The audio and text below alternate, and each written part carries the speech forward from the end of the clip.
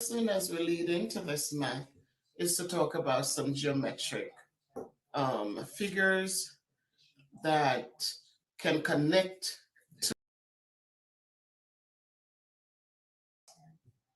Now, the only thing that we're going to need are craft sticks. We're going to have craft sticks. We're going to have glue. In my case, I use the Elmer's glue. There are other glues out there that Amazon has that are capable of holding the sticks together. When we're done with these, they're going to become beautiful pieces. The squares can become little boxes to hold little trinkets for the students. And the hexagons and the octagons can become fruit bowls, actually. I had kids who did them for their parents for Mother's Day, and they turn out beautifully. Now, you might say, why these 3D figures? Why did I decide to do this? It is interesting to know that when I was 10 years old, I went to spend time with my grandmother in Trelawney, Jamaica. About 2 weeks into that vacation, one of my uncles came home from camp. When he came in with lots of little things that they made at the camp. There were saving saving boxes that were from butter, two butter dishes glued together with a cut on top to put your little money in. But one of the things that really stuck to me was an octagon he made from the craft sticks. I wasn't there, I didn't know how they made it, but that really stood out for me. And I think maybe it was the math in me that connected to this. But in 2000, when I started teaching in New York City, and I'm looking at my students, and some of them grasped the concept so quickly when we did angles. And then there were other children who struggled a little bit, and I went home and I thought about it, and I thought, how can I help these children understand that learning these concepts are necessary? Because math is all around us. Everything we do has math in it. And so I need to give them something, a little bit of something that they could grab onto. And then I decided to bring what I saw from my uncle so many years ago. I started working on it so I could have understood how it's made in its total form. And then I brought it to my children. The first year we did it, I remember CES 72 in the Bronx.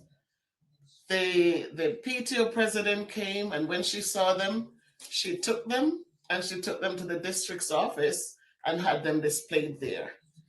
And then from onwards, I moved to Connecticut, to Hartford, Connecticut, and I started doing them in the classroom. And it has been one of my children's favorite things to do. And so today, you're going to see the first part of my Math Made Simple, because that's what my channel is really about. I will be working on math problems with you to help you understand a little bit better how it's done. So I want you to watch the video, enjoy it, share it, leave comments to me, leave questions to me if you have any. Um, and I will be here to answer them all. Remember, to create these beautiful 3D geometric figures, you'll need glue, you'll need craft sticks, and you will need my tutorials as to how to make them. I want you to enjoy, and I will see you again. Hey guys, welcome back to Miss Allen's Back channel. So today we'll be doing shapes out of craft sticks. What you need is craft sticks that you're gonna use and glue. I mean, I got Elmer's glue, but it doesn't necessarily need Elmer's glue. All right, so what we do first is that we put one of the craft sticks at a diagonal angle, then we put the other one on top of it. For the bottom one, All you gotta do is put it over both of them.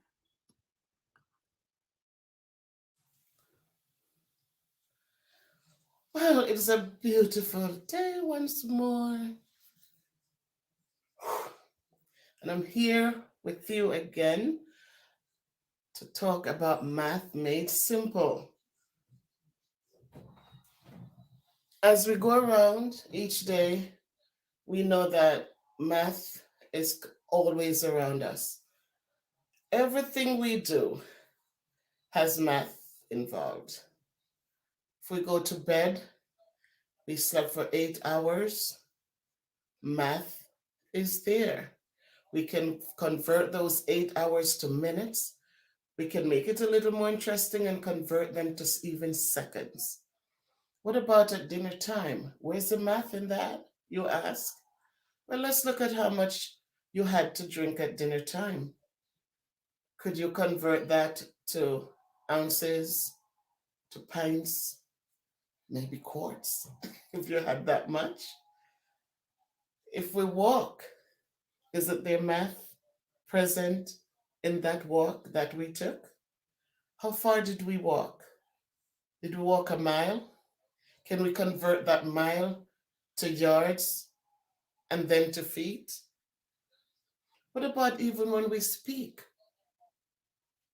Is there math in that? Well, of course. We could count up how many words we spoke. We could look for the longest word we spoke and see how many letters are in that word. We could also make a tally of all the words we spoke and we could add them together. Then we could make it fun. We could start subtracting the shortest words. All the words that are 3 letters or less, let's put them together, let's total them, and let's subtract them from the rest of words spoken. So, whatever we do, we must remember that math is always around us. And therefore, we should make that connection with our math so that it becomes fun filled, so that it becomes our friend. It becomes that part of us that we really want to do well in. So, last time we met, we showed you 3 tutorials on how to create three-dimensional geometric shapes. Tonight, I just really want to show you what the outcome of those tutorials look like, what it looks like, um, and then we'll talk about them for a little bit. So the first one that was presented in the tutorial, we'll start with 3 because 3 is the smallest number. So we have our triangle, 3 sides, and we know that the triangles have 3 angles, right? Try 3. So here are your sides, 1, 2, 3 sides. And then here are your angles. 2 rays meet, they create the angles. And next we have the square. And we know that a square has 4 sides. 1, 2, 3, 4 sides. And so it also has 4 angles. 1, 2, 3, 4 angles. Below the square is our rectangle. Beautiful. And a rectangle, see, 2 long sides. You can clearly see the difference. And 2 short sides. And this would also have 4 angles. 1, 2, 3, 4. Then, if you move over, you'll notice the pentagon. Pentagon has 5 sides, therefore it has 5 angles. 1, 2, 3, 4, 5 sides and 5 angles. 1, 2, 3, 4, 5 angles. Beautiful. And penta is 5. Above the pentagon is your hexagon. And these are 2 hexagons, and you could use your craft sticks to be creative. These are 2, it's created a little differently, but it has 6 sides. 1, 2, 3, 4, 5, 6. And the same is here 1, 2, 3, 4, 5, 6 sides, and therefore 6 angles. 1, 2, 3, 4, 5, 6 angles. So that's what your hexagon, hexa, 6. And here are your angles. And then we move over to these beautiful ones, and these are your octagons. And octo means 8. So these are your 8-sided figures. 1, 2, 3, 4, 5, 6, 7, 8. And 8 sides, 8 angles. 1, 2, 3, 4, 5, 6, 7, 8.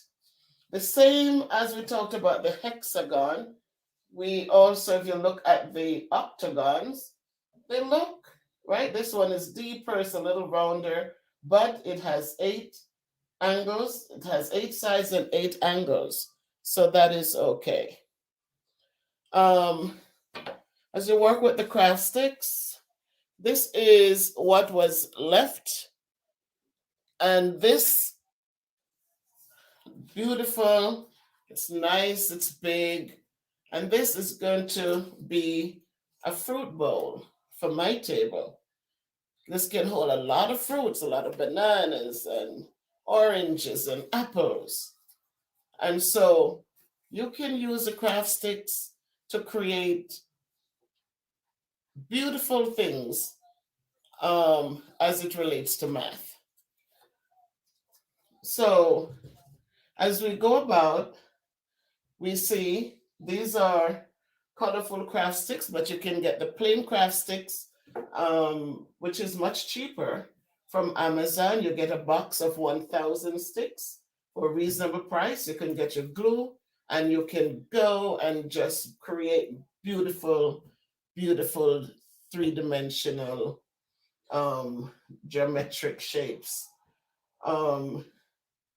You can work the math with them. You can measure them to see what the length or the width, or how, you can do the angles, see how sharp an angle is. And we know there are different kinds of triangles. We know there are different kinds of angles. So we can do so much with these geometric figures right here. There's so much you can do, which will make math exciting, where we can have children, as they learn about the angles, they can go ahead and do the application. They can go and create things with what they have learned. They can measure them. They can find the area of rectangles. They can find the area of the squares, triangles. They can find how many degrees in the angles. There's so much math in just the few things that are right here. So again, math is beautiful. It's all around us. Never, never, ever say you do not like math, or you're afraid of math, or because it's in everything we do. If we take a minute just to stop and think about anything that you pick up. Just pick up an object, look at it, find the math in it. When you talk to the children, let them know it's not.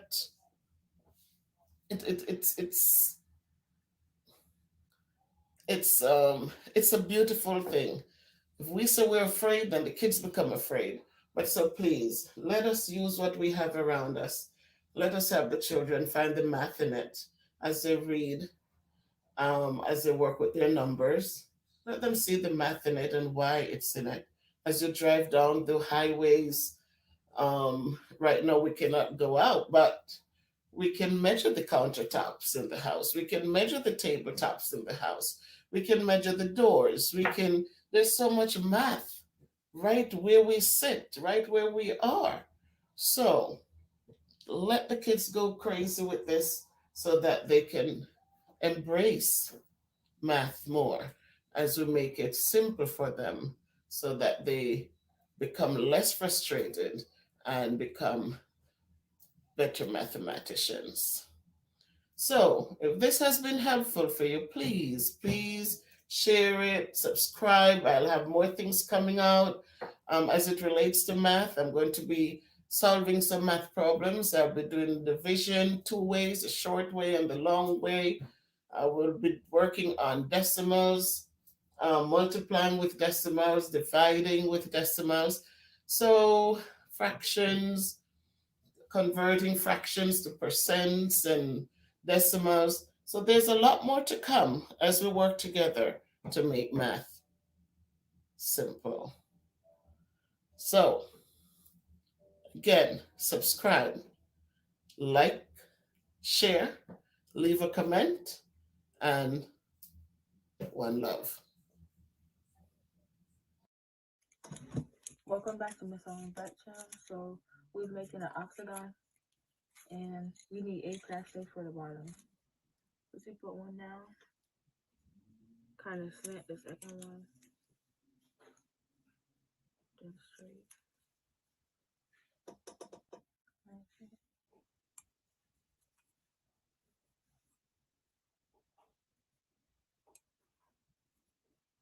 Then you put this down at the bottom. Now we're gonna start gluing, and while we're gluing, we're gonna make sure it's straight.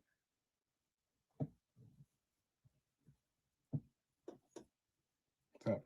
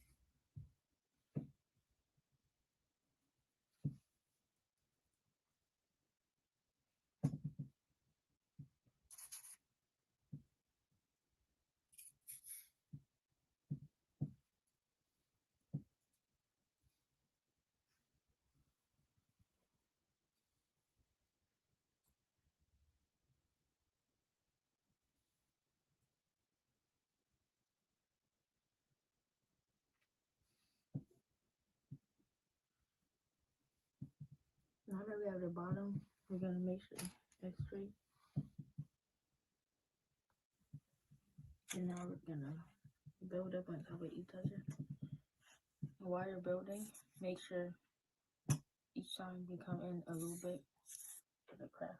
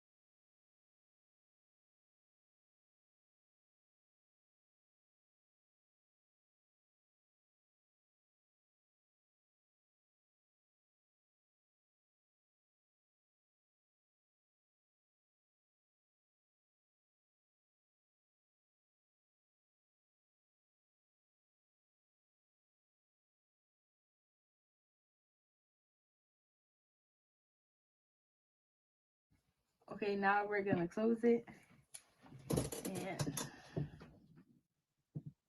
I'm gonna glue right here.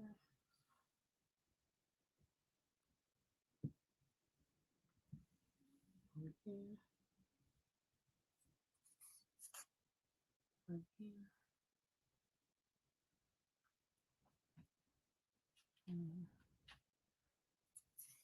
Right now we're gonna use a craft stick and spread the glue.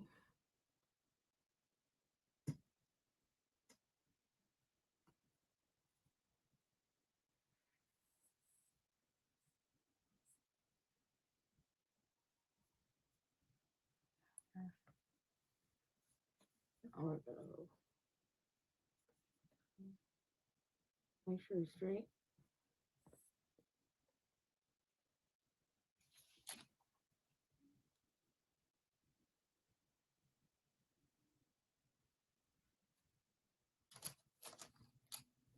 And we're gonna go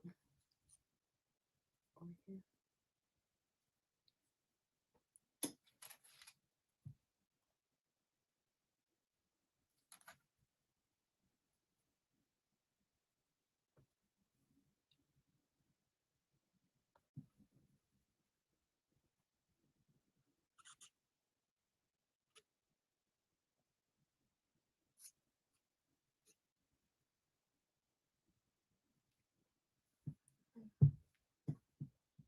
I'm gonna spread it.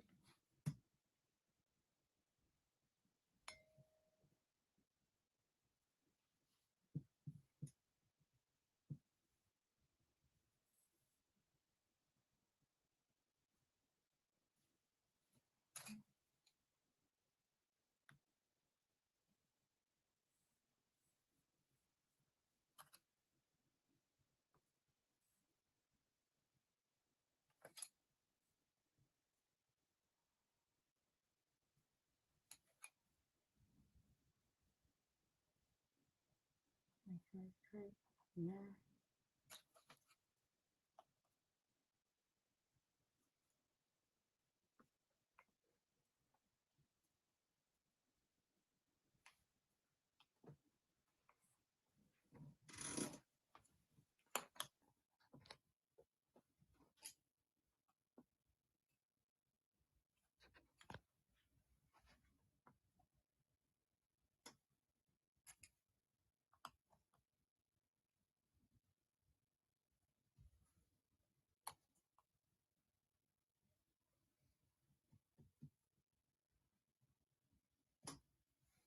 Okay, now we're gonna let it sit and dry.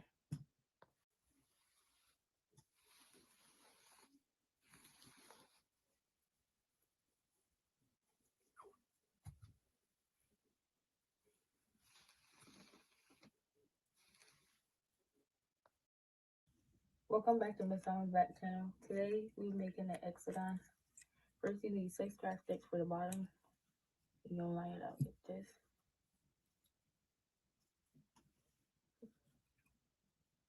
And put it on top of each other. Same for the other side.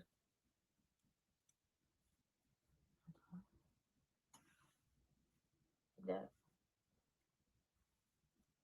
And now we glue it.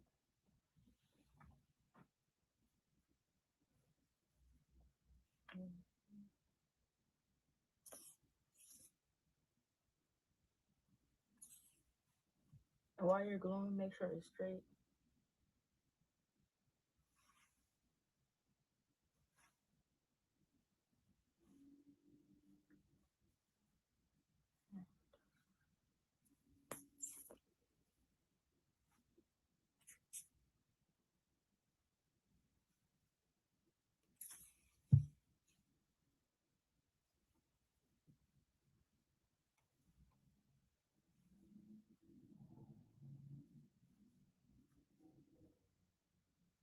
And on the top.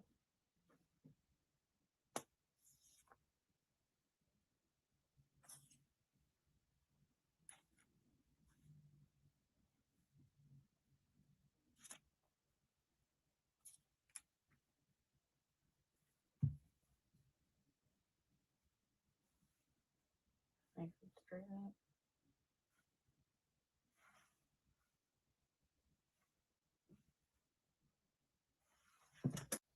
Now we're gonna start building on top of each other. And while you're building, make sure it's straight and you're like going in a little with the craft sticks.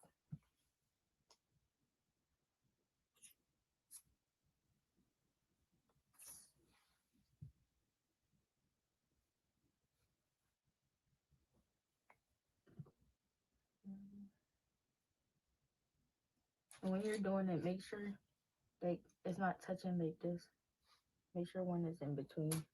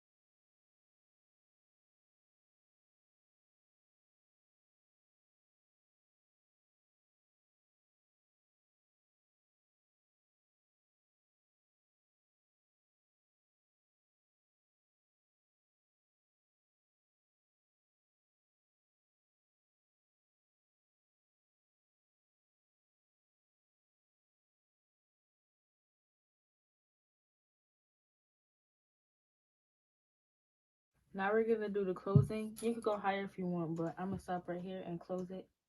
So you put glue all around it.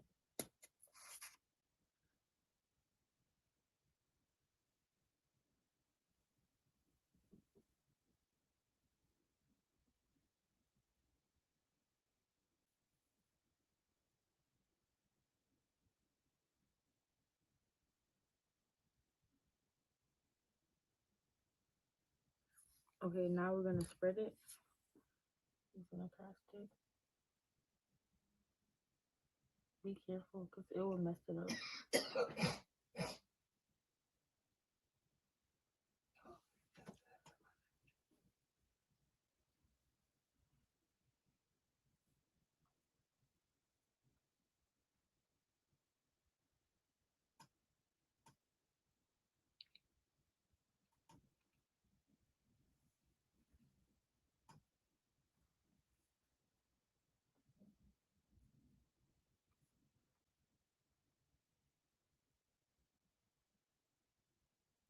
Okay, now we're gonna start closing.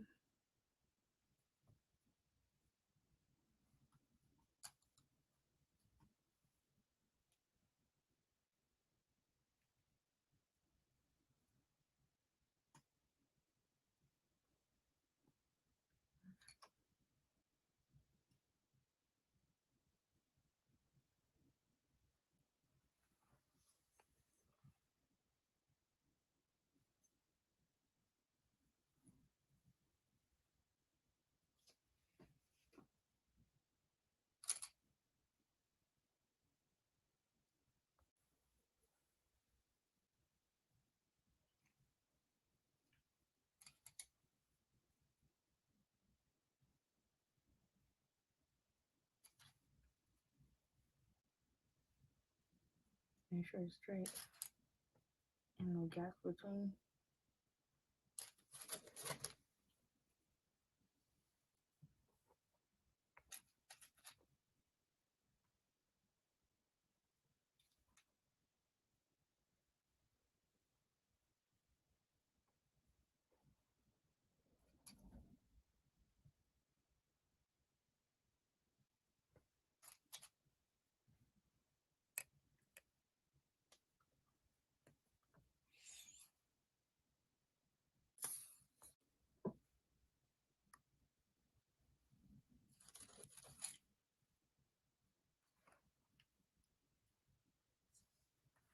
Now we're gonna sit and let it dry.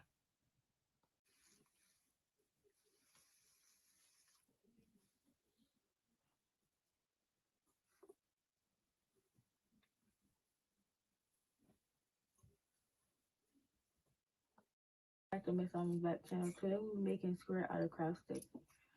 What you need is 4 craft sticks for the bottom and glue. It doesn't matter which glue. You just put 2 down on the sides. You put 2 on top of it. It don't matter what color you use. You don't have to use like 4 different colors. You could use 4 same colors. Now we're gonna get this glowing. First you put, don't need to put a lot.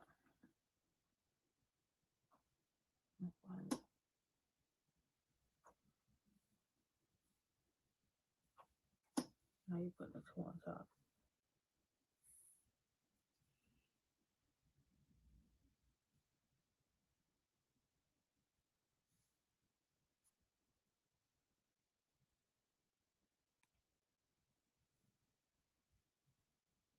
After you glue it, make sure it's straight.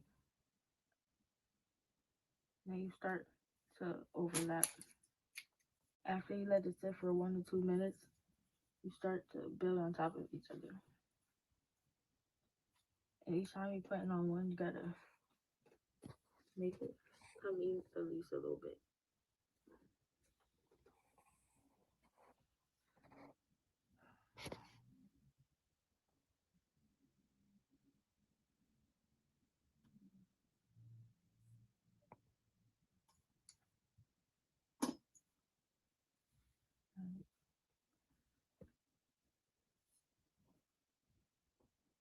You gotta come in a little bit.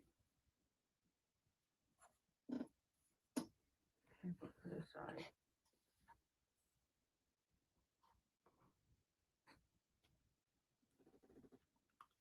And then you start doing the same thing over and over.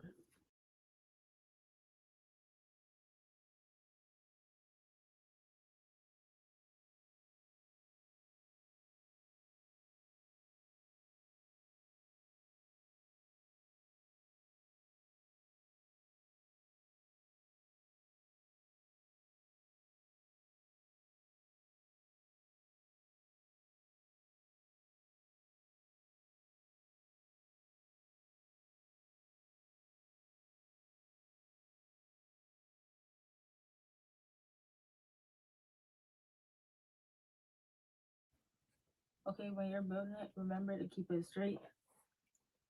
I'm gonna add more to mine.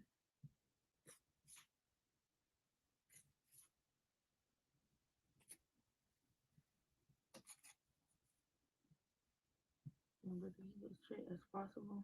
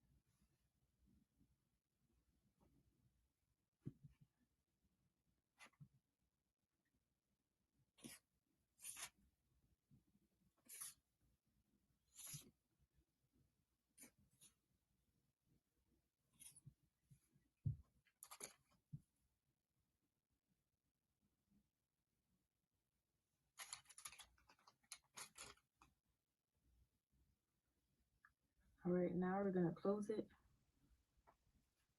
And for the closing, I'm gonna put sticks across. Make sure you build it where it can fit. You put glue all over this side.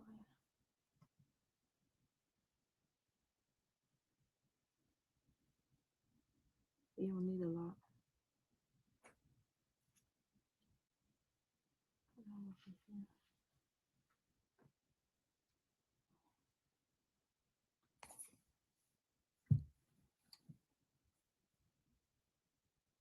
Make sure it's straight on the bottom.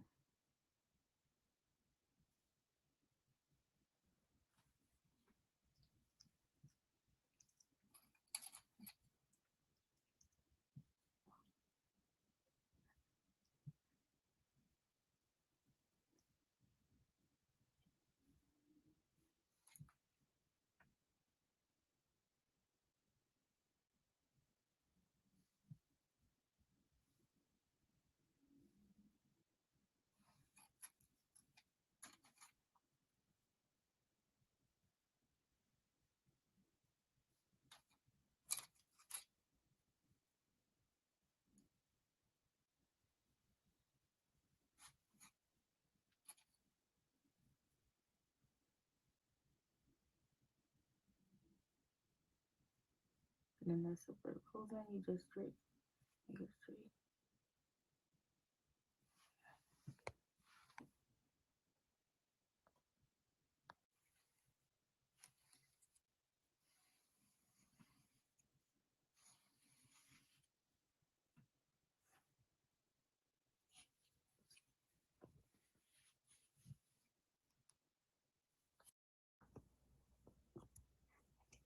Welcome back to Miss Salman Black channel. Today I'm making a rectangle out of craft stick. First, I'm gonna lay out the bottom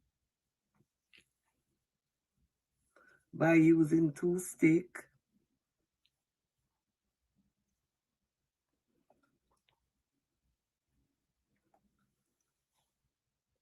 Secondly, I'm gonna put 2 across from each other.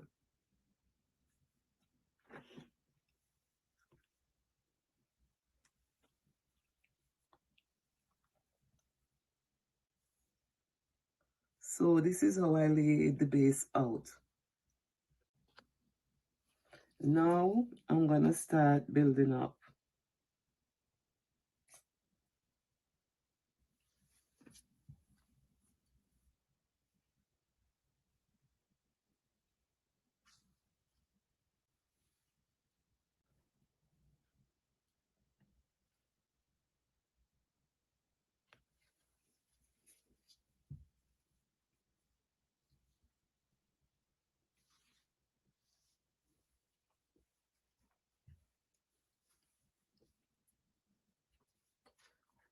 So each time that I build, I'm gonna take it a little from the edge.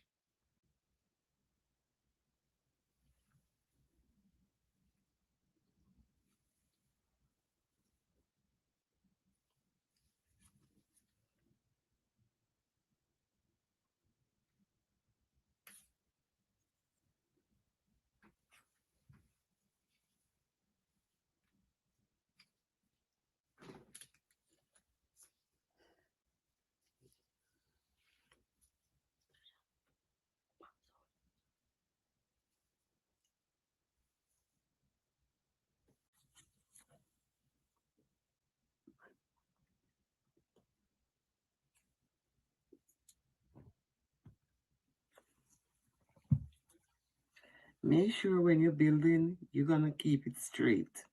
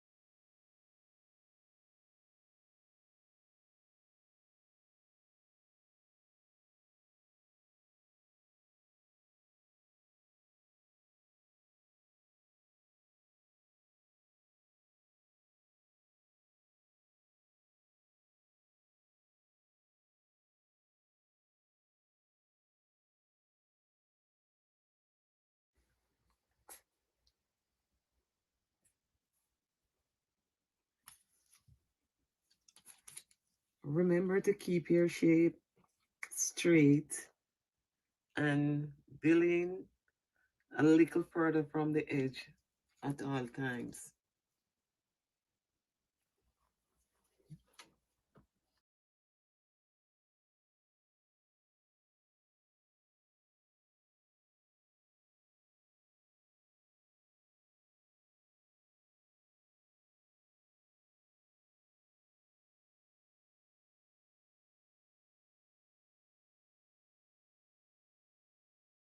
Now now I'm gonna do the closing.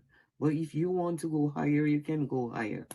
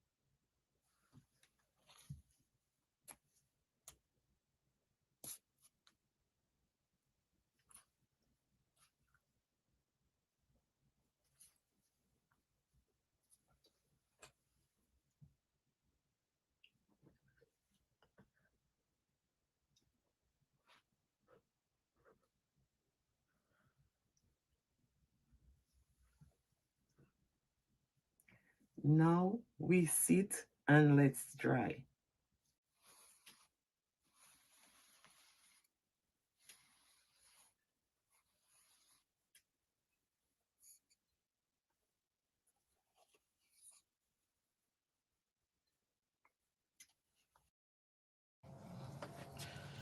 Oh my goodness, my people. It's me, Miss Bev's production.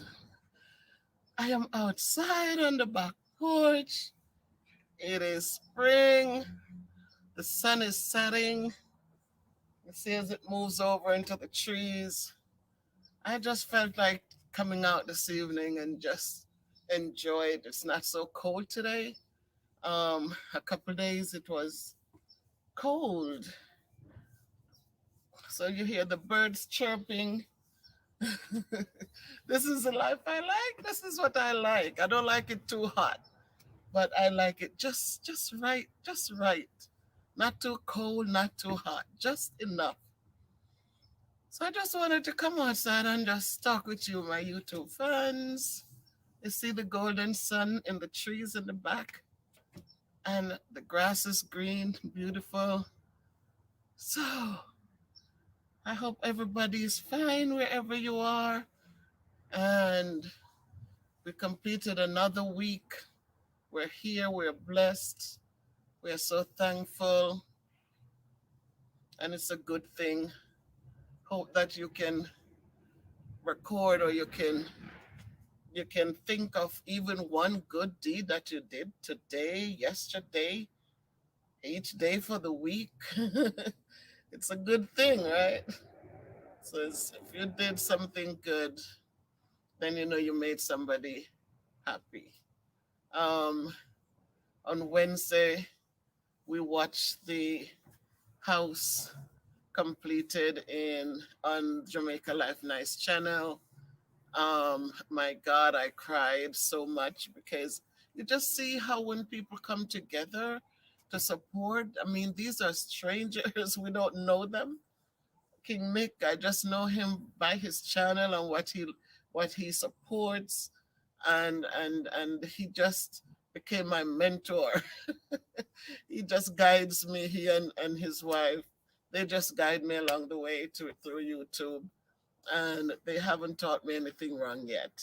So I'm so grateful to know them and to be part of what they do. And it feels good when you're here, so far away, but you're able to do something that you can help to do something that benefits someone else to make um, their lives a little bit better. So it was just a heartfelt, just totally awesome. We were on the stream with so many thousand tuned into that show. My God, it was a blessing. It was a blessing. And to see those young people move into their home, got their keys to their own home. My God, you just have to pray that the Lord will dwell in there with them. And all right, you hear them? Those are the young kids with their bikes. You know, that God will just dwell in there with them and just guide them through the moments. And when things are good, they enjoy it, and when things are not so good, they can talk and be at peace and be role models for their children and know that life is not perfect. But when, you know, we just remember the good days and the good things, and we use them to overshadow the negatives and the bad things. So that was a great moment for me to just sit there after work. Couldn't didn't eat, just sit there and enjoy the whole show. The whole show. A mother and her I don't know, it's the kid's father and their two children in a beautiful home. So love we say, and we must consistently do good because good is a good thing, and good is not always giving material things, but good is also giving encouraging words. As a teacher, I know that when you uplift children, you get so much more to them because when a child, you keep telling a child, I'm so proud of you. You're so filled with greatness. Oh my God, look at the progress you're making. And you encourage them and you say these things. They feel so good that you know what? And you can, if you want to do a survey, find the people around me. My kids, even yesterday, the principal came to my room with visitors. I don't know who they were, but each time she comes, she said, I love this class. I love this class. Because you know what? When you encourage children and they feel good, they give you 110%. They're not perfect. And you have to understand that and appreciate that. And I tell them, I say, your little behaviors are normal. You're growing, you're developing. It's okay. Just know when to turn it off. But anyhow, today I want to talk about networking. And, sometimes we're doing things and we get stuck all by ourselves trying to forge through and trying to get it done. when we could really get people involved, get other people involved, get their opinions, get their support. Sometimes you might look at this thing and it just look this way, but somebody else can say to you, wait a minute, if you turn it this way, you could make so much more from it. And all of a sudden the light bulb goes on, right? And so when we talk about networking, we know that this is action, right? Or it's a process of interacting with others to exchange information and develop professional or social contacts. So, again, when I started my channel, I didn't know what I was doing. I just know you to pick up a camera and you take a video and you put it on YouTube, and then people will like it or not like it. And it could, it can go far, get a lot of people to be interested. And so that's what I knew. I don't know how to edit a video yet. I have some ideas, but I come out, I do my videos, and I upload my videos. Um, but then my daughters, who they both graduate from Buffalo in New York, and they would talk often about networking. My son, he would talk about networking. Mommy, I want to go there because I already established a network. My daughters, oh, we're going to this urban league, or we're going to here because we can network with others. And so I started my channel and I reached out. I don't even remember how I reached out to King Nick and his Jamaica Life Nice team. I don't even remember how it came about that I he found out about my channel, or I think it was when I started, just be there on their channel and supporting and encouraging, and his wife went and pulled up my link, and she would drop the link in the things, and eventually it just take off. And I have to say thank you to all of you guys who really watch the channel and encourage me, leave your little words of encouragement and little thoughts. So today here, look at this. Jamaica Life Nice until 12. So I got my shirts. I bought two for my daughters. I bought one for my son, one for myself. I still have to go back and buy. Danny really don't deal with the t-shirts like that. But I got four shirts. So we talk about networking, and I said, I don't have a t-shirt for them to buy. I do have a few little things on Spring, Teespring, but not anything to talk about. Um, but they encourage me in my videos, with my videos, you know. I remember one night Queen V came home so late. She came home from work and we were talking, and she got in the house and I was explaining something to her. She said, oh no, Miss Bev. And she stood on that phone until after 12, guiding me. She and myself, I'm telling her what I was seeing, and she's telling me what to do, where to go. It was just awesome. And so they have they've done so much networking with me. I remember one time too, something was going on and I was talking to King Nick, and he says, turn your screen, put the phone to the screen so I could see it. Little things, because I wasn't so tech savvy. I have my son who could come over and help, but he's not living near me like before. So he would have to leave during COVID to come here to help. So again, we going through things. It's a closed mouth, it never gets fed. If you don't open your mouth and speak, nobody knows what's going on. Nobody knows that you need anything. But when you network with people, then if they're not able to support you, then what happens is that they can tell you, or they can direct you to somebody else who might be able to. So we go forward and whatever we're doing, sometimes it's a job. You're out of work, and if nobody knows you're out of work, there's how they're gonna know to help you. But if you open your mouth and you're saying, boy, I'm trained in this or I'm trained in that, and right now things are going too well, somebody can say, all right, I know John Brown working, he's the supervisor somewhere. Let me talk to him and see what he can do. And right away, especially if you have the right attitude, right away things start turning.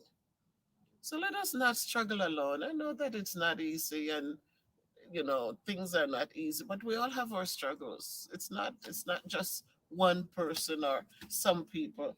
We all have our struggles. My struggle might not be your struggle, but we all have our struggles, but we can go on, and talk to others, and each one tells one, and each one helps one, and eventually it will be like wildfire. So just the same way people like to gossip and take bad information and run with it and get excited when they hear ugly negative things about other people. That's the same way we should get excited and network for good things. You know, get out there and spread positive things. Let others know, you know. So not only for the bad, ugly things, but let us spread the good things too, because somebody can be blessed from it. We don't want to stress people with ugly rumors and ugly things. We want to make people feel encouraged during COVID and beyond. So it's a beautiful evening, and I just wanted to talk to my YouTube fans. Right now, I'm working.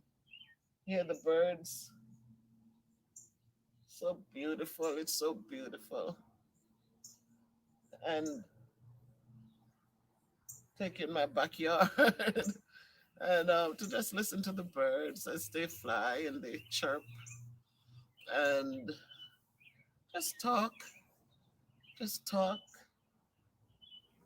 As I get older, I'm like my grandmother, and Granny used to go down to the neighbor and just sit there on the wall or sit there on the old lady's veranda, and they would just talk and we just played. And they would just talk about everything and laugh and talk some more. And I remember when we were shelling pimento, 'cause my grandmother had a lot of pimento trees, and my neighbor would come up, Miss Louise, and Miss Louise would come up with her little son, and everybody shelling, everybody has a pan, everybody shelling pimento. And then they would talk their duppy story. They would talk so much duppy stories that I grew up thinking that they were really things called duppies. Those were good days, poverty, but there was so much love, so much of things that today we don't have, because people today, they don't have time. They're just running, running, running. So we don't have time. Well, I have time because I can talk, but they don't have, people are just running, running, running. Gotta get my nails done, gotta get my hair done. I gotta go here, I gotta go shop, I gotta go to the mall. Oh, I gotta go. And we're not stopping long enough to even smell the roses. And that's part of what, creates so much anxiety and so much stress and so much unnecessaries. See, it's time, it's that time when mangoes are coming in. I came in and Danny went to the store. He bought mangoes.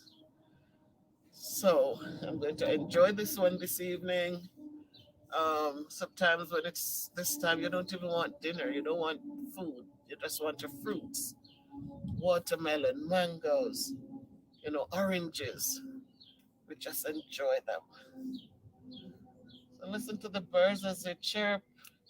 I have an apple tree, and it is now putting on blossoms. I know I'm sitting here. My allergies are going to kick my butt later. Um, so the apple tree is is putting on, it's blooming. So let me just go a little walk with us. So listen to the birds, they're chirping. It's me. It's me. It's me. It's me.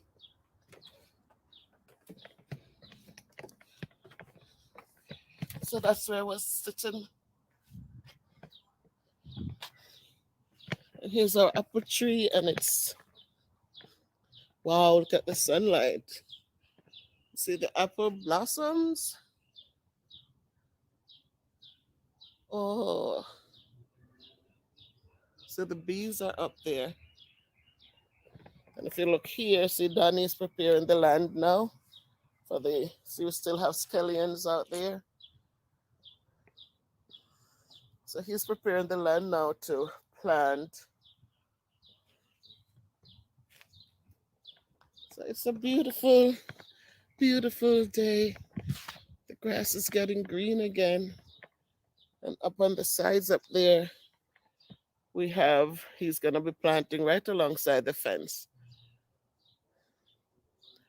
So it's just a beautiful evening. The wind is a little bit, not too much. I have an evergreen right there. And these are a little rustling, not much. So just sharing an evening in my backyard with you, my people. And remember, be good.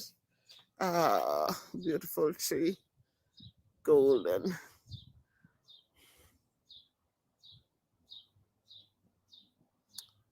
Beautiful.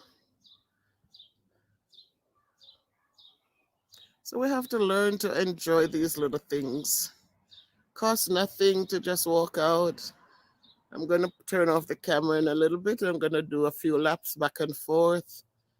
As I said, I have 100. Wow. So the bird, it just flew in the apple tree. Look at that. See another one just coming. Wow. So they go on. Sometimes when we have like leftover stuff, I just bring it out in the back and I throw it out in here and just stay by the window and just watch them eating. Because when you pour out, like even if Danny has leftover rice in there and I would take it out and just throw it out in the back here by the shed, and you just stay at the window and just watch a swarm of birds just coming down and just enjoying. This is the backyard, people. Beautiful evening. Beautiful. And as I said, as the sun shines on the trees, it makes it so beautiful. So we have to give thanks for all these little things. Every little thing we give thanks for and enjoy them one day at a time. And as we continue to network one with another, whether it's for a job, whether it's just to make sure somebody gets something to eat, whether it's just to make sure people are okay. Let us continue to do our networking and to just look out for one another because none of us are islands. Each man as a brother, each man as a friend. We need one another. We all need one another. Doesn't matter how rich we are, how poor we are, because money doesn't buy love, money doesn't buy health. No matter what, when things happen, a rich man dies, the poor man dies. And so we cannot think that, look at that bird. Wow. Yeah, these are the beauty. We learn to enjoy every little bit of it because it's wholesome, it's good, it's good.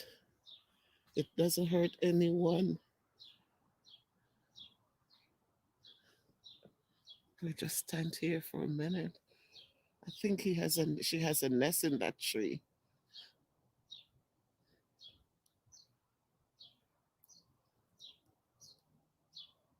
Listen to the birds chirping,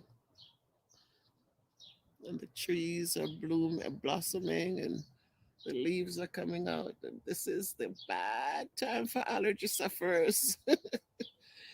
The mask helps, but when you're locked up in the building all day and you get outside in the evenings after work, the first thing you want to do is to take the mask off. So no matter how you wear the mask, when you get out, you're so happy for the fresh air. She's still there. She has a nest up in there somewhere. Yeah. As soon as you get out, you want to take the mask off. And as soon as you take it off, the pollen hit your nostrils. And as soon as it hits your nostrils, here comes the runny nose, here comes the sneezing, here comes the itchy eyes. And so there she is. Oh, that's the other one up there on the limb, on the perch. These are God's handiwork.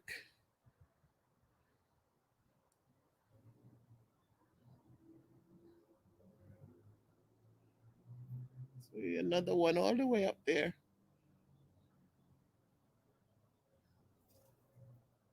Yeah, they have a nest in there in the center of that tree right there.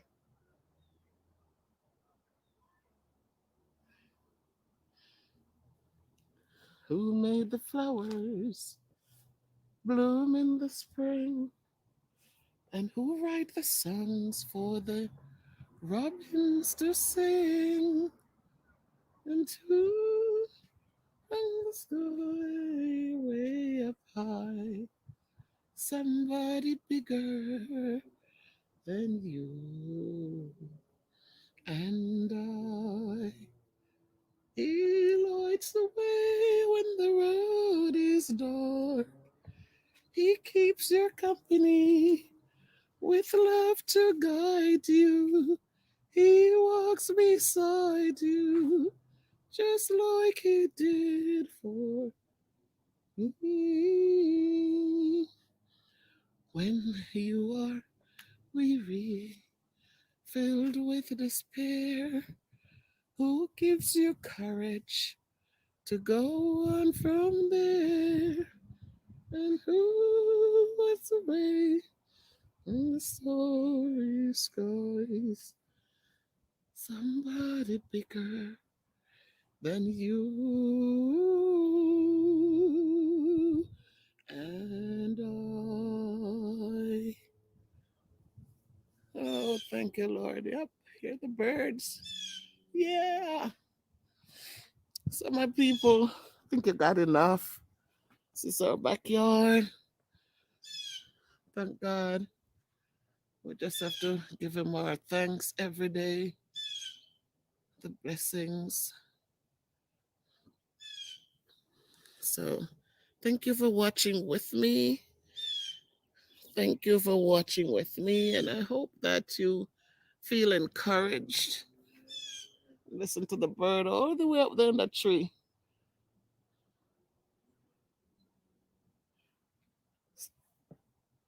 They have their own language. The Lord says, look at them flying up there. And He says, I provide for them what serves you.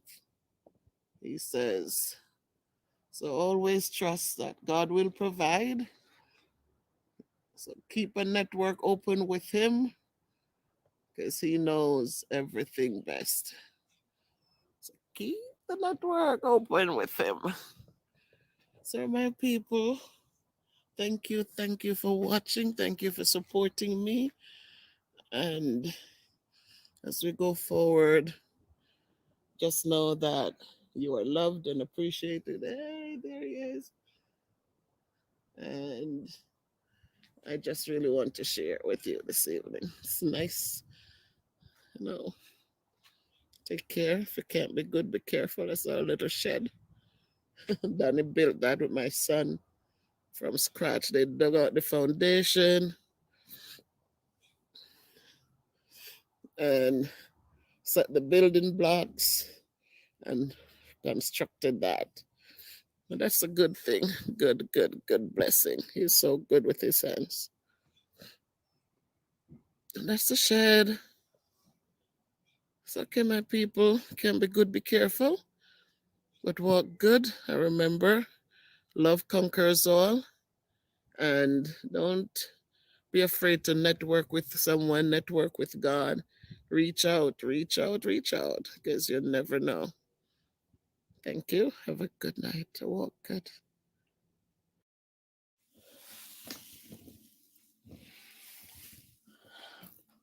My family, good morning. Good morning. Happy Sabbath to those of you celebrate this day. Today I'm having company. I'm having a friend from Jamaica visiting, and I just made some vegetable. You look there, you see some broccoli with cauliflower, carrots, corn, sweet peas, cabbage, and codfish. So that's what I cooked up this morning with love, lots of love, and just wanted to share it with you, my YouTube fans and family. As Mojo Jojo says, MBP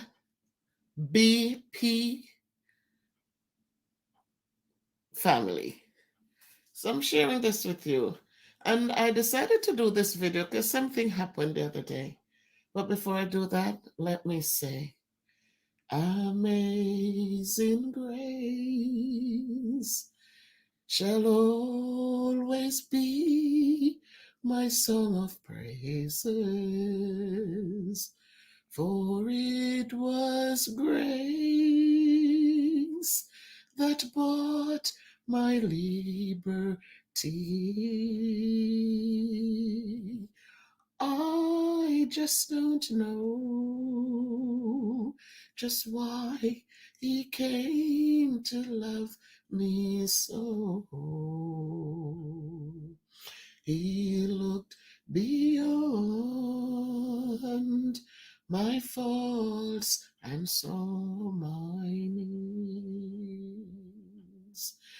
I shall forever lift mine eyes to Calvary, to view that cross where Jesus died for me. How marvelous that grace that caught my fallen soul. He looked beyond my faults and saw my needs. My people, Christ have looked beyond all our faults and saw our needs. And today we need to stop and say, thank you, Lord. I met a young lady recently. I have some things packing to go to Jamaica, and the shipping company, the guy who picks up the barrels, when I reached out, he said, "Are you ready, Miss Bev, with the stuff to pick up?" And I said, "No, they're not packed yet." And he said, "Let me send a lady to you who will help you." And that young lady came. I called her and she came over, and she did such an exemplary job packing the things. Beautiful, beautiful.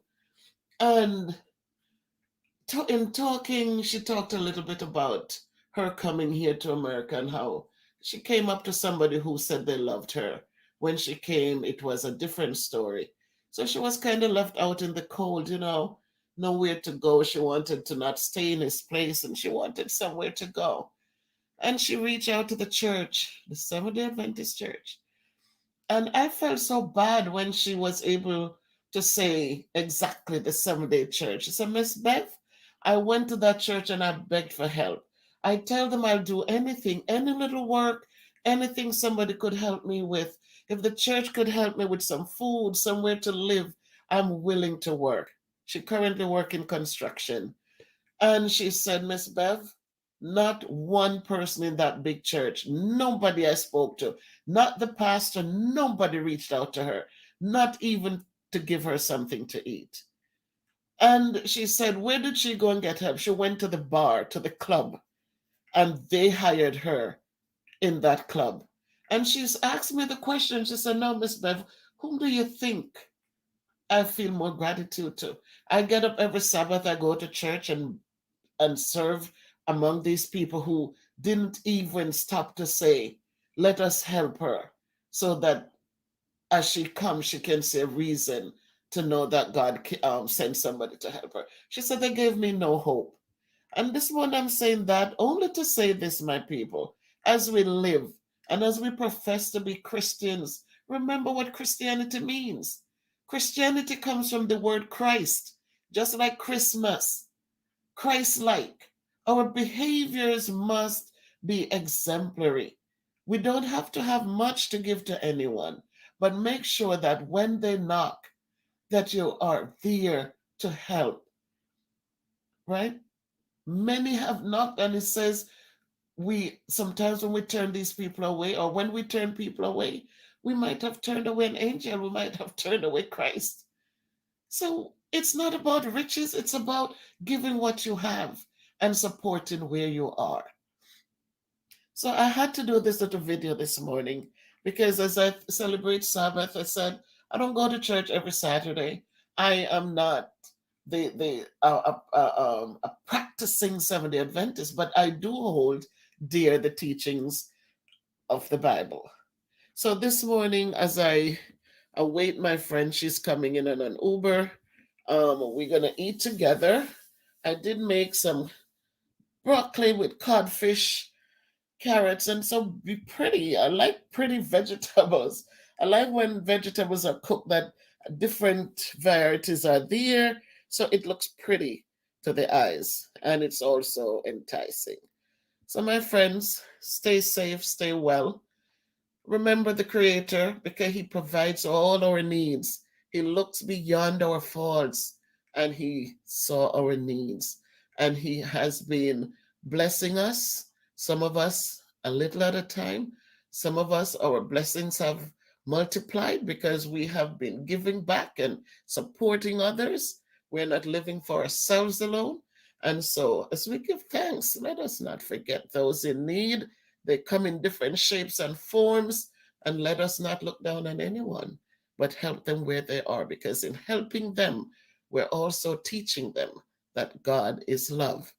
And as we practice this thing called Christianity, let us be very careful, because going to church on Sabbath in your nice hats and you're looking for status and you're looking for all these things, that's not what God was about. Christ came on earth as a humble person. He didn't come here with status. He didn't come here looking for anyone to call him Mr. God or Mr. Jesus. He came here without any status. He lived and he set the example for us to live by. So let us not forget those things as we practice and call ourselves Christian, that Christianity is way more than just the name. It's about deeds and actions. And so I say to us, if we can't be good, we better be careful, but let us walk good. In Jesus' name, amen.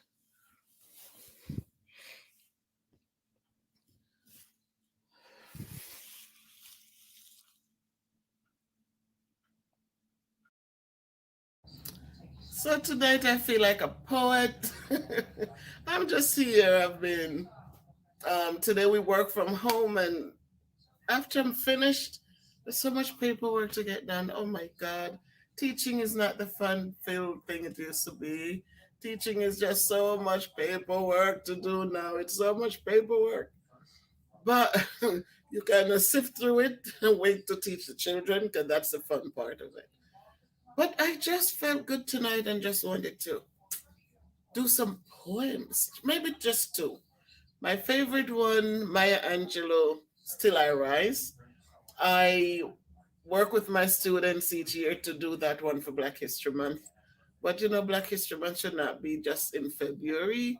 Black History Month should be, we should have Black History Month every month because there's so much history for us to learn and for our kids to be exposed to. And so tonight I just felt poetry.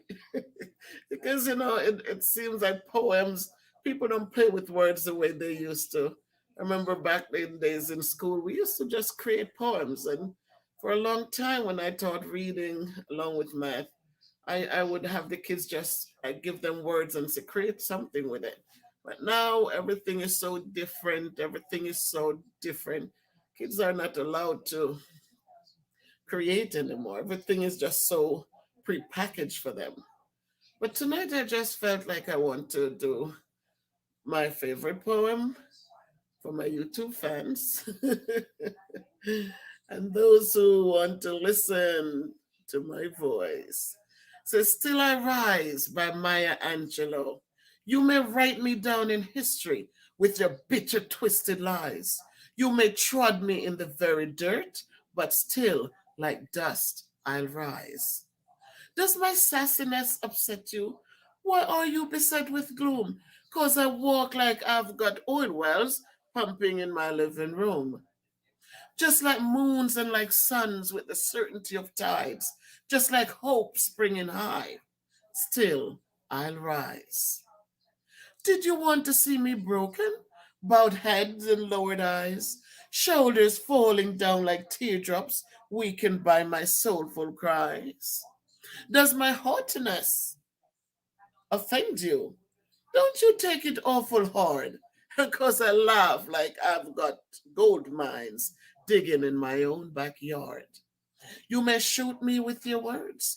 You may cut me with your eyes. You may kill me with your hatefulness, but still, like air, I'll rise. Does my sexiness upset you? Does it come at a surprise? Does that I dance like I've got gold diamonds at the meeting of my thighs? Out of the huts of history's shame, I rise. Up from a past that's rooted in pain, I rise. I'm a black ocean, leaping and wide, welling and swelling at bear in the tide, leaving behind nights of terror and fear. I rise into a daybreak that's wondrously clear. I rise, bringing the gifts that my ancestors gave. I am the dream and the hope of the slaves. I rise, I rise, I rise. So that's some one from Maya Angelou. I just love it because it gives you such hope. It doesn't matter where you have been and what's going on. Don't sit there and just give up. Rise up like the dust rises up. Rise up like the air rises up. And let us just be strong as we can be, and just continue to rise. Because you know what? We have been through a lot. Our foreparents went through a lot. And we're here today to tell the stories. So let us rise up, stand tall. And if we're standing tall, remember we are standing on the shoulders of our ancestors who were flogged and treated badly, so that we could stand today. So that's, tell me what to think of it. If you like it, give me a thumbs up. And then the other one, again, this is from Louise Bennett. These are not my words. I did not create any of it. I am just enjoying it. And so this one I liked when I was in primary school. This was like over 50 years ago. I remember a young man came to our school and they call him Sammy. And he did these two poems I'll never forget all these years. And I tell people memorizing things, it's a good thing because it stays with you. Today they're telling you kids shouldn't memorize things, and now they're in sixth grade, can do their timetables. While when I went to school, memorizing was what we did. After lunch, every day we were two ones, two, two into two goes one time. Two twos, four, and we would keep saying it, we're multiplying, we're dividing. And as I'm 60 years old and I still remembered. So there's some things that you have to memorize, so that it stays with you. So this guy, we call him Sammy. His name wasn't Sammy, but when he came, he did a poem about Sammy, shut your mouth. And it was so funny. The auditorium would crack up laughing. Um, I don't remember all of it, but some of it was Sammy, shut your mouth. Have one granny in my yard. Everything me say, she say, Sammy, shut your mouth. And he it would just go on until he said, I went out in the world to go look a little living.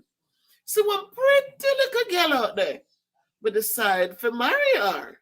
We go home and tell my granny, they lock me back.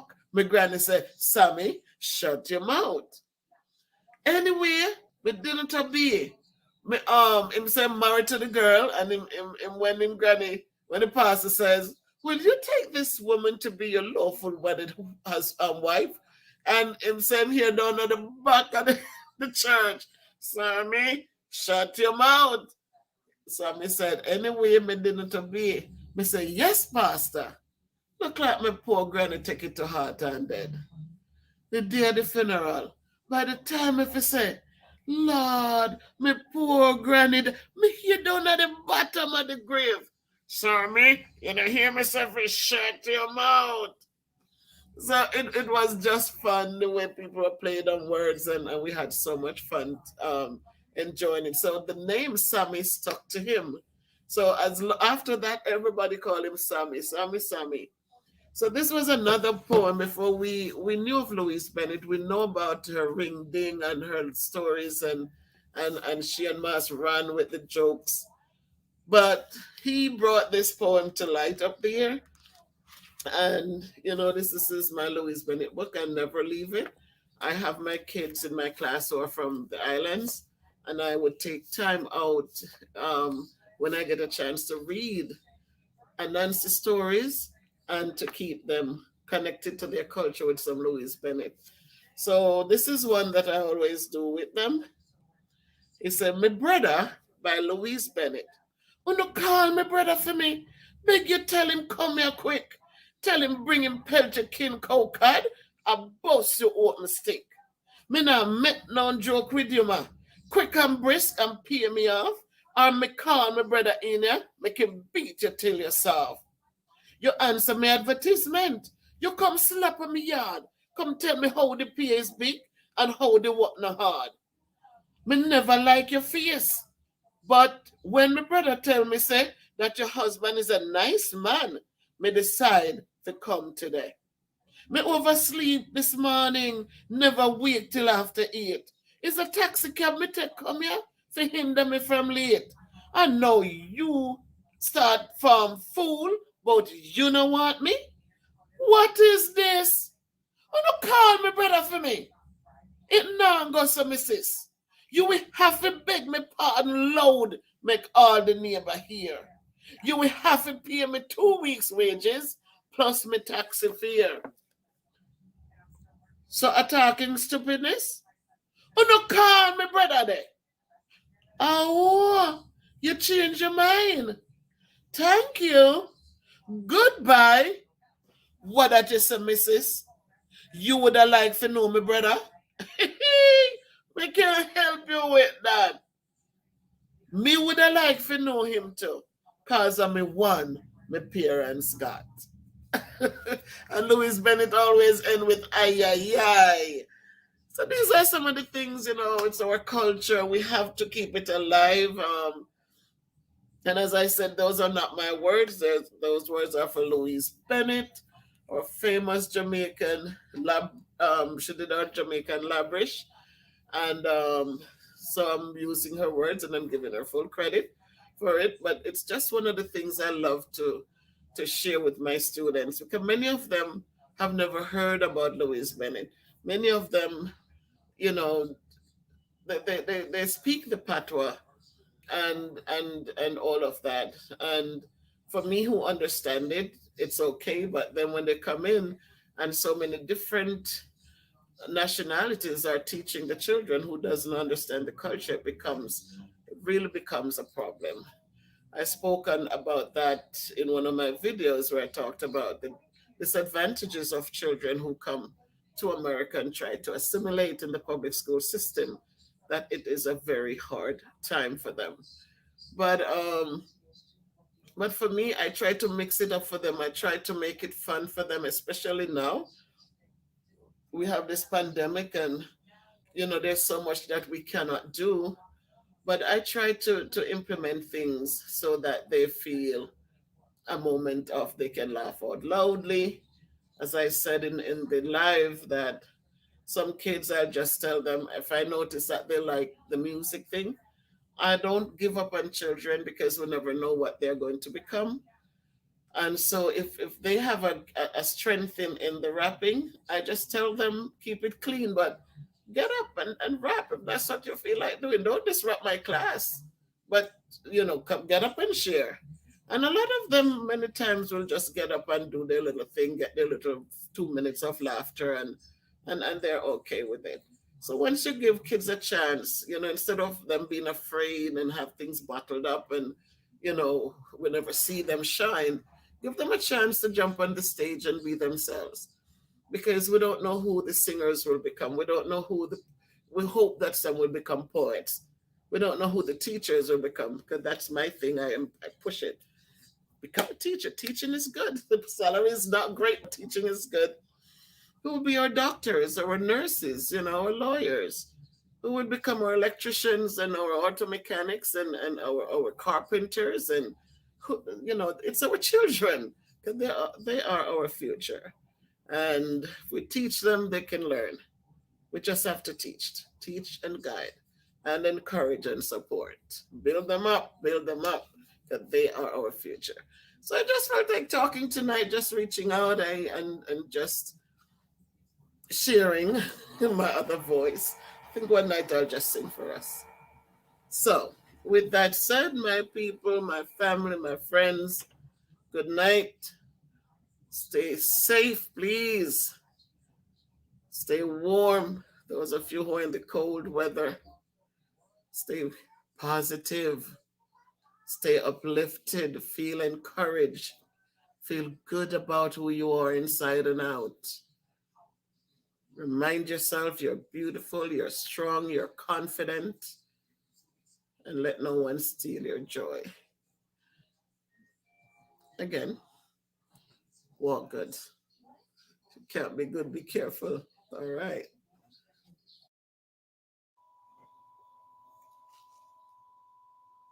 Yes.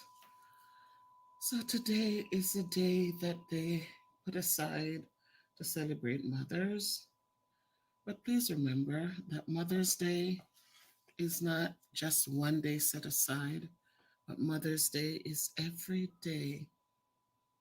Today is the day when millions and millions of dollars are collected for flowers and cards and dinners in restaurants. And everyone come out and they say, oh, happy Mother's Day. And tomorrow we forget to get up and say, good morning, Mother, are you okay? So as we celebrate today, let us remember that Mother's Day is much more than just today. Let us remember that Mother's Day should be every single day. Let us remember to give a call, say thank you. Remember to be appreciative. Don't wait to show the world today that, oh, I can buy the most beautiful flowers, or I can take her out to the most fancy restaurant. Let us show her every day that we appreciate all that have been done for us. Let us show the world that yes, when we were born, we did not come with any instructions, but through a mother's care, a mother's love, a mother's dedication, and all the other sacrifices that have been made, you have become a star. You have become greatness in this society. You're smart, you're beautiful, and you can now go on and become a mother yourself. Today, let us remember that yes, Mama doesn't look like she used to look years ago, but Mama still has the heart and that body that carried you safely all these years ago. So, as we go forth and as we celebrate and as we do all these good things, let us not forget that tonight, when midnight comes and it becomes a new day, that Mother's Day doesn't end there, but it should continue on.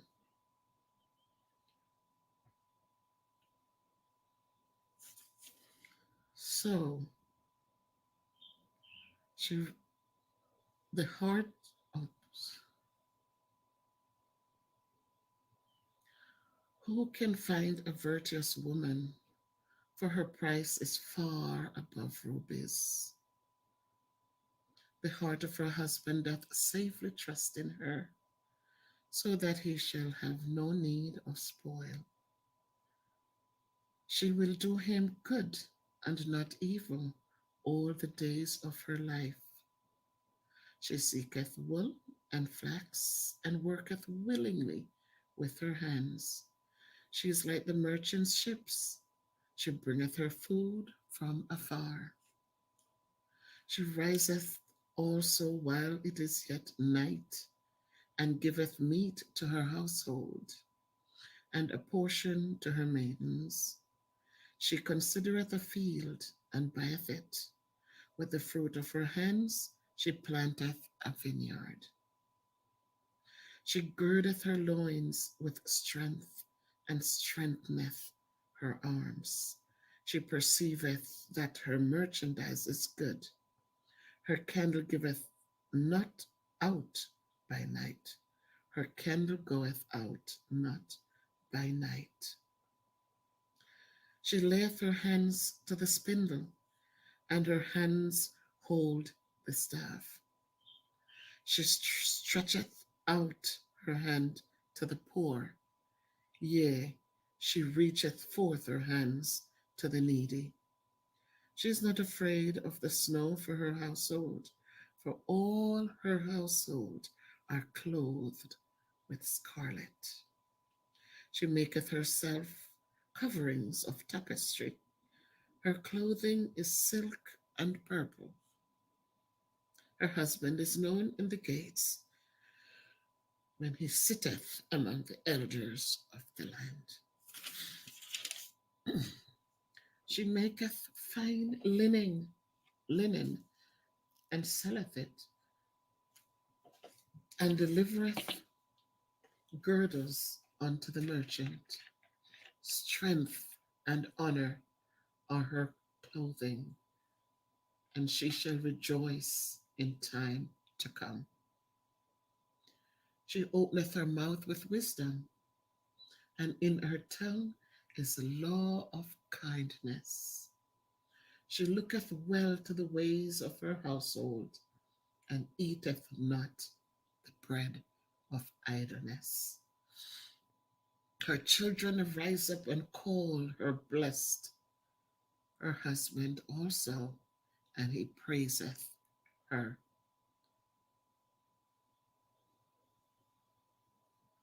Favor is deceitful, and beauty is vain, but a woman that feareth the Lord, she shall be praised. But today, as I said, it's Mother's Day. So many mothers have sacrificed so much. And in the end, there is no thankfulness. There is no gratefulness. There is nothing. But we know that what God has blessed, it is truly blessed.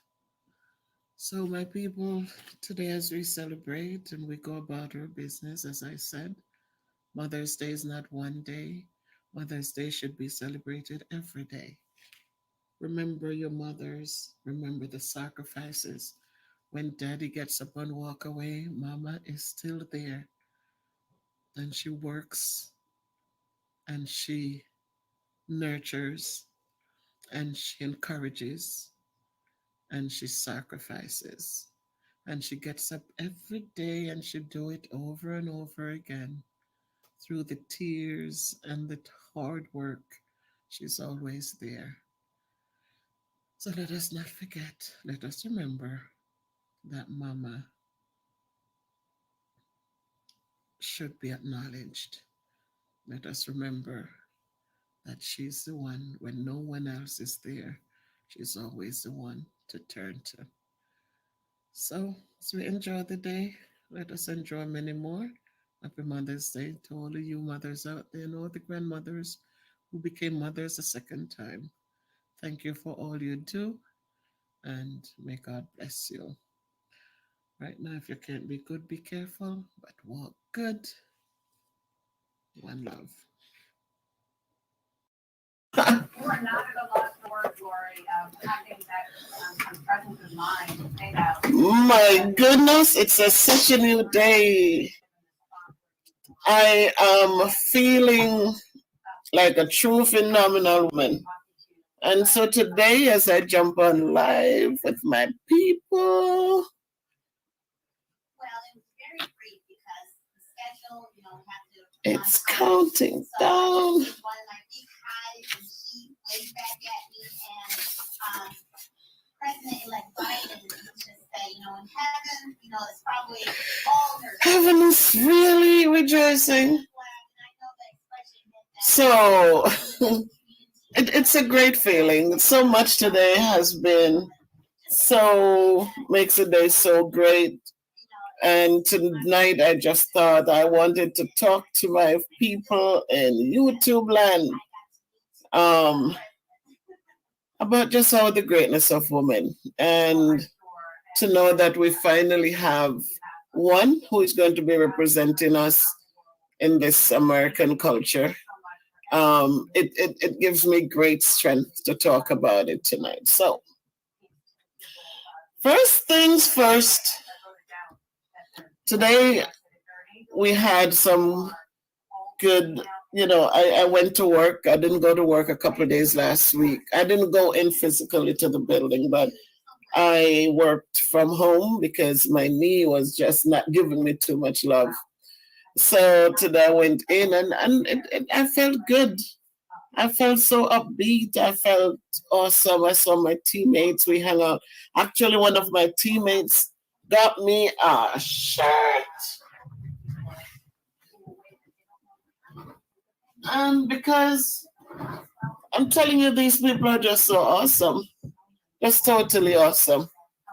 So I went in and she came up to visit, and voila, still has a sticker on it. She just got us shirts for Black History Month, which will start next week, which will start in February. So the entire team got these shirts. Hey, LaShawn, welcome, LaShawn, you phenomenal woman, you.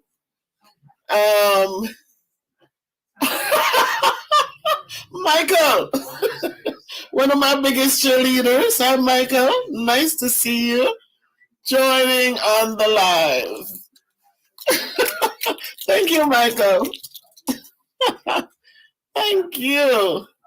So this was a great honor when I went in, and just to know that you work with awesome people who think about you, it just makes you feel so good inside and out. So we will decide which day we're going to. Mojo Jojo. Hi, Pumpkin. One love. One love. So that was awesome. And it's 4 phenomenal women who work together. Well, we have other people like the special ed teachers and stuff. And we have one young man. And he's awesome too. Very supportive, very encouraging. So we have an awesome team. And so I went back in, and it was just nice that people actually missed me out of the building. They were happy to see me back there. And then the principal gave me a recipe for my knee because I tore the ligament years ago, like 2005. And they offered surgery, and I said no surgery. But once in a while, it comes back to just remind me that it was torn. So tonight, I just want to.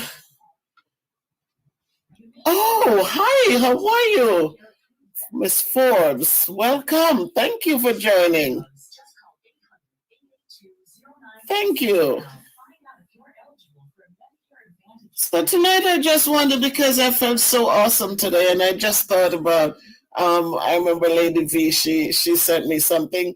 Blessings, Roberta. It's so always good to see you joining. Another one of my she's just faithful. Always there. Thank you, Roberta. Blessings back at you.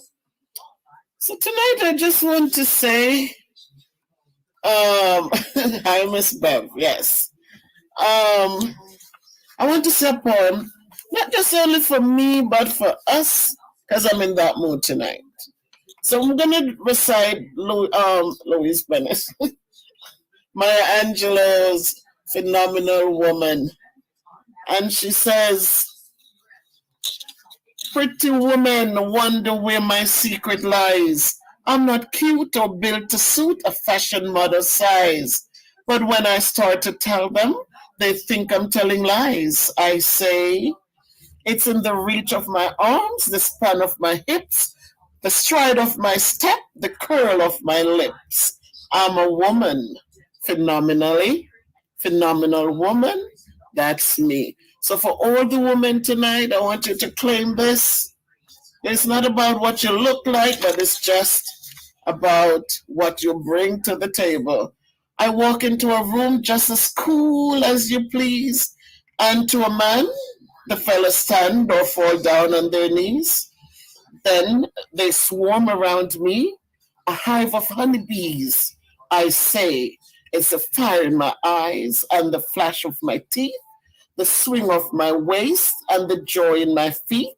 I'm a woman, phenomenal woman. That's me. Men themselves have wondered what they see in me. They try so much, but they can't touch my inner mystery. When I try to show them, they say they still can't see. I say, it's in the arch of my back, the sun of my smile, the ride of my breast, the grace of my style. I'm a woman, phenomenal woman. That's me. Now you understand just why my head's not bowed. I don't shout or jump about or have to talk real loud. When you see me passing, it ought to make you proud. I say, it's in the click of my heels, the bend of my hair, the palm of my hand, the need for my care. 'Cause I'm a woman, phenomenal woman. That's me. So tonight I just wanted to recite that poem. I just today I started assigning Still I Rise by Maya Angelou, again my favorite poet, to the students to get ready for Black History Month. And I came upon this one and just thought that this is something I just wanted to share. So as we go about, there's so much happening, as I said, but we always give ourselves hope and make sure that we're telling ourselves the things that we need to tell ourselves so that we can live. Transform. Big talk. That's right. Thank you, sis, Karen. We need to remind ourselves that, I'm not a model size and never be a model size, and that's fine because I don't need to be. I am phenomenal where I am and the things that I'm capable of doing. So it gave me, it strengthened me as I read it. And so I just wanted to remind my sisters out there that we deal with so much every day. COVID happened and a lot of stress. You have so many women or single parents out there who have to get up, get things done. And men have been great, and a lot of them are supportive and encouraging. But as women, we have so much more to get done. And so when the kids cry and when the kids need that comfort, daddy will say, go to mommy, because that's what mommies are for. And so there's so much that we have to really endure on a daily basis. And we have done well. And so just remind yourselves that you are awesome. You are filled with greatness. And so we're going to let that come out. We see Kamala Harris. She's now going to be in the White House representing, I hope, representing all of us. And so we just have to consistently pray, because nothing gets done without prayer in the midst of it. When we pray about things and go forward, we know whatever the outcome, it is God's will that is making, God's will be done. So as she goes forward, we hope that she represents all of us. Sometimes status changes us, but we hope that she'll stay calm, stay humble, and just fight like crazy for the upliftment of all of us. So tonight, Sandra Turner, you're in the house. Good night, Sandra. Thanks for joining. So tonight I just wanted to speak again because you know me, I like to speak. I like to speak. So I'm just here. So Ransford, thank you, Ransford. Pick up yourself, he says. And Jojo, it comes from self-confidence. There you go, Jojo. Good talk. Lovely. Oh, Debbie, you're here. Thank you. So yes, let us just build our confidence. As Jojo said, Jojo, that is so true. When we find that strength in ourselves, I don't care what your position is in life. When you find that confidence, when you know that it's not about being arrogant. There's a difference with arrogance and ego trips and self-confidence. Because sometimes we find that, all right, I have a little bit more meat on my body, so I should take the back shelf. I shouldn't put myself out there. I should not speak because, no, we have to make sure that we are representing who we are and we are standing up. Just do the work so that when you speak, people will hear you. When you speak, you are encouraging somebody, you're motivating somebody. They want to hear you. They want to be part of what you represent. So that's what it is. It's not being arrogant and full of self, but it is speaking to power the things that you know that you are capable of doing well. So we all have it in us.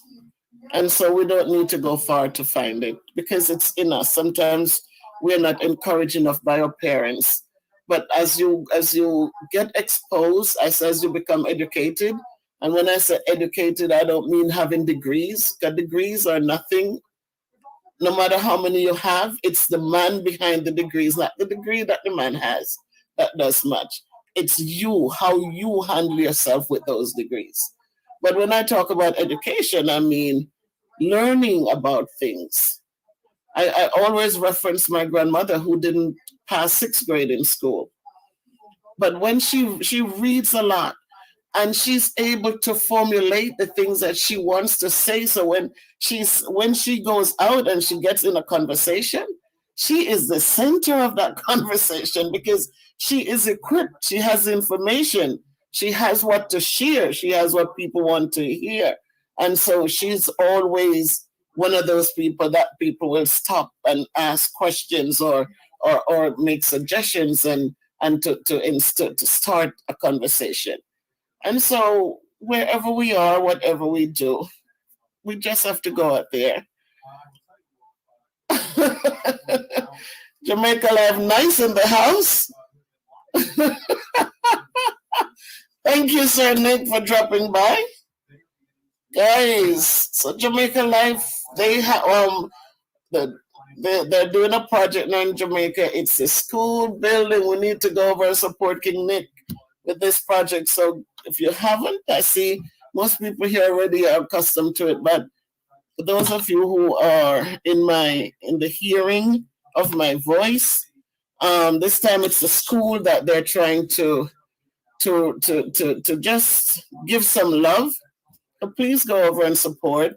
It's Jamaica Life Nice, and you'll see the wonderful work that he's doing. He uses his platform to give back to communities, to give back to children, and to give back to older people. So it's a great platform. So please support him, so that the work will continue onward and upward.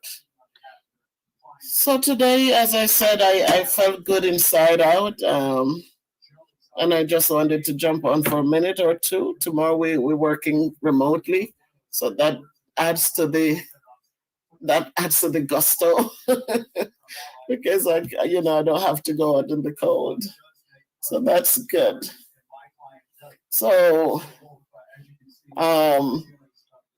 so again, remember, as prayer changes a lot of things, and so I'm not preaching religion to anyone, because we know who our Creator is, whoever we perceive Him to be or her to be, but we know that prayer changes things. So as we go forth with our phenomenalness, if that's a word, please let us continue to pray for the stability of this country, for the stability of Jamaica, or wherever around the world we are. Let us just pray for those things that are wholesome, that are good, that are healthy to be each and every one of ours. So, I'm just feeling in a good mood tonight, and I'm so glad to see my friends. Debbie, thank you for coming. Sandra, you're here. I so love to see that you're always out here. LaShawn, thank you. And guys, we have it. I don't care how old we are. My kids, it's a joke because they're looking like, Mommy, you get things done, and so it doesn't matter how old we become, we can do something. I still crochet, I still do things, and I haven't finished reading my Barack Obama book. That was such a huge thing. I put it on audio, so I'm listening to it sometimes. And I know that Michael was in here for a minute. I don't know if he's still here. And I took up the challenge and I said, Michael is still here. I don't know, the book. But I put it on audio, so when I'm driving, I can listen to it a little bit. But again, it's like, I don't know if it's just me, but there's some things that sometimes you just have to be in the mood for it. And so, thank you, thank you, son, thank you. But Michael, I'm gonna get it done, and I'm gonna be able to tell you to just do a summary in time. I'm older now, I'm not young anymore, but I'm gonna get there, Michael. Rosalie, thank you for coming in, Rose. My goodness. Thank you, Rosalie.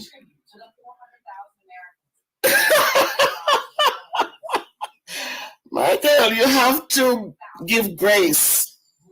You have to give grace. Yeah, you have to give grace. Oh my goodness. Yes. So another phenomenal woman who is out there, Rosalie, every day on the forefront, just making sure people are okay. Thank you, Rosalie, for all you do. We totally appreciate you and people like you who are just so totally phenomenal. So tonight, big up yourself. Much love to you too, Rosalie, and for what you do for mankind. Your blessings are there. Well, thank you guys, my friends, for all here from, you know, thank all of you for jumping in and just keeping my company on this phenomenal day. As a phenomenal woman gets ready to step in the White House and to represent us, we pray. We pray for the best. I don't know. I think when you work with kids, you have to be able to find that inner thing where you have to, because you have to give hope. And so for me, they say I'm a serious person. If you know me in real life, I'm very serious. They said, you should be a businesswoman because you have such a serious countenance. And but I just know that teaching was my calling. And so you have to find that, when you're firm. I remember years ago when I wouldn't smile because in New York, when you teach in New York, those children, you have 38 kids in a classroom, and you have kids will throw chairs and things like that and call you MFs and all sorts of things. So I was trained that you do not smile. Don't let the kids see you smile until the last day of school. So it was tough because sometimes some things happen and you really want to laugh out loud, but you have to pretend like it didn't faze you. But then when I came here to Connecticut, we had like 20 kids in the classroom, and it grew gradually. Now it's top, I think it's 27. But you have to have those moments when I just will sing or laugh because I see that it does something for the children. So I do enjoy a good laugh sometimes, a good laugh out loud. It's good. It makes you feel good. So I like that. I like that. I have my daughter Jojo who she comes on, and sometimes I'm talking to her and she just laughs from the gut. Those good belly laughs. And it's healthy. So we do that when we can. So I'm just here and I'm just happy to see everyone. And I just hope and pray that all is going well for you. And if it's not, that soon, whatever you're going through will lift and give you some peace, some comfort, and so that, you can find laughter, you can find sunshine, even in the rain. Because it's what it is. And if you can't change something, just ask for guidance to accept those things that you cannot change so that you can feel a little less stressed so you can move on. Yes, Jojo, it's the best. It's the best medicine. Fire Reed, I see you. We were waiting for you, Fire. We were waiting for you. Thank you, Fire Reed, for jumping on. Thank you so much. Fire Reed has his thing going. He takes you through Jamaica. Actually, King Nick, he travels through St. Elizabeth. So, Fire Reed, you need to big up the JLN family. You need to do something, Fire Reed, and promote the channel for us because they are now doing a school thing. They're fixing up a school, helping to support what's going on for the school. JLN is about the kids and older people. So, Fire Reed, I'm asking you to do so, to just promote and send people over and tell them to come support the cause, that the good cause. So I see Rosalie knows you too, Fire Reed. I enjoy watching your tours. I like the YS Thinker. That's right in my neck of the woods too. So it's another phenomenal day. I'm sitting here with phenomenal people who are just awesome in their own way. And as I said, we're all unique in who we are and how we are and what we do and how we do it. But at the end of the day, as I said, we are all the same. So no matter how different we are, we have so much things that we have in common. And so it's good to hang out for a minute enough. Thank you, Fire Reed. Thank you. So my people, it's just an awesome day, just awesome. And where is Lady V? She would tell you guys to like up the live, like up the live before you leave, and just give Miss Bev some love. Right, Debbie? That is so true, Prince Nick. She is an awesome, awesome lady. And that's why I say, whatever it is, wherever we are, whatever is going on, we know when you can find love in your heart, irrespective of what you're going through, you can still reach out to others. That is such a phenomenal thing.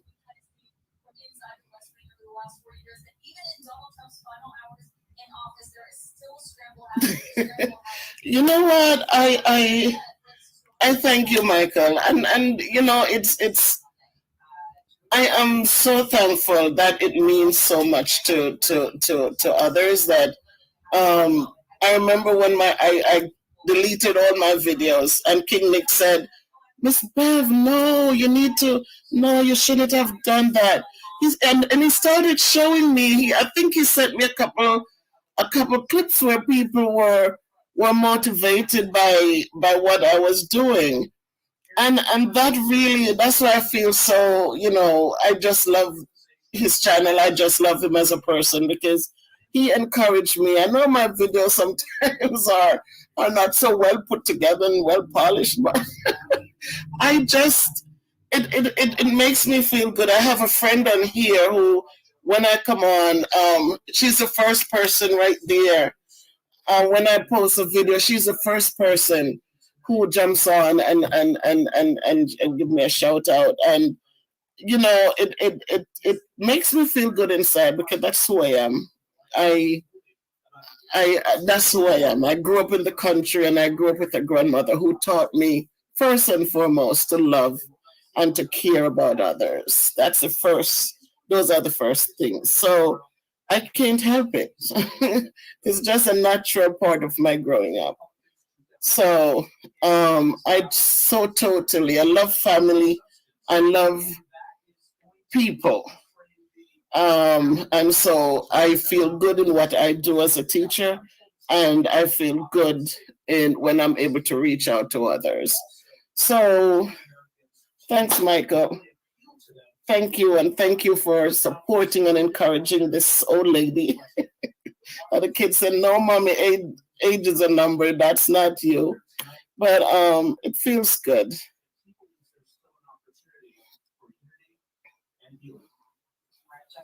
Thank you very much. Okay, LaShawn, I will.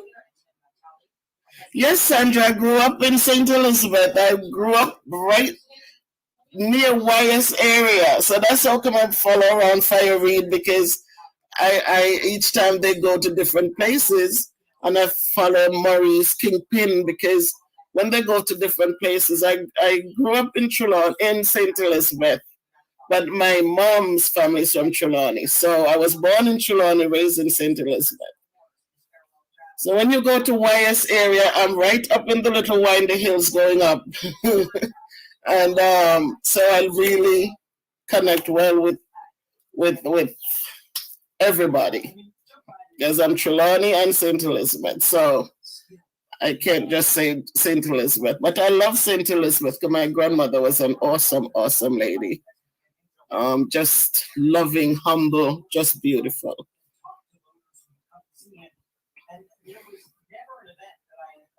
Oh, okay, from New Market. That we walked from up there to New Market.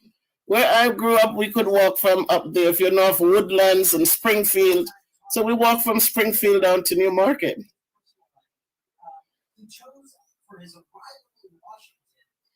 Oh, okay, whoa, Bull Savannah. Holy poet up in there, Prince Nick and everybody. Michael, where are you from? If you're still here. Yeah, I grew up there, went to school there, and just really, I'm just grateful because there's just something different. And as I said, my grandmother raised me, and she wasn't rich, but what she gave, the gifts that she gave me, the things that she taught me as a young child growing up, how to be, you know, to be industrious. I learned to crochet, learned to sew my own clothes, learned to do things that later on were things that came in very handy, especially when you have children of your own and you're raising them. So, um, okay. Oh, you did not? That's beautiful. Yeah, after COVID, then I'll get to come down and do a little touring.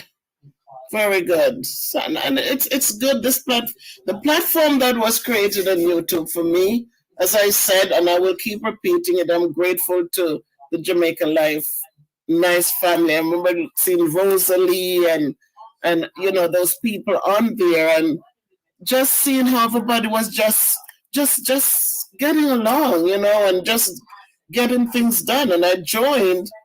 I look forward to every time a video came out or they were doing a live thing, and so now I learned and I'm observing and learning, and it really was one of the things that carried me through the COVID, because in the beginning, as I said, none of us knew what it was or how it was affecting, and we got so much information that we didn't understand, and the people giving it didn't understand themselves. So it was chaotic. So it was just watching. Oh, Trinidad. Okay, Michael, that is cool. My uncle's wife is from Trinidad. I lived in Montreal for a minute. For 2 years, I was in Montreal. My aunt is on. She's my uncle's wife. She's from Trinidad. Love the way she talk. Oh my God, love the way she talks. So yes, we are all from different places, but we come together as one because we share the same things. We all want to be happy. We all want to, you know, we want to be loved. We want to be treated well. We want to be respected. So we're all coming here for the same thing. Okay, Mandeville is good, Michael. Mandeville is nice and cool.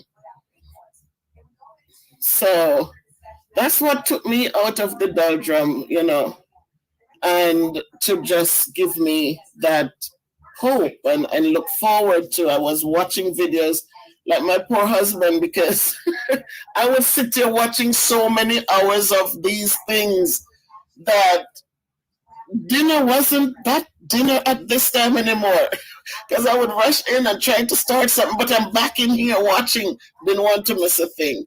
And so I'm grateful. I have to be thankful. They say, don't ever bite hands that feed you. And it doesn't mean just giving you food or giving you a dollar bill, but the little things that people do for you that gives you that good feeling inside, it's important.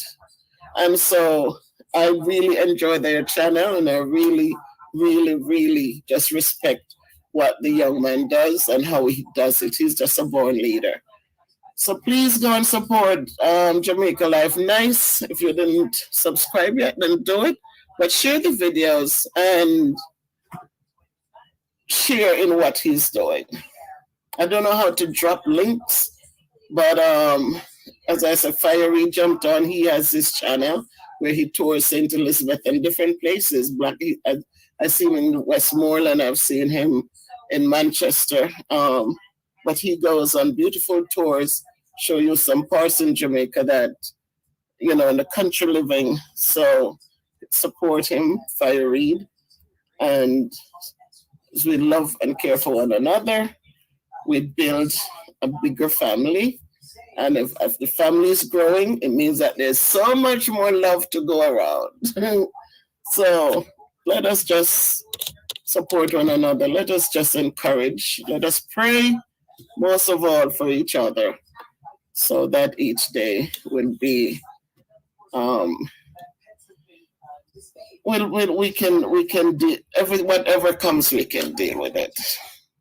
So again, my phenomenal people, especially my phenomenal woman, just don't forget that now you understand just why my head's not bowed.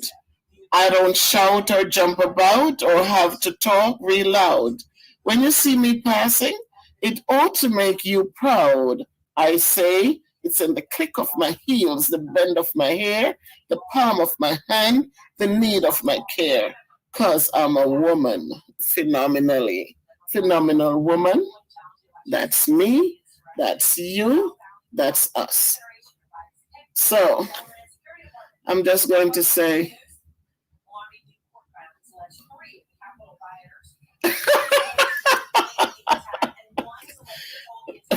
King Lick, you're not liquor?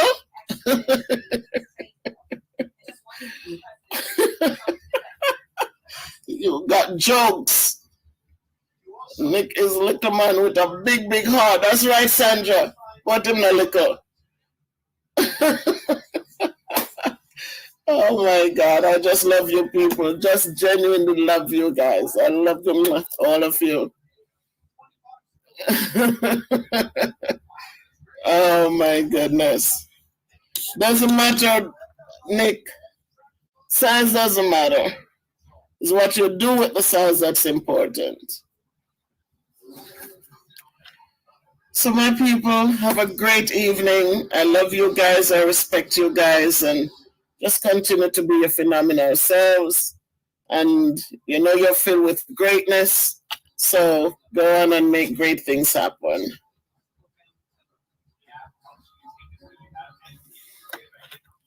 So love everybody. Love you guys. Peace out.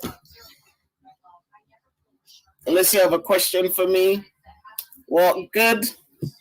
If you can't be good, be careful. Thank you. Mwah. Love you guys. Thank you. Stay blessed. You likewise. Blessings claim and given back to you. Thank you, Rosalie. Thank you for all you do. And I pray for your safety so that we can see you time and time again. Blessings back at you. Thank you, everyone. Thank you for staying with me. And love you all.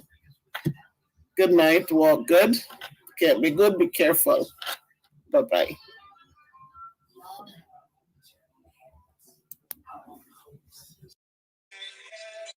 No, we're doing it live. We just start.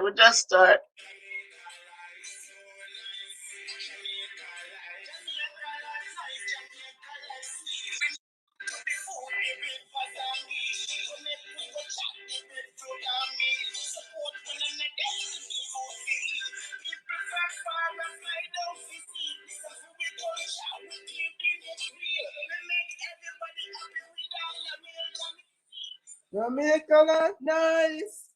And it's a big deal. Jamaica, live. All right, my people, it's Sunday and it's the day that the Lord hath made. And today we know that on Friday they crucified the Lord and was buried. He rose again today to give us hope. And as we come together, we want to think of the reason all this happened, because it didn't have to happen, but Roberta, I know you were coming in. Thank you, Roberta. All right. Welcome, everybody. Welcome. Thank you.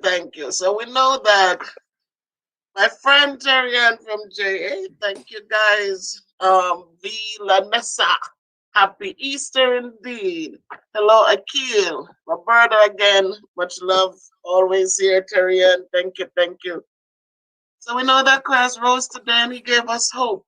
No longer do we need to live in gloom and doom where it was an eye for an eye and a tooth for a tooth, because he went to the cross and he came back and he showed us that now on we'll have grace and mercy to move forward. Paulette James, Aaron Barrow, blessings. So today we consistently think about how we should be so thankful, because when we didn't even think about him, he has been thinking about us. His death didn't have to happen. His father could have prevented it from happening, but it happened. And so today we have life. We don't have to go to churches to give God glory. We don't have to we don't have to go overboard. Today, many people, if they didn't have a hat to match a dress and a shoes and a bag, they feel like they weren't blessed. But just know that you're blessed wherever you are. And just do the things that, are right and true and wholesome and good. Just do the things to show that you care. Um, it's not about the quantity, it's about the quality of what we do and how we do it. So today it's a beautiful day. It's God's sun shines on all of us. And we have the opportunity to ask forgiveness and to get forgiveness, and so we can move on in a beautiful way. So again, people, I say welcome, welcome. It's a blessing in so many ways. I mean, I said it many times that our blessings come in different shapes and forms. And yesterday, you got a taste of a visit from a man whom I have so respected and adored. I have come to become a part of his platform and what they believe in and what they do. Um, and today, still a beautiful day. I want to turn over this platform to him as he hosts here at Miss Beth's production. So thanks everyone for coming in. I so appreciate you. And the next voice you hear will be from the man King Nick himself. Queen, I see you in the house. Christine, I see you. Denzel, my student, Juliet. Oh my God, thank all of you for joining. Um, so appreciate you. Um, thank you, thank you. So the next voice, Johnson Twins. Thank you. You subscribed today. I saw you. Terrian sent you. Terrian. Thank you, Terrian. Chanel Johnson. Terrian sent you. Thank you guys for joining, and thank you. I so appreciate all of you for your support and this on this journey. So, Mr. Nick, take it over. People big up on yourself. Go on.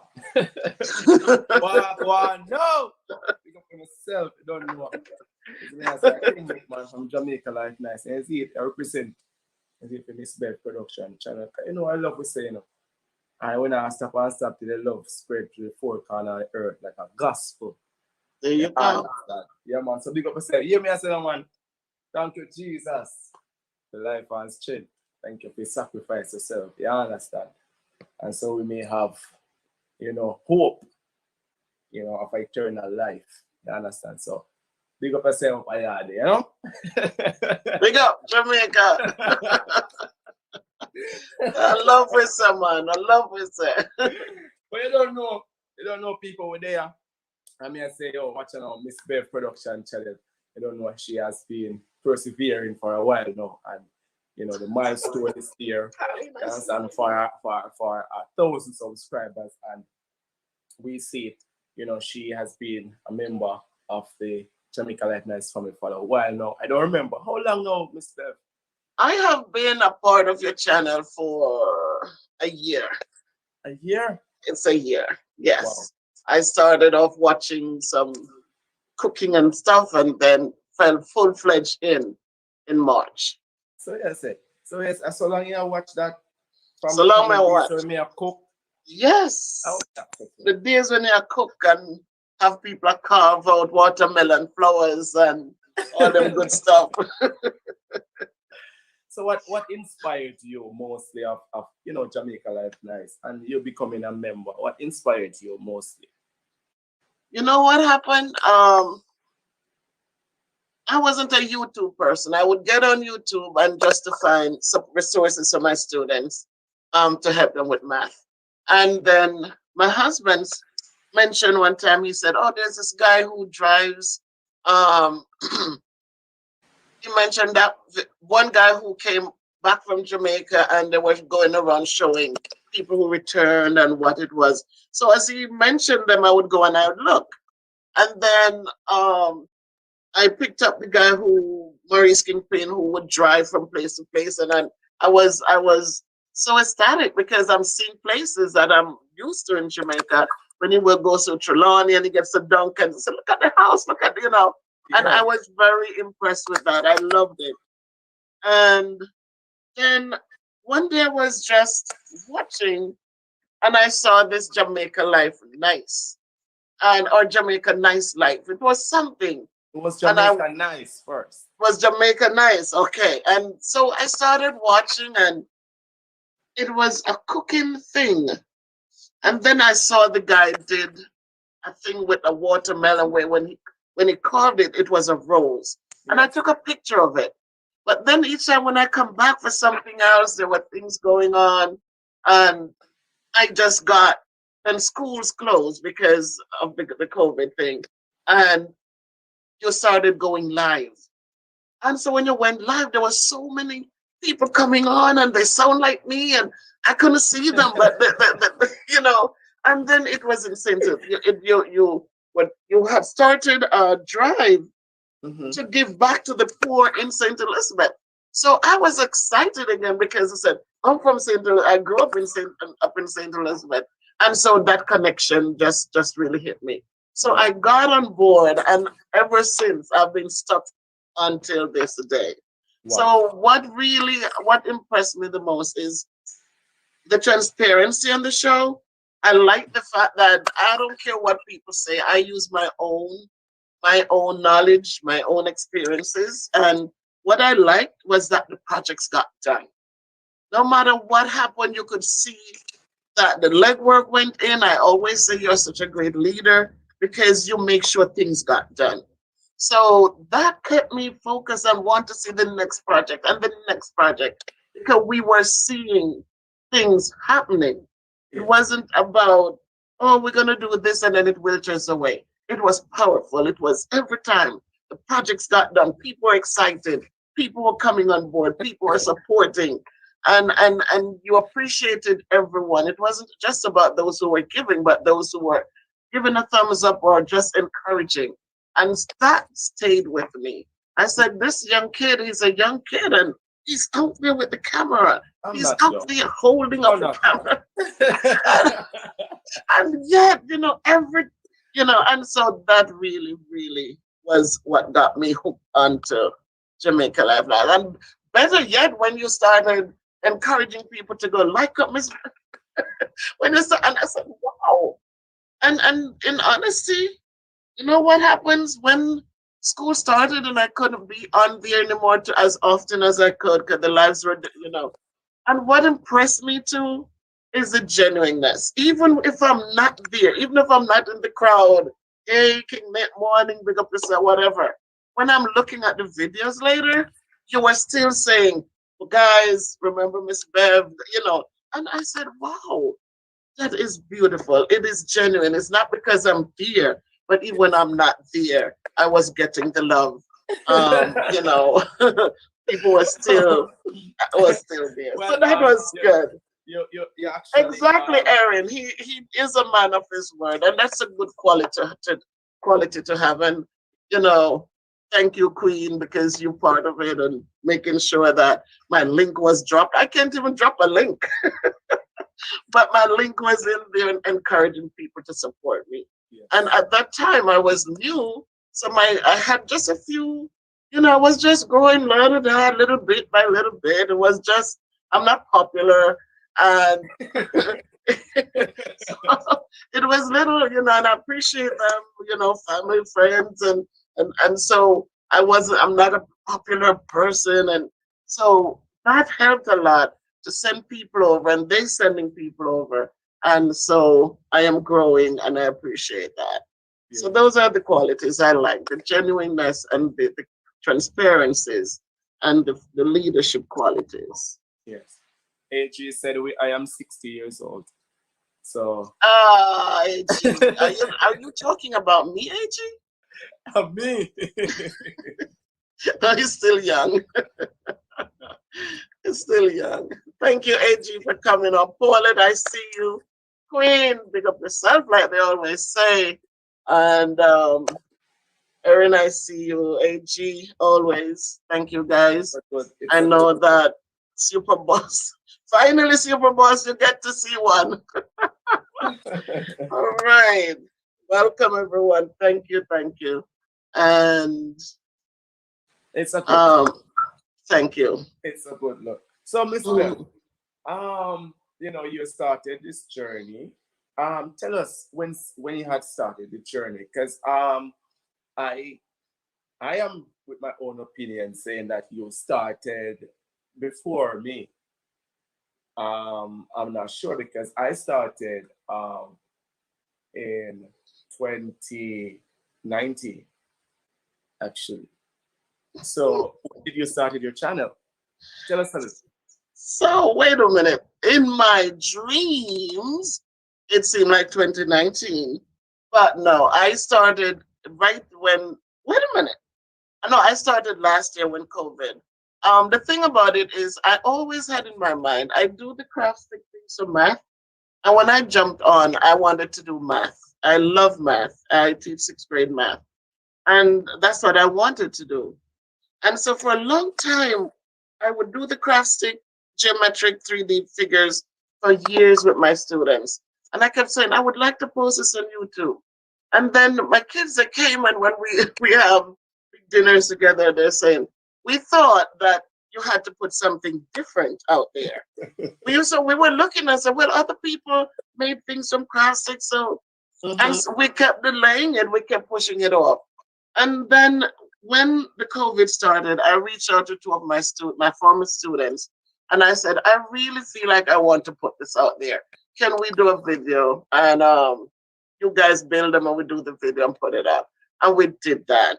Um, after that, I started with the weight thing, and I said, you know what? People are liking the things I do. I had now connected with you guys, I think, and I thought that if I needed the support to help me on the weight loss journey, this is the place to do it.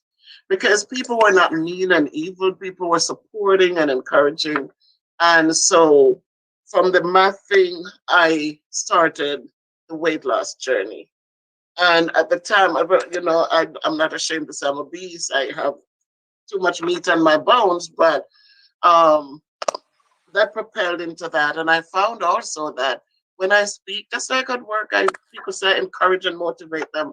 And I find that just reminding people of how gifted we are and how blessed we are, and to remember to be thankful. And so I put that in, and I find that it's a good mix, and I keep going forward. So I didn't start a long time. I started way after you. You motivated me. I remember even at one point when I got up one morning and I just saw I was like 200 and something at the time, and I just saw that I was getting all these subscribers, but there was no notification. There was nothing. They were just rolling over. And I got scared. I thought they hacked my computer. And I just deleted my channel. I just deleted the videos, just wanted to get off.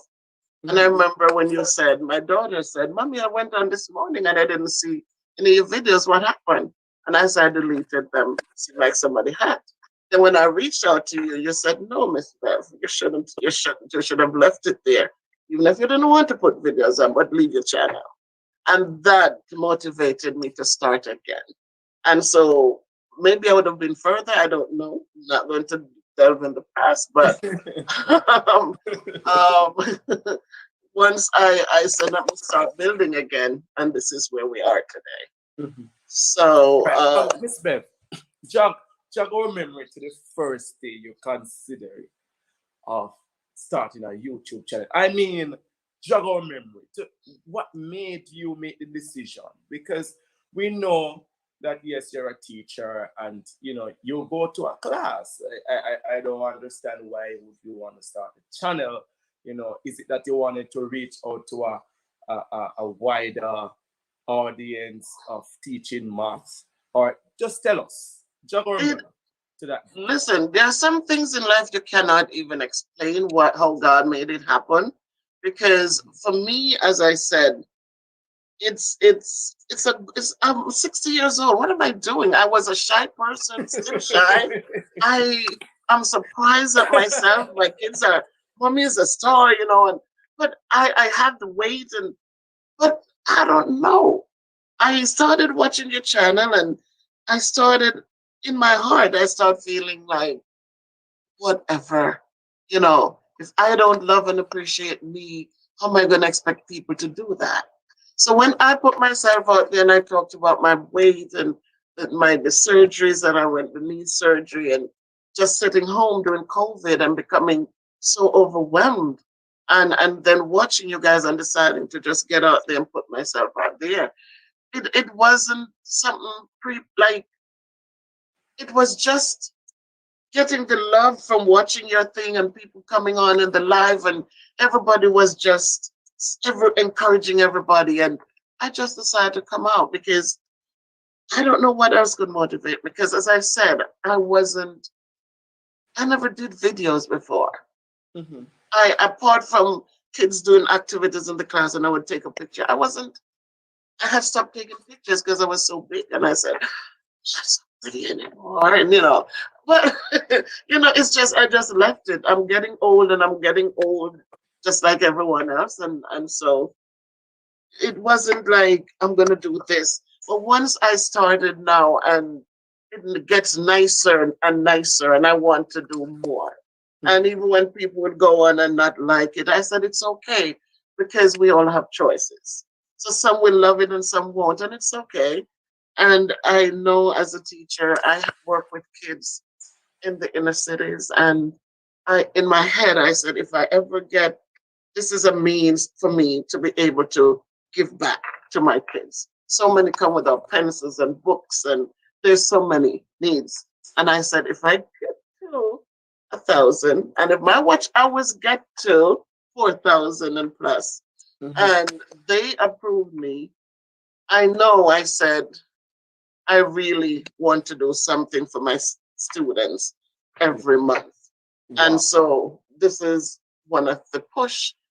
But to tell you that I sat down and I created some videos and say, this is, no, I can tell you that that was it, because it wasn't so. It was starting to watch you guys, and when you did the live and I see how people are reacting, I jumped up and I put myself out there.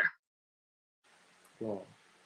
And what was the reaction of the audience when it just started? What was the welcoming, or how was it? As I said, I wasn't a popular person. And so I didn't have a lot, but the people who were coming on, I still have them with me who would encourage, and they said true words, Miss Bev, or however, the people whom I worked with at another school, now I'm at a middle school setting, but people on my WhatsApp, also from Jamaica, like Terrian, she always jumps on and support and encourage, and I've not had I've not had negatives. I mean, I know somebody, I think it was one of my aunts, when I went out and talked about my weight, and at the time I was 300 pounds, thank God. The three's not there anymore. Thank God. it's I say the two, and there are times, and she said she loved the transparency, she loved the honesty. And it was a brave thing to put myself out there. But what I found too is that when I look back at some of my videos, I look like I'm growing more beautiful than when I just started.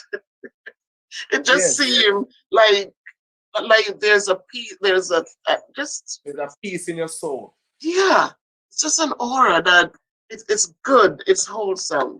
And so I'm not, I just come out and do. You just do your best. Well, Yes. to be honest with you, it seems like to me, Yes, it's a Love Jamaica live shows me. to me, it's like to be obese is a thing that inflict a certain amount of pain on you. Um, in a whole, for people in general.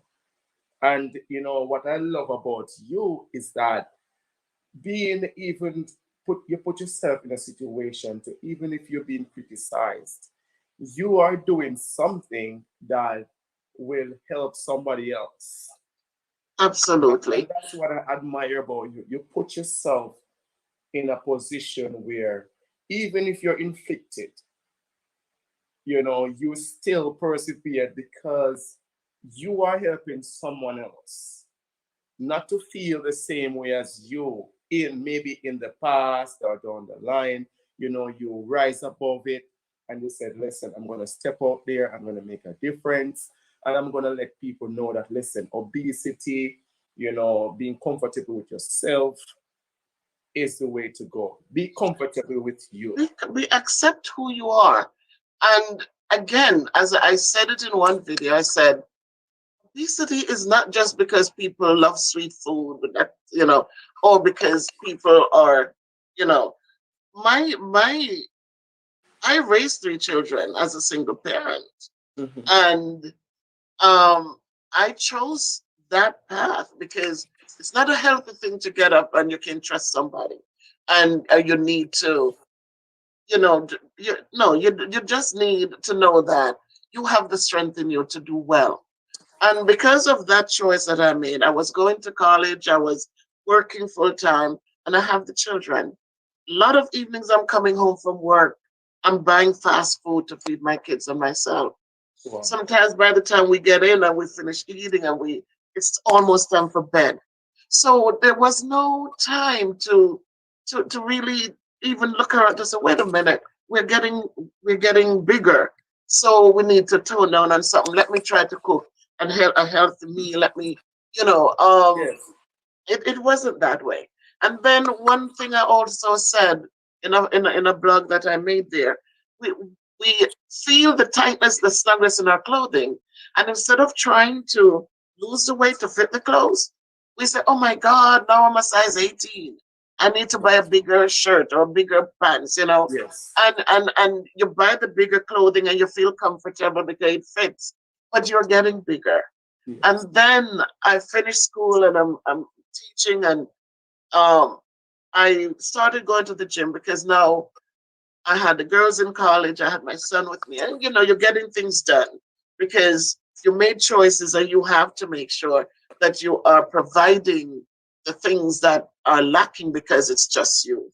Mhm. And so the girls did well, they went to college, and my son and I then we started going to the gym, and we're doing the right things, but then I tore a ligament in my knee. Wow. Once I tore the ligament, it just crippled me. It didn't encourage me to get up and move because it was very, very painful. And so every chance I got, at work I have to hustle around. But when I got home, it was so nice to just sit and just relax the knee. And so eat dinner, I sit down, you're not doing. And so the weight kept coming on, the weight kept coming on. And eventually I had to do a surgery on the knee. I did an arthroscopic surgery where they bored the three holes and they went in and they fixed it. But then it took a long time to heal because I was home for a month, but then I'm back moving with the kids, and so it took a while to heal. Mhm. So I did gain the weight. And then when COVID hit, I was home confused, didn't know what to do. And they're telling you one thing because they didn't know themselves. And so the weight just kept creeping on until I realized I could get in the backyard and just walk. So I have 100 feet in the backyard. And that was my playground during COVID where I could just move back and forth. And till I started the walking program with my neighbor, and the weight started coming off. Changed the way I ate, cut out some things, and it worked. So And for me, that don't want to get fat. Tell me, because so I what? guess I have a lot of skin on my bone. You have skin on your bone, not meat. The skin, you gotta fill it out, but the meat is harder to get off the bones. So, what are your advice, to those people out there who, feel like, boy, I am obese, and I feel like I'm left out. People don't care about us. Nobody wants us, because I know most men don't go for it. So what is the encouragement to those people? Listen to me, man. Listen to me. Men, women, whoever, love yourself first. Mhm. Love yourself first. If you can love and appreciate who you are, if you can, because being a beast, I want people to know this, it doesn't prevent you from doing positive and good things. Being a beast, yes, it means that you have more meat on your bones. It means that it might take you a little longer to walk a mile or to walk a half a mile, but it shouldn't lower your self esteem where you feel like you're not good enough. You're always good enough. You're Yes. always important. Don't let anybody determine that for you. You don't let people determine who you are. You determine that. And once you can feel good about you and you can accept it, you see, there are people who feel angry if somebody says they're fat, even though they're fat. I had a situation with a student one day who she went to bat for me, but I had to let her know that a student said I was a fat something something, and she was so angry. She said, "Oh, you don't call my teacher fat." And I said to her, "But I am fat." And she says, "But no, miss, you shouldn't have called you fat." And I had to really let the kid understand that I am fat and it's okay. I cannot get angry when somebody say the truth. So I have to love me and I have to accept me, Yeah. and so that I can move forward. Too often we become so sensitive and we become so when people say the truth, we get offended. We cannot be offended for the truth. So I encourage people to do you. Yes. Carry yourselves with dignity and pride. Don't Be happy. go out there and dress any ways that people can say something negative to you. Dress appropriately because you know you have more meat on your body. Yes. But know that being overweight does not prevent you from feeling important, from doing good, from encourage someone else. Because somebody see you get up and do something, go back to school, learn a new skill, plant a little flower, do something, they feel encouraged. If you're on a weight loss journey, share with others so they know. Instead of eating 2 pieces of chicken, they can eat one and more vegetables. Just share with others and watch how things you just be like a new person inside and out. So again, I say, don't let people determine who you are. You know who you are, Mhm. and nobody knows you better than you. Mhm. So somebody says, "Oh my God," and so what?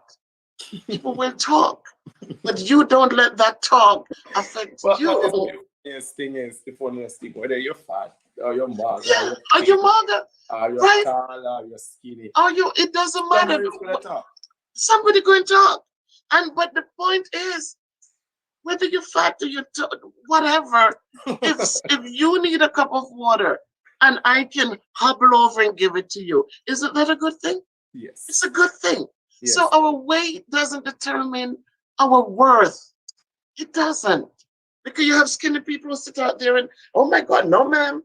It's all about me."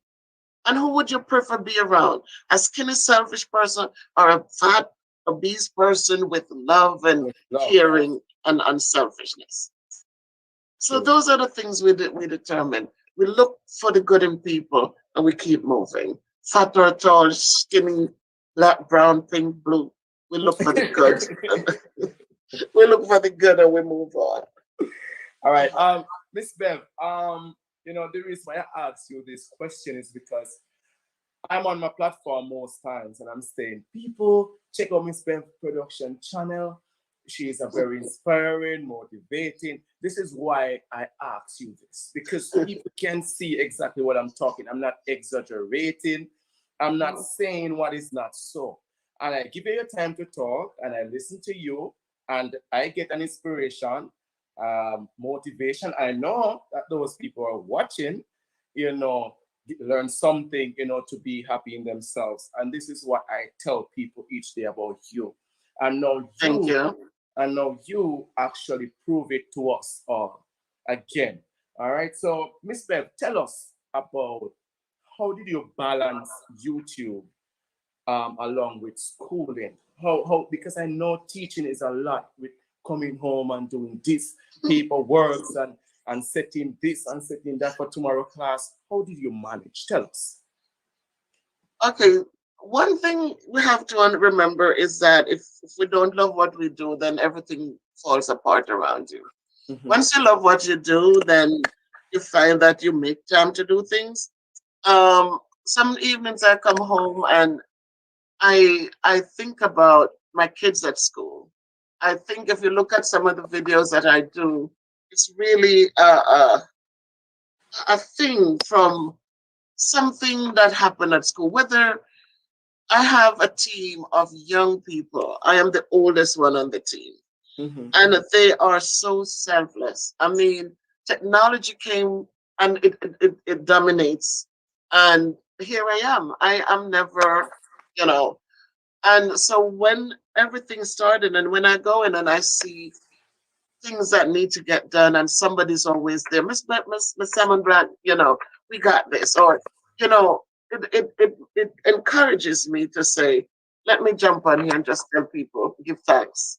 Let me Mhm. jump on here and tell people, it's a new day. It's so much to be thankful for. It just encourages me. I don't come on as often as I should. I really would like to do 2 videos a week. When I see my students are on here and they're respectful and decent and kind and supporting my mantra where it said, never give up on a kid because you never know what tomorrow brings. And when I see them coming on here and supporting me, it gives me that, That you joy. know, that joy when they come back to school. I say, Miss, I saw you. Miss, it says a lot, it says a whole lot. And so those are the little things. I don't go to clubs. I don't, you should know by now, I don't drink and smoke. I don't really do that. I am who I am. I go to church. I grew up in the So church. And the other night when I was at the club, it wasn't you. no, it wasn't me. It wasn't me. And Shaggy told you that. It wasn't me. It wasn't. And especially because it was curfew time. Couldn't have been me. Miss Bev, So Miss Bev, I want to jog your memory a little bit because I'm tempted. And I want people to know who you are. All right. And I want to use this chance. All right. When you're growing up, what made you become or mold you in such a manner to become who you are today? Because I know, all of us have our childhood and, coming up, our things happen to us. And what happened to you and how did you mold yourself to be who you are today? all right. So I it's I listened to your story, and I could, if I write a book, it could have been similar to yours. It is interesting that I haven't met you in person, and yet we connect so well. Mhm. My father died when I was 2 years old. I What? was I was born in Trelawney, and my dad passed away in Trelawney, and so I went. Well, his mom took me and raised me in St. Elizabeth. So that was one of the connecting pieces too, because when you did the senior, that big thing where you're the first big giveaway to the community. And when you say, well, name centers, I'm like, I'm up the hill. Yes. Wyeth Falls, and so that too sealed everything too. But I grew up with a grandmother who, I'm telling you the truth, I never hear her curse a word. Granny was all we call her Granny, and Granny was there for everyone. Wow. Granny wasn't rich; she didn't have much, but I can tell you, I never went to bed hungry one night.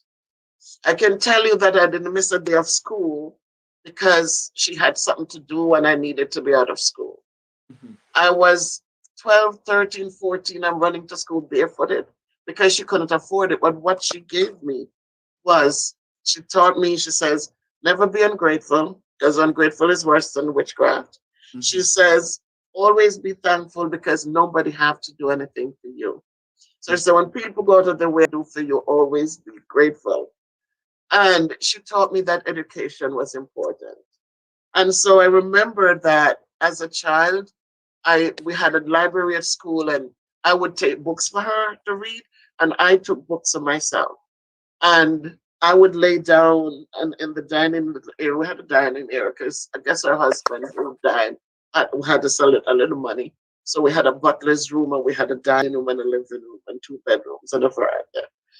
So it was in the remote area, but I know that she encouraged those things. As I said, we didn't have much when it comes to clothing and this and that, didn't have it. But she taught me to learn to be satisfied. She said, whatever you have, learn to be satisfied. She said, never give up. Always, always, if you try and you didn't succeed, try again. And those little talks that she would consistently tell me, it helps to motivate me. So when things didn't go one way, I didn't fall down and give up and woe is me. I tried something else. Oftentimes you might go to people and ask for support. Where am I get it from? And I have it, and they push you aside and people give up on you because you didn't look like somebody who would have made it. But let me tell you all out there that it's not true. When God has blessed you, they said the stone that the builder refused. You see them kick it, they kick it around. And when you look and the building is to be finished, that stone is the little piece they need to finish. And I'm telling you guys that I know from experience that God has really been there for us. So with what she taught me, with all the struggles I went through, I came to this country, my mom sent for us and we got to come here. And I started going to school. I had my daughters, they're twins, beautiful little girls, and I work hard and I tried my best and I do what I had to do. And the foundation that was laid for me was a foundation that allowed me to build. It was a foundation that put the things in place that could have taken me to where I am today. So I came here and I did my GED, and GED is just instead of a high school diploma, you could do it here in America, and you get a certificate that will allow you to go on to college. They accept it as a high school diploma. It's an alternative. And I got that, and I registered in community college, and I did elementary education and psychology. I stopped for a minute because my kids, I said they come first, and then I went back, but I finished. And once I finished, I started working as a paraprofessional. That's a paraprofessional works alongside a teacher in the classroom. And then my professor came to the school one day and he said, Heavenly, what are you doing? I said, I'm a para. He says, no, you need to go back and get your bachelor's degree. Wow. And I registered into the next college, and the 4-year college, and I got my bachelor's in behavioral science. 2 years into that, I did come back to Jamaica in 1999. I was teaching there, and that's how Terrian is always here with me. She and I connected. We go to the same church. She was a young girl, but she was there for me, guiding me while I teach in Jamaica, because I didn't know Jamaican the way, some things, but she would come Sunday evenings and she would work with me. So I always appreciate those little things because it's not money. It's not $10,000. It's not, but at the time, that's what I needed. And she blessed me to come sit after dinner and come sit with me. So I came back here. My daughter, one of the twins, she says, Mommy, what they're paying you here as a teacher? It's so small. You would have made your month's pay here would have been a week's pay in New York. She said, Mommy, leave the helper with us and go back up and go back to teaching up there. And that's what I did. And so they finished high school in Jamaica. They love the sunlight. They love, they just love the freedom and no coats in the winter. And they finished the 2 years in high school down there, came back, went straight to college. And I, in the meantime, went on to do a master's degree. Mm-hmm. So again, it's a lot of support once they were old enough, The girls were old enough. My son is 6 years younger than they are. And it was a lot of just the four of us doing a lot together. Support, support, support. I remember when they left, they got scholarships and went away. And it broke my heart, but I couldn't say no because they worked hard. They were smart kids, still smart kids. So my son would be with me, and I have to bring him to the college to finish up. And sometimes I'm so tired. I say, Christopher, we're not going tonight. He says, Mommy, you got to go to school. They'll give you an F. So I had to drag myself up, and it paid off. It really paid off. So the four of us, we worked as a team. I have my big sister in New York who was very supportive and encouraging. I have my brother, it's an only brother, and the other people who have been there to encourage and to support. Um, I have my niece. She was on here one night, and you know, my little sister. She's a teacher too in Maryland, and it's just a lot of you get the encouragement, but you have to do the legwork. And no matter if people encourage you, if you don't get up and move, no matter how much encouragement you get, it doesn't work. So a lot of hard work, but a lot of reasons why you wanted to just get out there and do the right things and do well. Yes, ma'am. That's it's very touching to see where how far you're coming from and the perseverance, to reach where you are now. It pays off. Big up yourself, big up to your family. Mhm. Yeah, Yeah, they your got to the smart family. daughters. They are, they are, they are, they are. And my son too. I'm Yeah. just coming And my son too. Don't leave him out.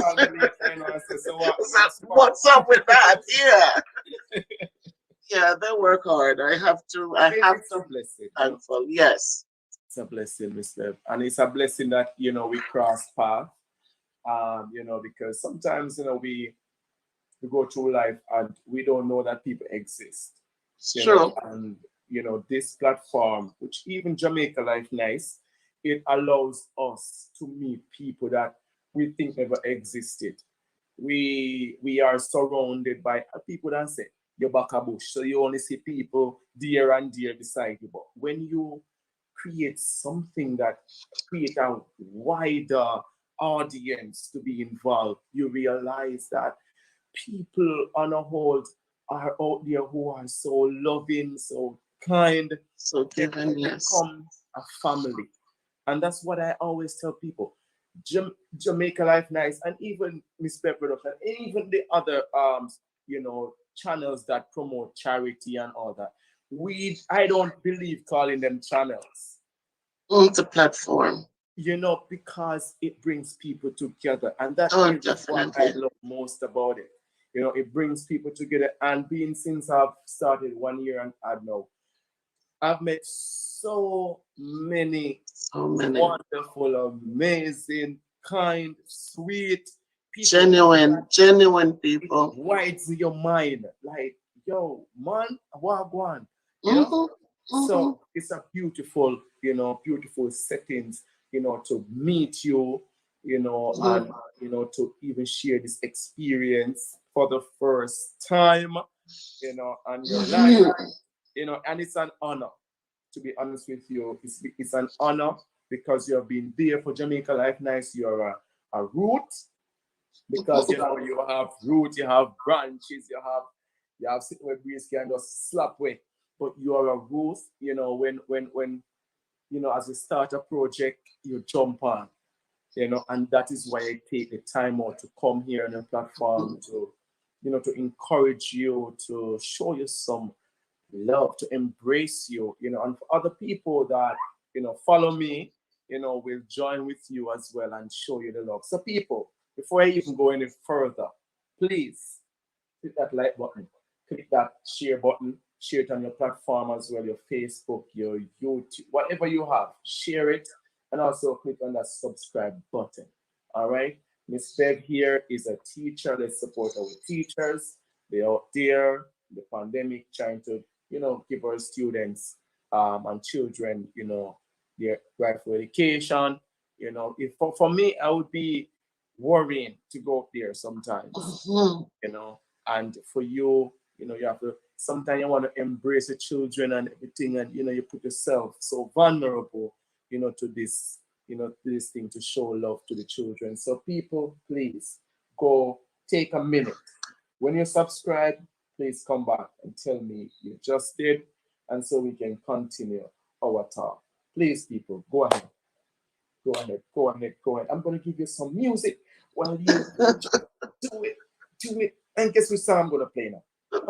Jamaica life. I'm a good host though. You're the best. You're the best. You're the best. So people, just go over there, subscribe. Hey Carlton, how are you? Nick Carlton says here, Simple Jenna, thank you for supporting Sandra T. Thank you. Lorna Smith, thank you. Barry Candler, thank you so much. Erin Queen, thank you, thank you. I saw my sister Karen. I saw JB. Terrian, as always. Thank you, Terrian. Cello D, thank you. Paulette, I see you. Fire Reed is in the house. Thank you, Fire Reed, for your support.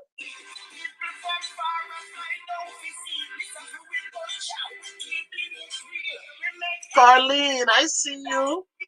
Thank you, Carlene. Yes, Carlene, tell them to like up the live. Christine Stone, thank you.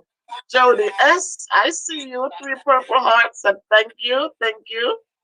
Come on, people. JS, I see you. Thank you. AG. Thank you, AG, for coming in. Joan Heslop, thank you.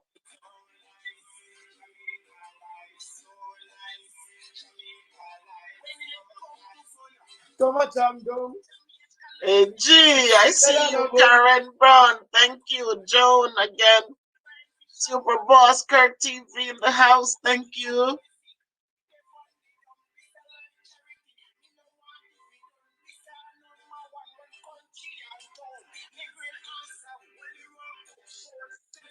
Queen, thank you so much for holding it down for us, Queen. Thank you, appreciate you.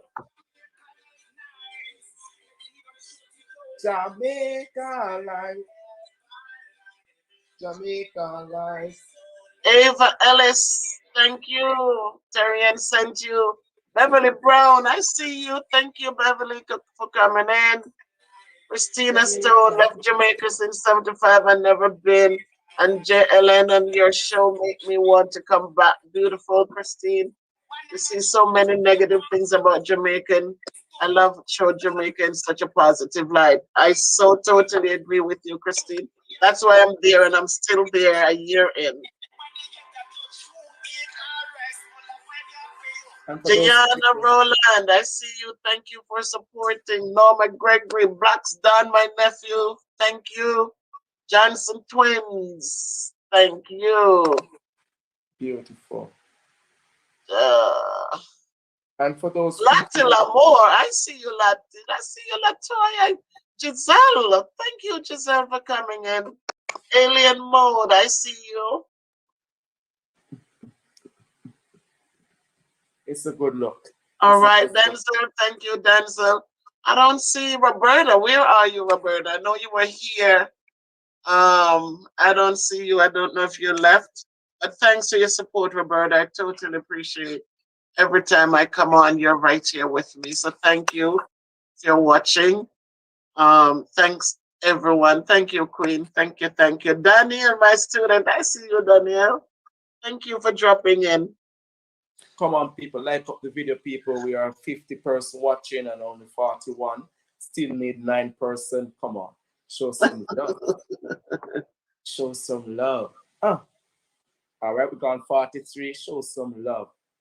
Make sure that you're subscribing, people. We need the love over here. She has shown a lot of love to us, over there, on Teresa's house, Mr. Parkinson's. No, Alicia's, show her some love, man. She show us, it's fair enough to show her back some love. Miss Bev, big up yourself. Whole heap of love.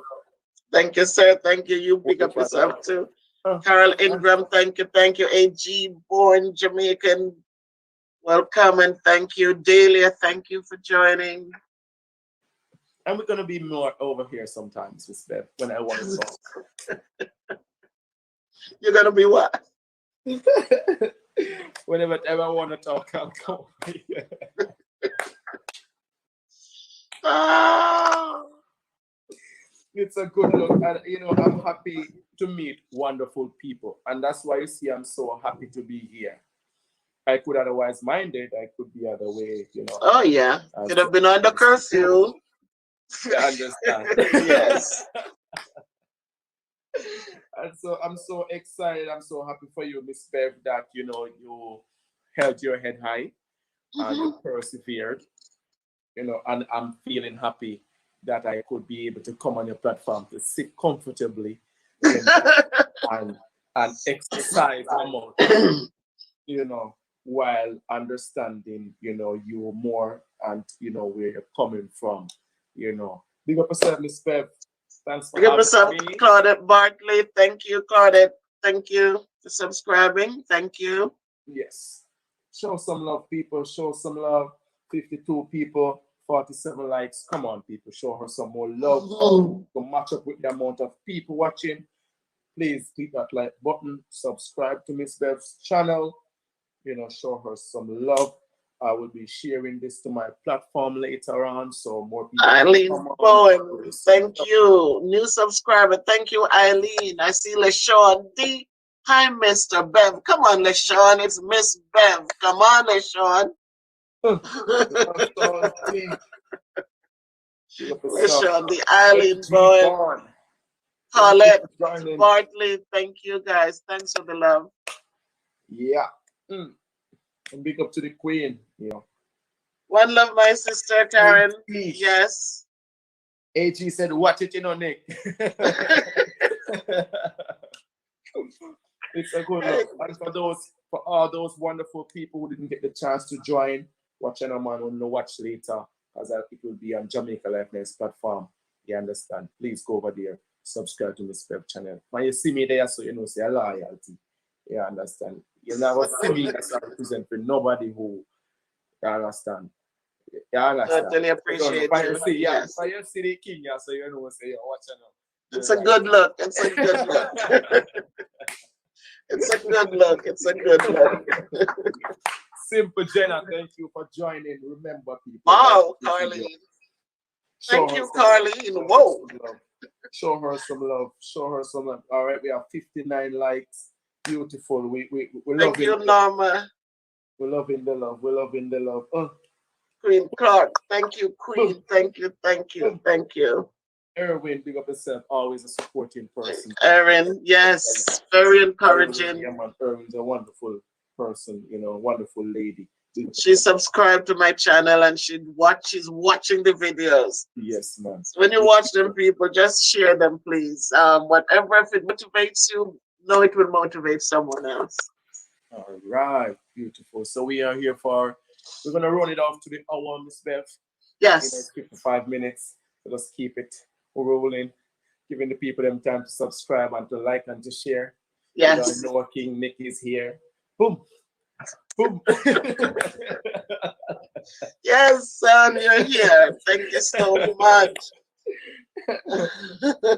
There you go, LaShawn. I got you, LaShawn. Thank you. Miss Bev. Debbie L. Debbie L. in the house. Oh. Hey, Debbie. Good to see you, Debbie. Well, if I love Debbie. Thanks for all the support, you guys. Always. Until 12. Oh, until good God. Until 4. Until 4. Until 12. Make you laugh out loud. Yes, it's a beautiful day. Hallelujah. Yes, man. It's a good look, Miss Beth. While we celebrate Christ, we celebrate with ourselves as well, because we can't love God without loving ourselves. That's it. And love the people around us. Yeah. And I always tell people that, listen, if you can love someone like yourself, then you're on your way to loving God. Exactly. If you don't love nobody, if you're only selfish and love yourself alone, you're actually fooling yourself. You're lying when you say you love God. Yeah. The Bible said that if you should enter into heaven by any other means, you know, you're a thief and a robber. Rubber. You know, so you know, we acknowledge the love on earth, and then we move on to divine, you know, divinity. Yeah, higher ground. Yeah. How can we love a spirit and not love a person who you can actually You see, can see. feel, Exactly. touch? Yeah. You know, so you know, let us love each other, people. Let us support Yeah. each other. You understand? Let's support love. You understand? Miss Bev over here is an encouraging, loving person, I inspiring. try. You know, whenever I you're try. down, come for a word. It may be not preaching, you know, but it will, you know, enlighten a dark Just place, uplifting. Yes. you know. So, Yes. be upon yourself, people. The seeds were planted. I mean, growing up with grandparents, I think it's a different kind of blessing because they teach you so much of things that you need to survive. Yes. They're not rich to give you, oh, so you need a shoes, here's a shoes, oh, you need this, oh, here it is. But what they give to you, it stays with you. And as you raise your family, you find that it's easy to instill those same blessings in your family. And the people surround you, you find it's very easy to reach out and to affect them the same way. So a lot of things, it's not about money. Because, you know, the Bible says it's easier for a camel to go through the eye of a needle Then than I for a rich recognize- man to enter the kingdom of God. So it's not money. We can buy things with money, but if we don't have a good heart, it's of no use. So, Listen, one thing I've learned also is that, you know, growing up as a child, you think like a child, but when you grow up, you're supposed to be mature and to understand as an adult. You as see, a one man, thing I've yes. realized, people ask me, why are you so humble? Why I'm so humble is because I learned that if you kill yourself for this tablet today, Hmm. 3 days from now, it's like you never have a tablet. You don't know where you put it. Exactly. But It drops and it breaks. or the first day or two, oh my God, I can't believe it, I have a tablet. Hmm. You understand? Mhm. 3 or 4 days, just step on it. If you You don't care. too much of it, you get your cold. You get sick. So I realized that things only last But for for a excitement. moment, yeah, The excitement only lasts for a moment. for a And once moment. that moment is, then boom, Yeah, you back to forget square one. You forget. that you were killing yourself for it. Humble, But when patient. you do a good deed for somebody, you know that it stays with you. You feel you, especially when the person reach out and say thank you. Then it's like a thing that you keep. You know what happens to when that happens? You want to do more and more and more. You Amen. know, but when you have the material thing and you, after a while, you get tired of it, you don't even use it again. And so, even as I got older, I told my kids, I said, don't buy gifts anymore because now I have to dust them and I have to work. It's going to create work. So, we don't need these things. Even my husband, you know, I said, we're good. We have everything. So, we don't need to be buying this and buying that. And it's only for a minute, you know? So Oh, that's how it is. I I'm saw gonna give Giselle you, come in. I'm gonna give you guys a joke before I leave. When I just got the car, I couldn't sleep the night. I was like, oh my God, I can't believe. And I moved the window curtain and I said, oh my God, it's there. It's right. You're looking to see if somebody move it. You say no. You park it and you're done. And the thing about that I liked with you two, King, is that when you guys got the car, it's like you never made it into a hey, don't touch my car. Oh, you were putting cement in there for the projects. You were carrying everything in there. Of course. The young kids like this, they don't touch my car. Oh, but this kid was loaded with the cement. He was loading it with everything and just going. And I really respect and appreciate those qualities in you. A lady in Bahamas called me and she started laughing. She said, our Barbados, one of them, I always mix up the two of them. And she said she has never saw a man tied on a bed on a car top. On a car top. On a car top. You didn't. You didn't, and this is why you're so blessed. And more blessings will come down for you, son, because it's you didn't make it into a materialistic thing. Because as Solomon says, Solomon was rich beyond our Imagination. our imagination. And Solomon says, with everything, I had it all. I had it all. But Oh, all of it was just vanity and vexation of the spirit. Because as you said when you got the car, right? First thing you're looking out the window to look, oh, did to you make start sure that worrying. it's real. You want to make sure, but then you didn't make it become you. You make it do the work it can do. And so God will always provide because you didn't use it to become a God. You use it to do work, to do the work that needs to be done. Yes, sir. And so those are the little things we take out of life. And Giselle, thank you so much for dropping in. Janez Forbes, thank you. Erin, again, you're still there. Super Boss Kirk, thank you, thank you. Oh, Maya Giselle is in the house too, Unstoppable, listen. thank you. Nataj Shah, Drake, Gil sent you. Thank you, Natash. Natash. Okay, gotta see with me. But thank you so much. And tell my son thanks for sending you over. Please make sure you subscribe and like and just stay with me. Thank you and send others. Yes, man. Thank you, Queen. It was great, Queen. Thank you for your support, Queen. You're part of this. You made this happen too. So thank you and blessings to you also for all that you do and the knowledge that you have gained and the unselfish way you do what you do. Janice, thank you. Thank you. Thank you so much, So Giselle. blessings to everyone. It's an hour and 3 minutes we've been together. So if we don't stop now, then we won't have anything to tell you tomorrow. So again, King, I thank you for the time that you took, for your unselfishness and for your honest and genuine attitude towards me and my channel and I also, I respect you a lot. That's why I'm still around. I respect what you do and how you do it. And just continue, son. Your blessings are there. Um, it says when God opens the windows of heavens, there won't be room enough to receive your blessings. I need And some donkey. so, Let's start by some donkey. no donkeys are too slow. but but in truth, he is making a way for you.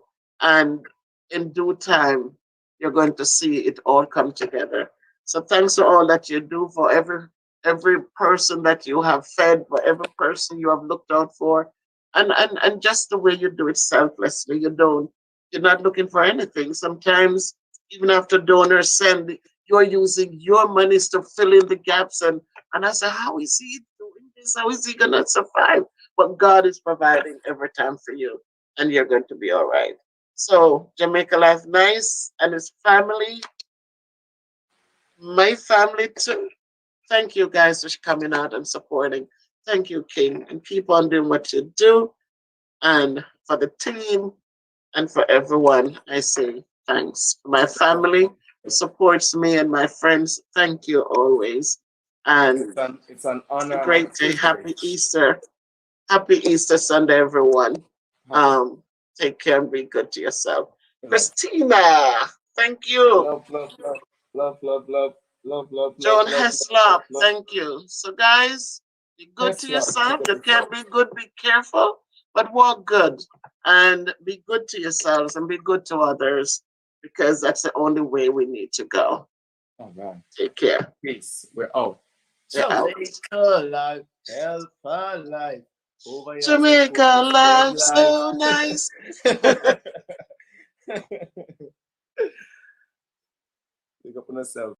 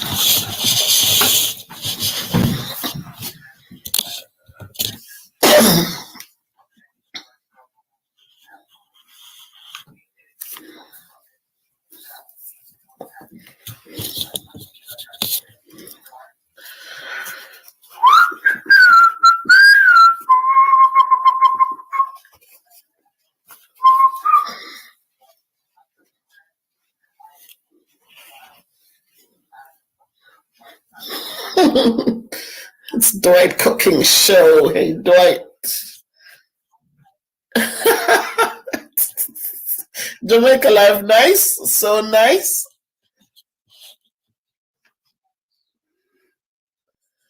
Blessings, blessings, blessings, blessings. How we doing?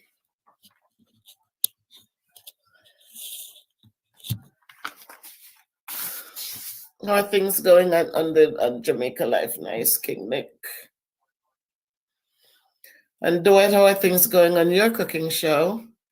I see you cooking up some shrimp. I can't do seafood, but I did watch it. So keep it coming, keep on going. King Nick, thank you for all you do, for being all of our hands and feet and back and head and eyes and nose and everything. Thank you so much for all you do for those people in need in Jamaica. We can't be there, but you have not frowned upon doing good all this time. So thank you, King Nick, and keep it up. May God bless you as you continue forward. Janisha, Toots, I see you. I see you. Good evening, Valerie, Brian, good evening. The real Lady Tanya, I need to speak to you. I need to talk to you. Camille, I see you. Camille, I see you. It is so. Yes, lady, I need to see you. I should go get my stuff and just show it to you on camera, Lady Tanya. It is so horrible. I did get my box, but I'm coming over to your channel as soon as you're doing a live. I'm coming over to your channel because my stuff is sitting here. I didn't get to ship it as yet. And I feel so bad. But I'll tell you something, Tanya, Lady Tanya. We're down to good evening. Lady Tanya left. No, lady's here. Thank you, lady. Thank you for coming, and thank you. So I'm going to be sending you an email, lady, and I need to just come over and talk to you for a quick minute. So thanks everybody who is here. Beverly Brown, I see you out of the river, and now you're up here supporting me. Thank you, Beverly. Thank you. Pink is here too. Pink Motivation, I got your box. Oh, this is so good. Good to see you guys hanging out with me. Thank you. Yes, Dwight. I'm happy things are going well. Good. Pink, I got your box. And I won't tell you, I did pick up my stuff. I just didn't ship them yet. Because look, it's the end of the school year almost, and so much paperwork. It's not funny. Okay. So that's good then, Lady Tanya. I'm gonna make time to wrap them and then to ship them. But Pink, know that your box, I did go shop and I did have your stuff.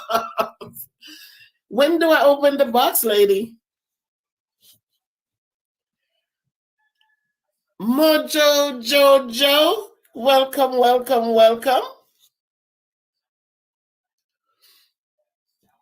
I'm so happy that there's time yet because I felt so bad.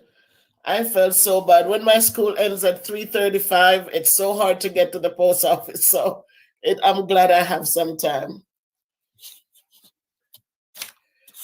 So my people, it's a good evening. We're here. I can see that you're there. Thank God, you know, I didn't see I didn't see my friend Roberta jumping on us yet. Roberta used to be the first one in here. I didn't see her as yet, but I'm hoping that she's okay wherever she is. And I'm glad to see all the faces. I'm glad to see the new faces. Welcome to my channel. Um, and just thanks to everybody who is out there. I'm so glad that Lady Tanya jumped in tonight because some of the blessings that I've received came through her unselfishness, her just an awesome lady. And if you haven't subscribed to that channel, Lady Tanya, please, it's easy. Please drop by and go see her. I don't understand why I'm not seeing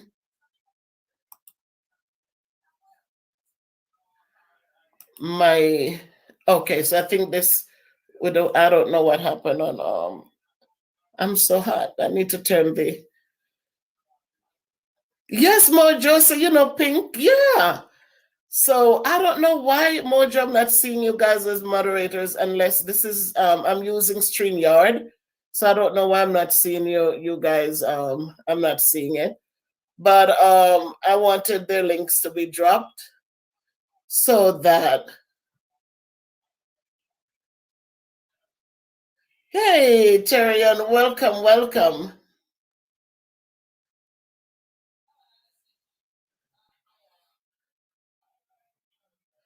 Okay, thank you, thank you. The Real with Lady Tanya. Thank you, Lady Tanya. All right, so that's what I need to do. I have to go to your community board and grab the thumbnail. Welcome, Terian, out of cool Jamaica. Oh, that's a joke. I know Jamaica is nice, nice, nice. So, welcome everybody. It's good to see us. Tonight is a good night.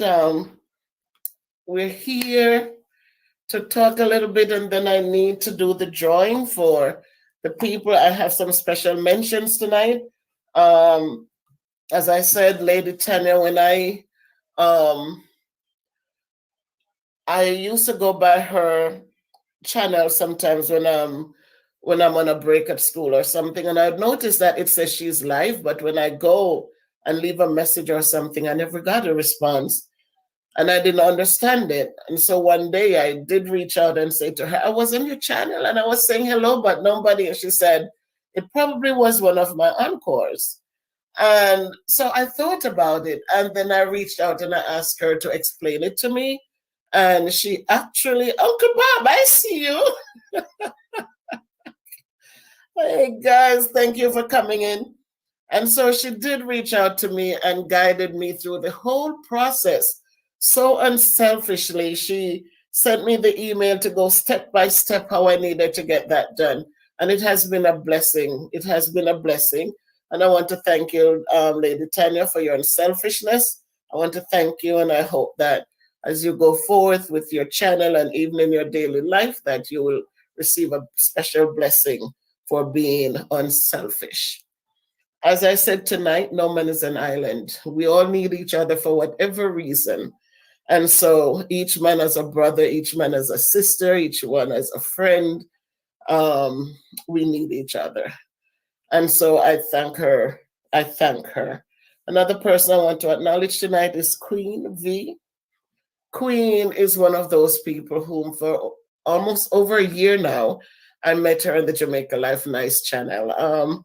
You come on and she would come in and everybody would acknowledge her, because that's one of the things that Jamaica Life Nice channel has. It's that respect for each other. People are cordial with each other, and it gives you great pleasure to be part of the scene there.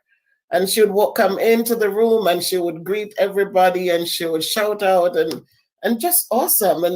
And then they decided to start supporting my channel. They'll send people to my channel. And the channel is growing. And I remember one night she came in from work at 11 and I was up and I needed some support. And I was a little nervous because I knew she was tired, but she kept saying, "No, Miss Bev, it's okay, it's okay." And she walked me through a process and helped me to get things straightened out. And then she said, "How is your watch time going?" And I said, "Not so good. I'm at 727 hours, I think it was at the time."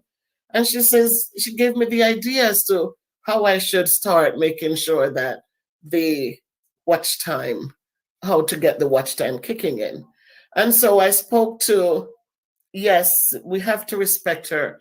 And she keeps the channel with her husband clean and safe and comfortable and so respectful. And so it's a channel that you're proud to refer people to go to and to be part of the community there. And so she told me how to do things so that my watch time would start growing. So I reached out to my daughter, I reached out to my friend Terrian in Jamaica, I reached out to my sister in New York, I reached out to my niece, I reached out, and so everybody started the ball rolling, and the hours started growing. So I have to say a lot of thanks to her, and I will consistently and constantly remember her kindnesses because she didn't have to do it, but she reached out and she did. King Nick, the same thing for him, supporting my channel, encouraging people to watch my channel, watch my videos, shared my videos, and will sometimes say, "Miss Bev, sometimes you need to do this a little different or do that," and it all helps. And so I also want to give a big shout out to a young lady. I've never met these people, you know.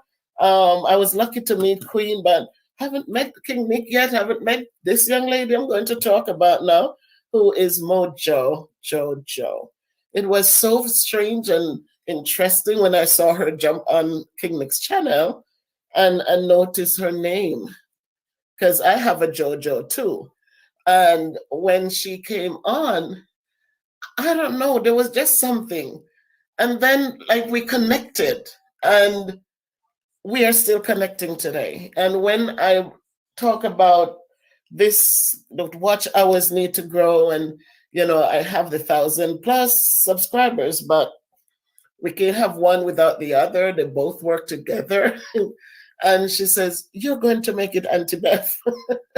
And it makes you feel good as you get older when people respect you, because as in the days of old, when, you know, they never called older, like us people, adults or senior citizens or seniors or golden agers, they never called us by our first names. They always said Miss or Auntie.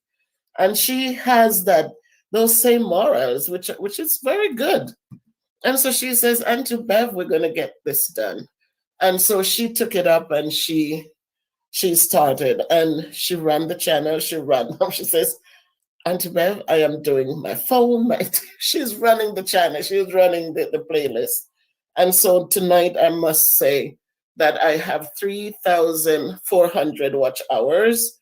And it is amazing that we're so close. I mean, we still have a ways to go, but it is just totally awesome that we have gotten this far. So I want to thank every one of you who have run the channels, who have run my playlist, and have given me the opportunity to continue growing this way. There's a lady I want to have not met her either, Pam Chin. Pam started she's new to my, thank you, King Nick, thank you, my friend. Fire Reed, I see you in the house, Fire Reed. Sandra T, I see you. Thank you guys for dropping in. Thank you, Pink Motivation, thank you. And Lady Tanya, thank you. You know how much you contributed to this. I got up like late last night. I set up my thing, Lady Tanya, and it went. And this morning I got up and there were people still watching. And so I have to be thankful that there are people like you who understand the need.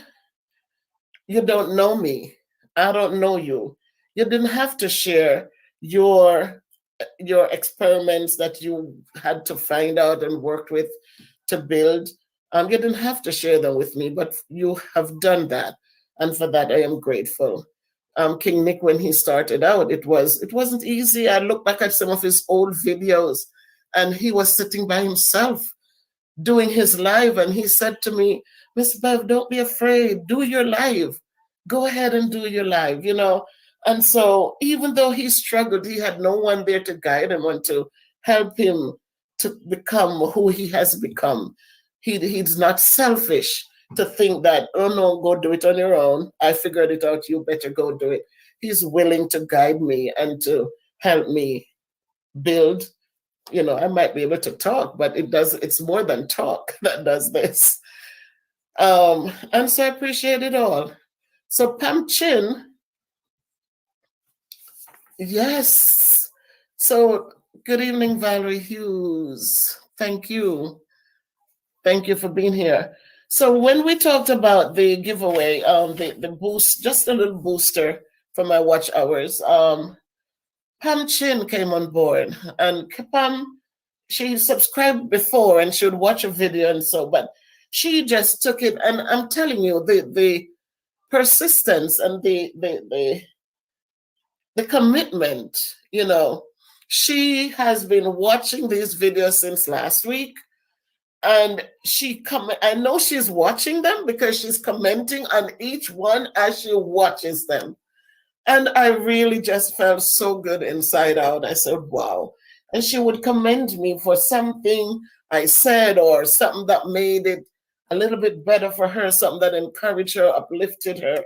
She would make a comment about it. And I am thankful that I am not speaking. It's just what the Lord puts in me that comes out of the mouth. Because sometimes really you don't know what to say, but he makes it possible for me to speak. So it's motivating others. Michael, I see you. Thank you for joining, Michael. He says, I love your spirit. You radiate. Thank you, Michael. Thank you. And so I wanted to mention those people. There was Mitzi. Barbara Jennings. Thank you. Welcome for joining. Valerie. There was an S. Reed, Camille. Shadina is my niece, and I want to also reach out and say thanks to her also. And I'm saying that you all have been watching, and it's the reason why I've gotten this far. But these people, I'm just saying about for them, it's just the way they have just taken it to another level, not just watching and but watching and rewatching, and is never tired of watching. Michael, who will jump on when he can, and people will come, oh, I missed the live, and I'm saying, that's but it's there, and I replay them, and they seem like I still see people watching and enjoying, and so I am very, very thankful. There was a person, Video Plug. I don't see him here tonight, but he was so interesting. When I put out the video about doing the watch time giveaway, within like 5 minutes, I saw the notification, and the guy had whether it's a girl or a boy, I don't know, Video Plug, but they had the video up, but nobody noticed it. But I said, how did you find it so quickly? So his name is also here. And Nyla, I do have your email. So tonight, Erin also. Erin, I got your information, and Erin has done something awesome too, because Erin wants to give her winnings to Tuss. If you're still here, so you have $50 coming to you and Shauna from Miss Erin. So please remember to give her a shout out when you next go live, when Nick next go live, so that she knows that it comes to you. So that will come to you later tonight or tomorrow. Roberta, you're here. Good evening, Roberta. Thank you, Roberta, for joining. You're a little late, Roberta, but you're here. Thank you for coming in, Roberta. I like when I come on and I see you, Roberta. It's a good thing for me. It's good. It's good. So thank you for coming in. So as I said tonight, there wasn't a lot of people who really found the video. And so I'm going to be giving rewards out to Pam Chin, Erin, Valerie, I don't know who S. Reed is, Camille, Nyla, and Video Plug. So you sent me emails. So Carlene, good evening, Carlene.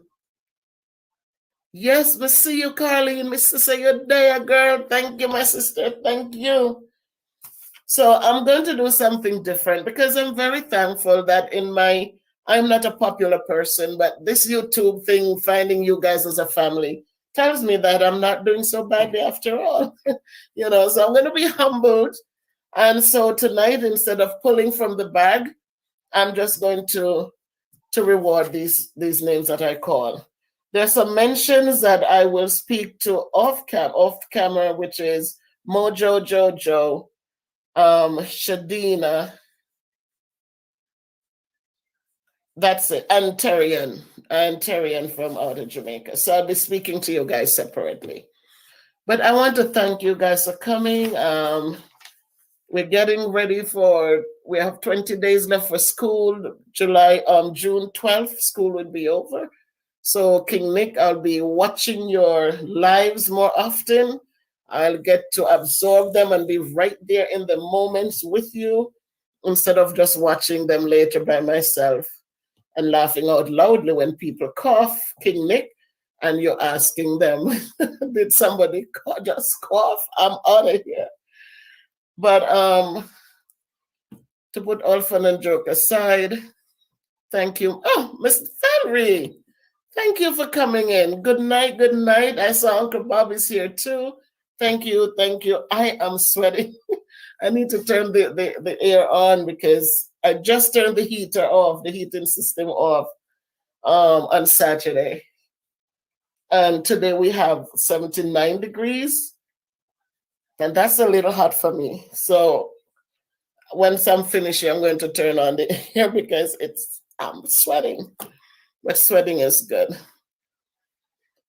So it's good to see us, man. I'm so glad to see you coming out to hang out with me. So as I was saying, school is now getting ready to close. We're going to have a long summer school session. Whew. Starting in July. They usually go right after the independence, July 4th. Then summer school starts. So right now it's a lot of paperwork. We have to make sure everything gets done, both for our evaluations and for the children, make sure their paperwork is up and going. So I don't have as much time as I would love, but I try to sneak in during my prep time if we have no meetings or during my 30 minutes of lunch.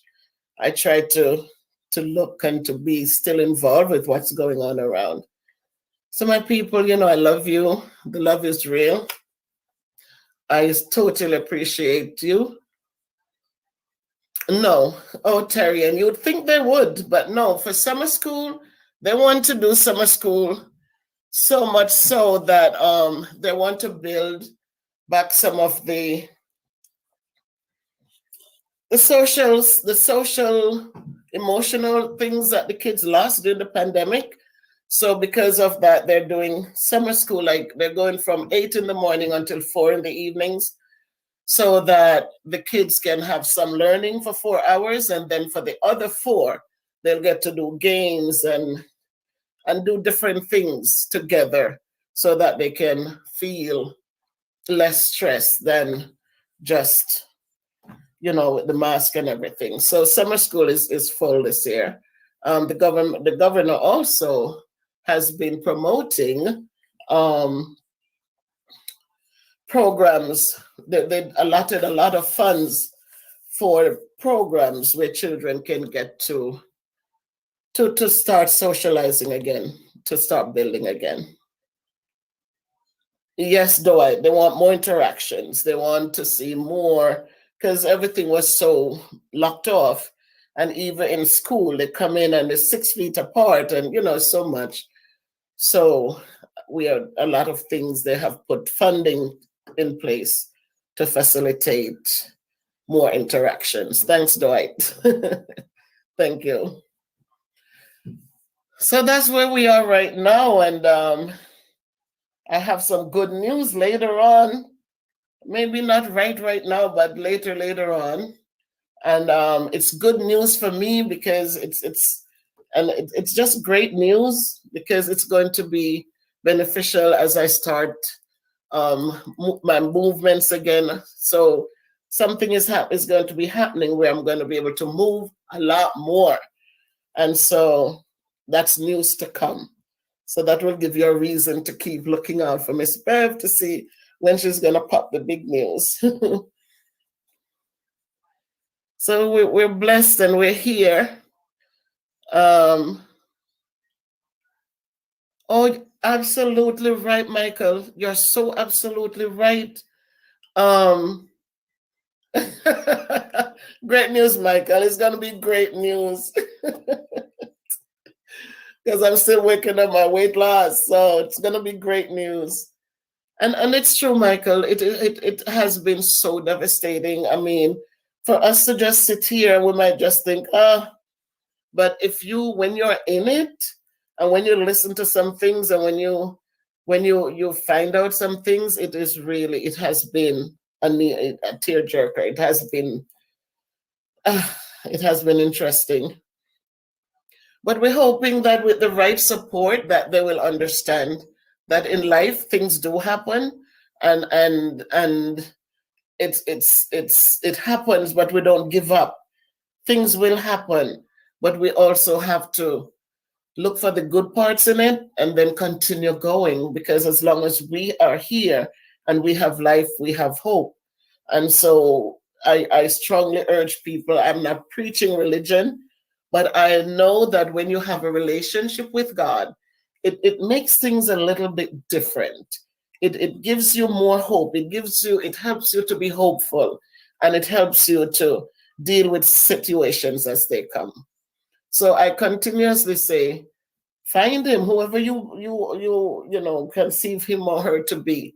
Make sure you have somebody who you have that supreme power there that you can reach out to, who never talks back, never tells your stories, never puts you down, never makes you feel less than you should, but who listens and who supplies the needs, not wants, because we want everything, every time we want something, but the needs that are necessary for our development. And so I always encourage us, keep a song in our hearts. If you whistle a tune, you're not going to go to hell for that. Whistle a tune. I'm telling you, it gives you hope. It makes you feel uplifted. I'm telling you. Don't, if you take on everything on your brain and all your brain is seeing is, oh, this bad again and this bad again and that bad again. All of a sudden, that's all the brain responds to. But if you whistle a tune, if you sing a song and let the brain feels nourished and feel good, if you go out in the sun, when the sun is out, instead of staying in the house peeking out, get out in the sun and feel how all of a sudden you just feel like you feel good inside out. So there's no perfection, but you know what? We can make it that we are whole. We are feeling whole because we're blessed. And so go out there, call somebody and share some good news. Don't call and get frustrated. I had a beautiful conversation on Saturday, and we were on the phone with somebody. Just think of somebody you never knew, but you're on the phone with that person for over 3 hours. For over 3 hours. And you're talking and it feels like you have known this person forever. But in the conversation, there was testimonies and there was healing and there was laughter, good belly laughs, and it was everything like a nicely wrapped gift. And so for those things I say, learn to reach out, people. Don't, Queen, you're here. Thank you, Queen, for dropping in. I'm here just talking, Queen. I didn't see that you came in. Mojo will tell you that somebody was talking about you, Queen. But you have to find these things whether you know people or not, but just to feel good and to know that you don't have to carry burdens alone. Because sometimes when you speak up, some don't think people, they say, oh, you chat too much. No, you don't chat too much. A lot of times when you talk, you find that there's support. Somebody's right there to support you. But as I said, closed mouths never get fed.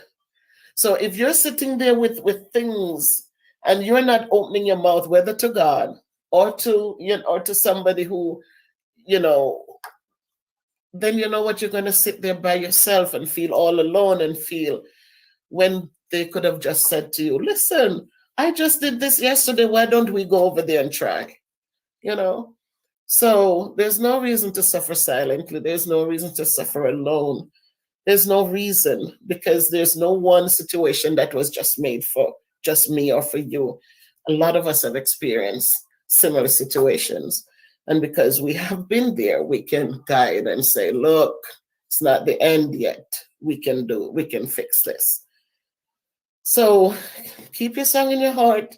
Keep your relationship with God, because when all else fails, believe me, I can tell you over and over again that He's real. And He comes through for you when you need Him the most. Not when you want Him, when you need Him the most. So don't forget. Christine Stone, good evening, my dear. Welcome, welcome. Welcome, Christine. Did Erin? I didn't see Erin. Michael, you don't talk too much. You don't, Michael. You just need somebody to listen to you sometimes, Michael. Hey, Erin. Are you there listening, Erin? All right, so my glasses feel like it needs to fog up, right? Yep, exactly, Mojo. But he's there in the right time. He's there in the right time. And I can tell you, I see you, Erin. And I did make the announcement, Erin. So, Erin, you won $50. It will go to Tus and Shauna. All right. Thank you, Queen. I don't know in here. We don't see any like up the live. Don't to smash that button. I took StreamYard. I don't know why I took StreamYard tonight, but we're getting there. Anne-Marie Harris. Good evening, Anne-Marie. Welcome, welcome. So yes, Queen, I'm at 3,400 watch hours, and as I was saying, a lot of that goes to you for your support, for giving me tips how to get this done. I want to say thanks to my children too, who jumped on board. My JoJo, she jumped on board and she, Mommy, my phone, my computer, my tablet, my laptop, they're all going, Mommy. So I want to thank everyone who has helped me to get this far. It's just because of your love, your support. Lady Tanya, I can never forget you. I printed your email and it's in my Bible right on my desk. And I'm able to hopefully help someone else as they start. I have some students who are talking about starting their little YouTube channel, and I'm encouraging them because you never know where it will take them. And so later on, as they go along, I'll be able to pass on the same guidance that you guys passed on to me unselfishly. And so I thank all of you. So thank all of you. Joycelyn, thank you for dropping in. I totally appreciate your support. and know that it's not over. If any of my videos have motivated you, has encouraged you, if any of my videos have given you light or guidance, if any of my videos are have done anything for you, know that it will do something for someone else too. So please share them and continue to encourage those people around you, because we never know when our time will come when we need that encouragement. So we're here as helpers. That's right, Lady Tanya. You have really proven that much. You have proven that you cannot be selfish. We cannot be selfish. And so as we do one for another, we find that there's always going to be somebody out there that the Lord will provide to support you in something that you will need support in. And so we thank God that we serve a good God, a mighty God, a God who promises not to leave us nor forsake us, but to continue to be there to provide our needs, not our wants. We want a nice TV, but that's not what He's going to provide for us. We want nice things. Who cares about nice things? But He says He will provide our needs. And so if we believe in that and we hold fast to that, we find that our lives become simpler, they become more humbled, they become more manageable. Because if we're not craving for every little thing we see, if we cannot find contentment in what we have, then we're going to be living in turmoil every day. And when we are saying, Lord, but I want this and I'm asking, and we do not get it, we become more tormented. So if we learn to be satisfied and know that the Lord will provide, then know that He will. He did it in the days of old, and He's still doing it today. I can tell you that He's still providing. So, any questions? You're welcome to the new subscribers. And please go to the videos and give me some love, give me some thumbs up, and give me some more watch time. Let's grow together, guys. We never know. We never know. So I thank you for your support. Again, there are people that I'm going to respond to in your email. One person has a Cash App. I will be responding to Video Plug on his Cash App. He was the first one to identify my address and the song To God Be the Glory. How can we say thanks for the things Christ has done for us? Things so undeserved, yet He has proven and given His life for us. The voices of a million angels cannot express my gratitude, or that I am, or ever hope to be. I give it all to Thee. So, how can we say thanks for the things Christ has done for us? We didn't deserve it, but He has done it. So to God be the glory for the things He hath done. So for those people who found that video, remember that I was cooking that day. I was making chop suey, and I just started singing. And so, yes, that was the video. So as I said, there wasn't a lot of people who really participated in this. So I am going to award all the people who did, because not so many, but God is always providing. And so I feel compelled from the heart to acknowledge these people.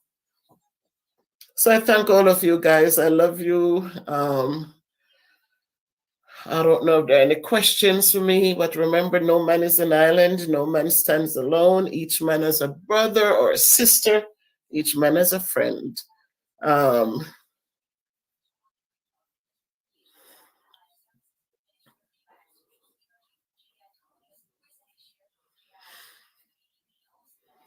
Exactly, Christine. Michael, you love the chop suey, right? Yes, if you tried, you love it. And I mean, just cook it your way, put your flavors in, put any kind of love you want to put in that in your food and enjoy it. My cooking these things is just to remind us that these things can happen. These things are good. They're wholesome. And as you try to lose the weight and you're cutting back on the fatty things, that you can mix up your vegetables and enjoy them. So yes. And all right, I see my purple hearts. I see my purple hearts, Uncle Bob. Thank you, and Erin. Thank you, guys. Sorry. Sorry. Where's Nick? Sorry. Am I gonna get a trashing because I'm coughing? Yeah, I must say also that I have allergies, and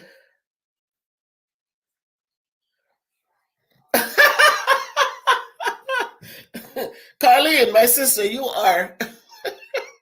I'll get you one day, Carlene. I will hear you sing too. It's a blessing when you grow up in the church as a young child. You know, some people get to go gallivant and they go to movies and they go to different things. But my growing up was in the church. I went to the Moravian Church in St. Elizabeth in Springfield. And then at 16, I got baptized as a Seventh-day Adventist. And so for those things, Terry Ann, we went to church together. We sang on the choir. There were things that we did. And I was never a singer, but I mean, people said, yeah, you have a good voice. You have that raspy voice, you know. I sing at school. The teacher said, but you can sing, but to God be the glory. You know, whatever it is, all honor and glory to him. I know when I feel, you know, I sing. I don't care. I sing because I have a voice and I sing. The crows, they caw, but that's their voice. But you don't see them hiding. They're cawing. They're out there making their personal sounds. And so, whatever your talents are, don't let people tell you what you can't do. You know what you can do. If you can open your mouth and make a sound, you enjoy it and embrace it. So that's how it is. It's not.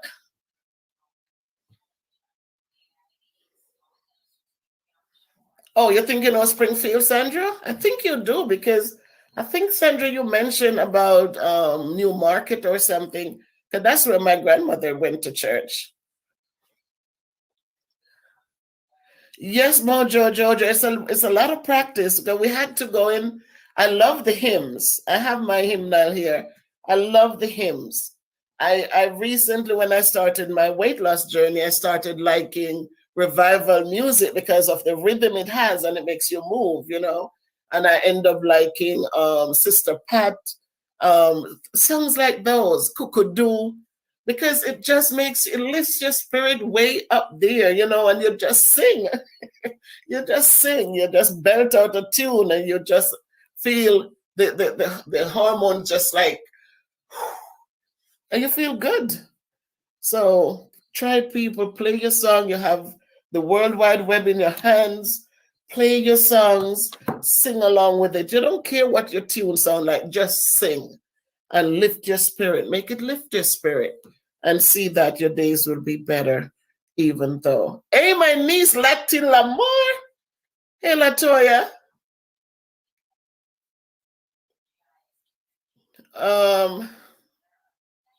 One Link TV, thank you for joining.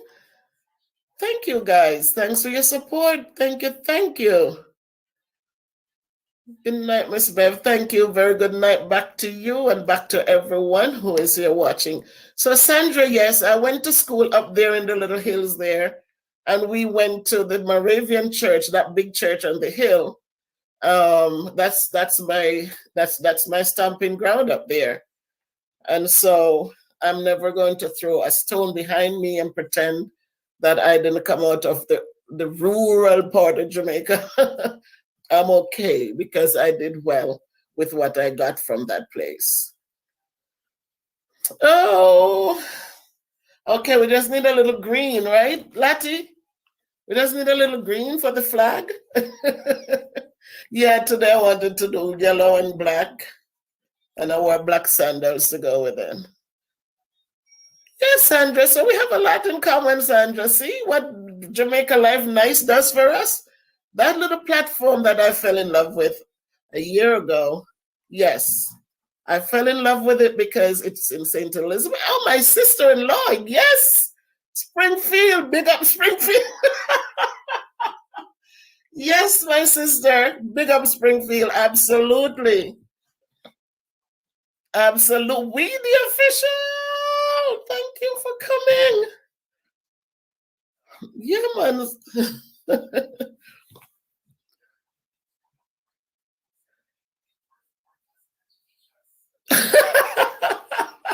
Great minds think alike, right? Great minds think alike. Yeah, tonight, if you notice my wall behind me, I know every house in Jamaica have this in it. Remember this. When you come here, what you see here, what you do here, when you leave, when you what? When you hear here, when you left here, sir. Oh, what you do, what you see, what you hear, when you left here, so make it Tanya or no come back here. So my little, I can't give up my Jamaican heritage, man. It's too rich. So tonight I wanted to sit here in the dining room. We have Bob Marley. We have Bob Marley. I love Bob Marley and the messages that he left us. So I love him. I really respect what he left for us, the legacy he left behind. So tonight I just wanted to sit in this section and to big up my heritage. Yes, we do. We just have to love ourselves.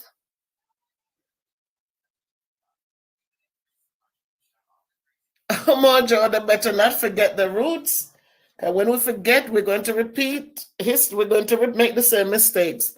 So we need to make sure that we are encouraging, we're embracing our rich heritage and make sure that it goes on from generation to generation. Nikita, I see you, Nikita. Good evening, good night. Thank you for joining, Nikita.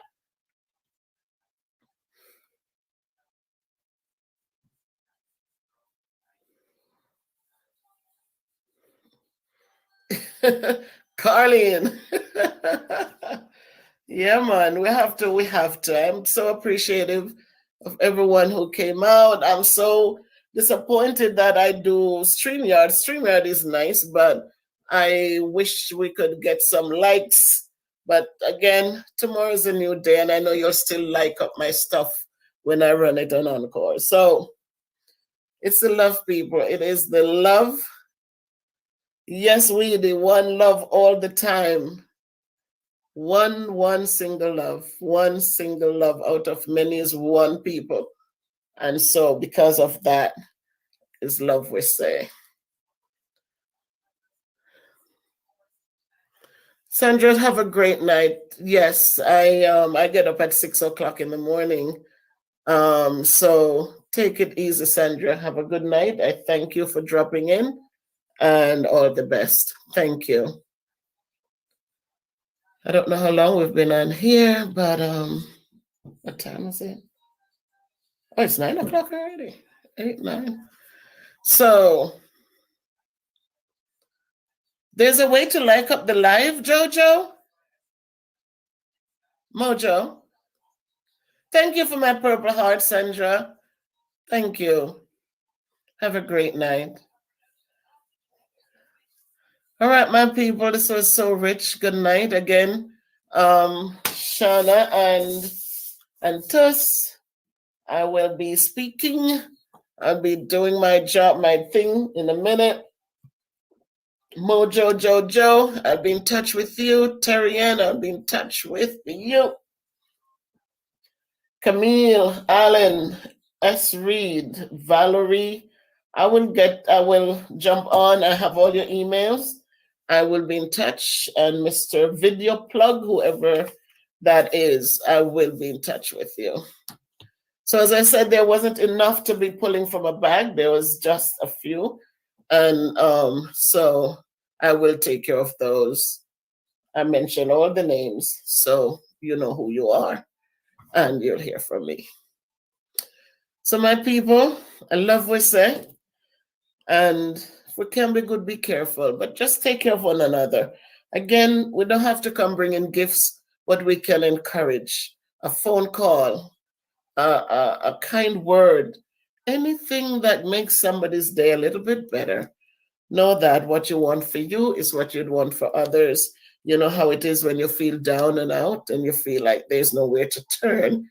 You know that when somebody comes in and say, "What's happening?" all of a sudden you feel good inside. And you want people to listen to you sometimes. As I said, I had a beautiful call on Saturday, and I was just running my mouth for so long, and the person was just sitting, was just there listening to me, just listening to me. And then when the person spoke, when she spoke, I actually had to say, "I'm very sorry." I had to really, it's a good thing I'm not somebody who is, I don't beat chest, and that's not me. But it was so, I'm telling you guys, it was beautiful. Because once I realized that I was wrong, I was able to say, "I am sorry." There you go, my niece, my black and my yellow. And you add the little green in for me. Thank you, my niece. Thank you. So it's good to listen and not be quick to put people down or to be combative and to be angry. When we speak, let us speak with love. And even when we disagree, just learn to listen. Just learn to listen, please. Just learn to listen. And if you are in the wrong, please don't feel too big and proud to say you're sorry, because those little words, it just takes away the anger, and it just give you a chance to have a good conversation. Because I'm telling you, our conversation went on like for me, I think 3.5 hours, almost 4 hours. And it was refreshing, it was healing, it was beautiful. So believe me when I say that. So I see my 4 stars, Camille. I'm going to be responding to your email, Camille. So I will be responding to you. If not tonight, because it's after 9 now, but if not tonight, definitely tomorrow, Camille, you will hear from me. So love you guys, and thank you so much. I genuinely appreciate all of you, and I wish God's blessing on every one of you as you go forward. And as I said, if you can't be good, be careful. Be very careful. So, one love we say, and peace out to everybody. Thanks for joining me, and good night. Thank you.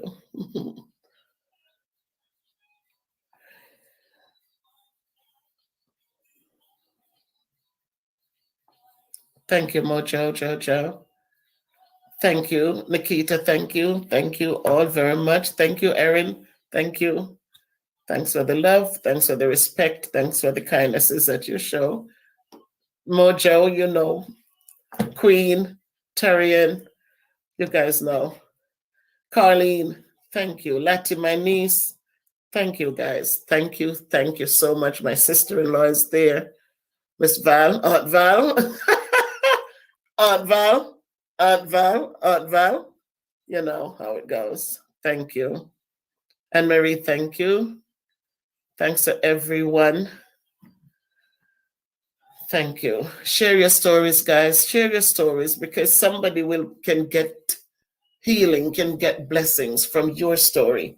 So just not let it be just your story, but let it be our stories, so that when we share it with others, they can see that there's hope. There's hope. And so don't be afraid to share the stories. Pam, you're here, Pam. Oh my goodness, Pam, you finally made it. Pam, I need you to send me your email, Pam. Look on the video and you see my email address there, Pam Chin. Please go to the video again, for the giveaway, Pam. And the email is right there in the directions. Please email me, Pam.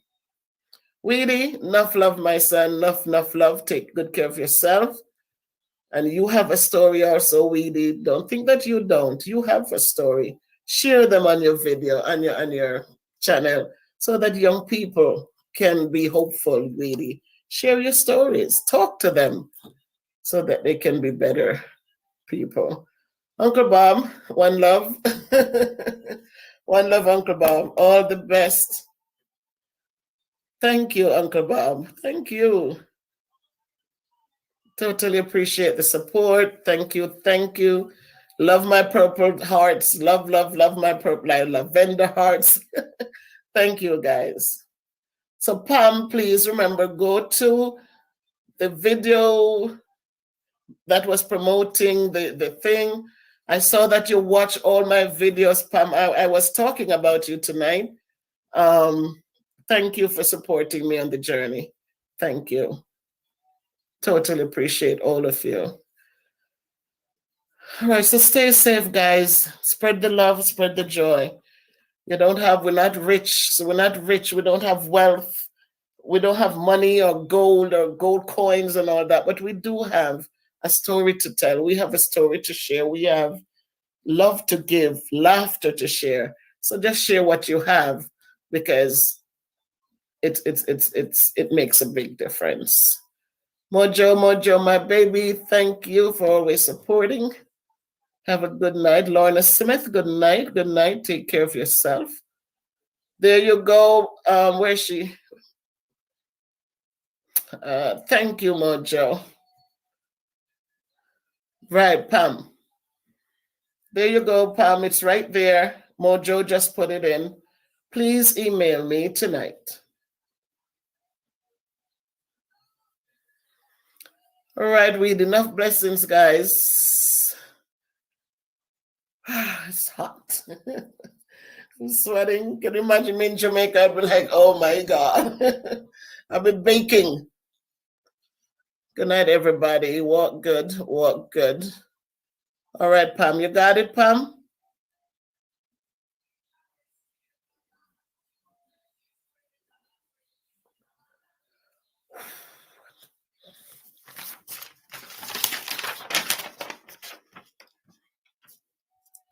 All right, everyone. Good night. Good night.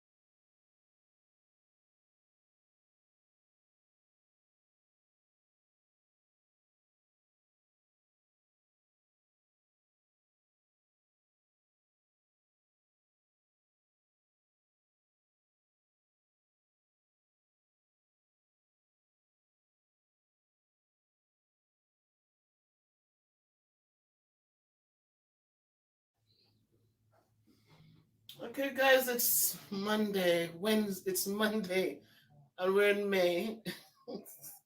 It's May. It's May. It's May. It's a new month, and pollen is out there like crazy. Pollen is like on Saturday and Sunday. My eyes were crazy, just itching so badly. But I took some Claritin, and it made it better. So today it's Monday, and um I just want to come home and do something today. Had work, came home. I said, let me set up and let me do a juice for us. My friend, I she did her juice, and I got motivated again to start cooking something, juicing something, doing something to for you, my people. And tonight we're working with the papaya. So again, I got a new thing that is supposed to show you. Okay. So tonight we're gonna be working with the papaya. Okay. Um, I've seen enough of me, so we want to make sure we're focusing on the foods that we're working with. So here's a papaya. And before I even cut the papaya, let me talk to us a little bit about the papaya plant and the fruit. If you notice it, it's an orange fruit. It really came from, it was mostly found in Mexico and Central America. And it grows naturally in the Caribbean. So I grew up with papaya as a child. Um, sweet papayas. The trees grow so tall, and then the papayas are way up in the top there. But very sweet. And today, when I cut it, you're going to see the little black seeds in it, and in the seeds are covered with a little gel-like thing, pocket-like. So when we used to scrape them, but we didn't throw them away. We used to suck on them. But the seeds are peppery. They're not sweet. They when the socks burst, it's sweet, but then the seeds by themselves are peppery. Some people still use the seeds for different things, but today let me just talk to you briefly about some of the benefits of papaya. Um, when we were kids, we call it papa, and but then when we came here to this country, we learned the name papaya. So some of the health benefits. Remember, I'm not a doctor. I just looked this information up and found out that we used to just eat papaya when they came in. We used to, the small ones, we used to just burst them and scoop them out. You know, we didn't know that they had all these great benefits. So it is said that papaya it reduced the risk of heart disease, reduce the risk. It didn't say that it cures it. It says it reduces the risk.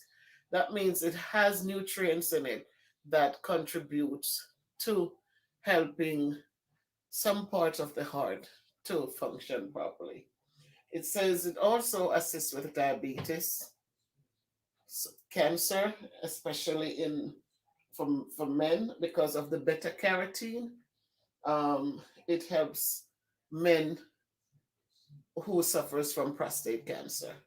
Now remember, if the cancer is gone out of control, if it's too bad, then you know that the benefits it's going to give you different benefits. So don't just go and say, "Oh, she said papaya can cure cancer." I didn't say that. It says there are nutrients in it that helps against prostate cancer.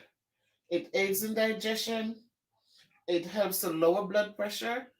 Um, Asthma, it says that it has some benefits as it relates to asthma. Um, Eye health, we know that they always say, tell us as children growing up, and we got old, and we know that they said that orange food that are orange, they have some benefits for cancer and the eyes. right?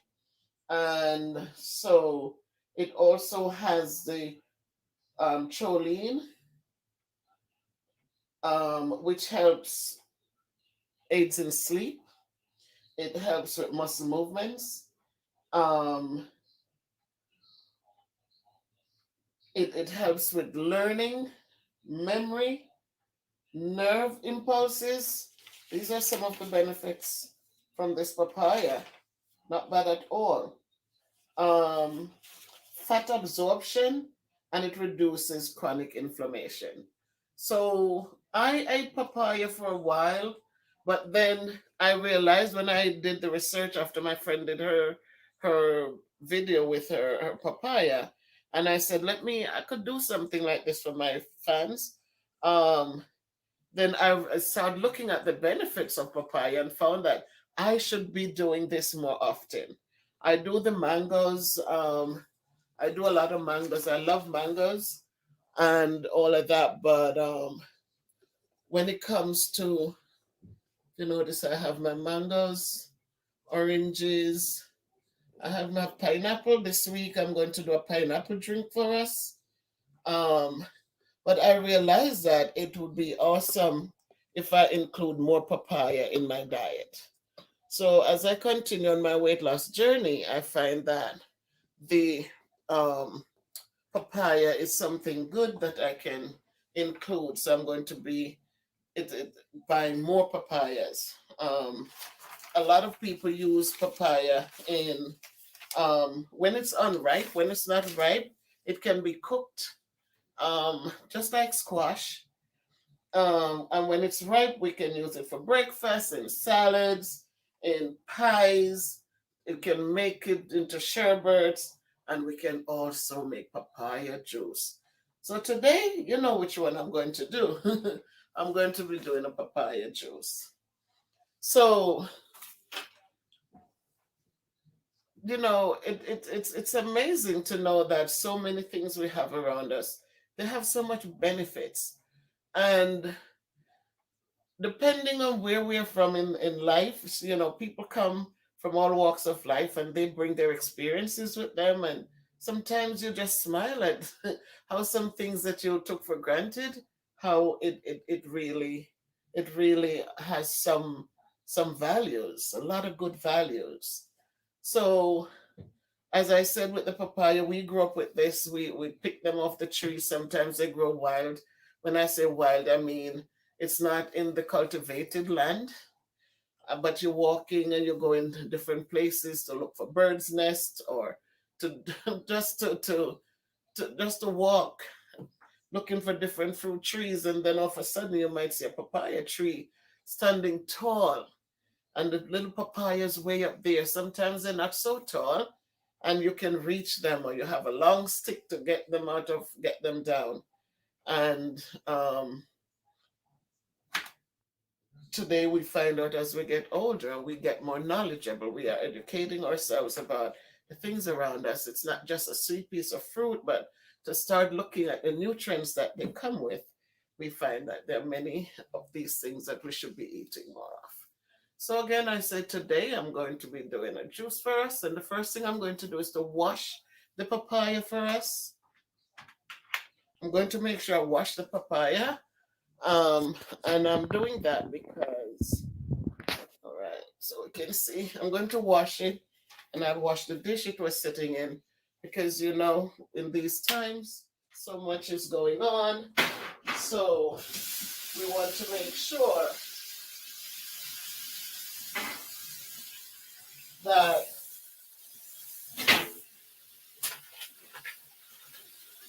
whatever we do, we're trying to stay safe. All right, so I don't want anything to fall down over here. It's a little too tight in here. So let me just put the paper towel on this counter.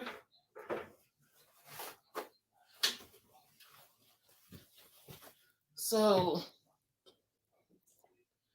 I want us to see what I'm doing. So I just washed the tray again, And I'm going to put it on the side. And I wash the papaya.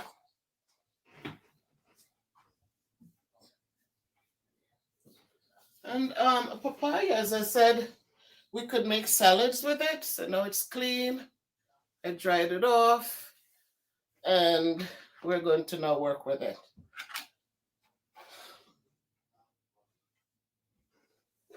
So,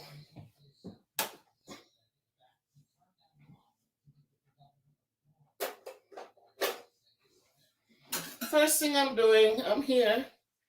First thing I'm going to do is I'm going to peel the papaya. And now you don't need to see me, you just need to see what I am doing.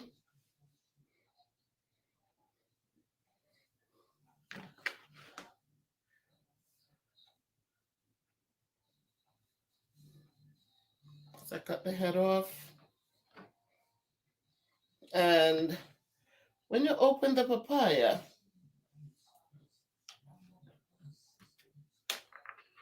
you could see there, it has those seeds in there.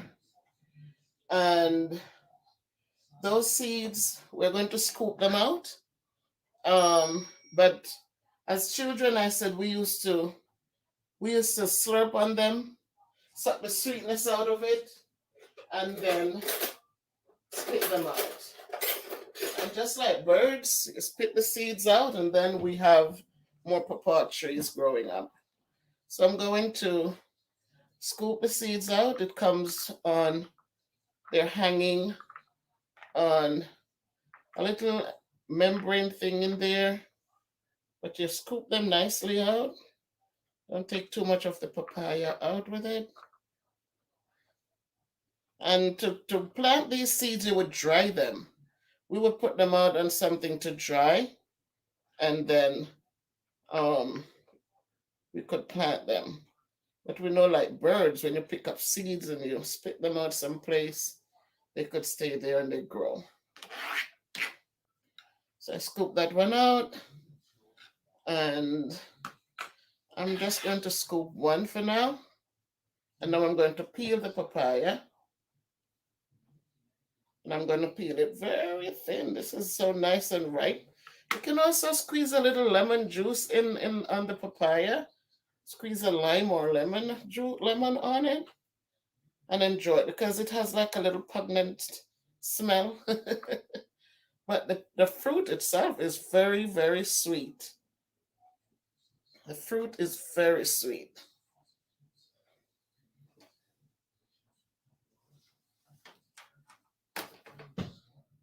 So I'm peeling it off, peeling the skin, and skin is thin, taking it as thin as possible, as we want to save it. This is a tropical fruit, exotic fruit, and it's good. See the nice, rich orange color, and so we have so much things to help us along, you know. So I am going to now peel them. I peel them, and now I am going to cut them, and put them in the blender. But what I didn't tell you is that I'm also going to add bananas to this drink that I'm going to be making. So I'm going to be adding 2 bananas, maybe 3, and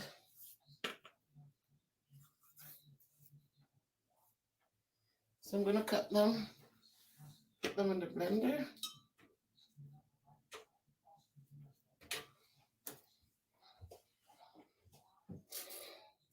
Maybe I put 3 bananas because it's going to make it nice and creamy. But I don't want to drown the flavor of the papaya.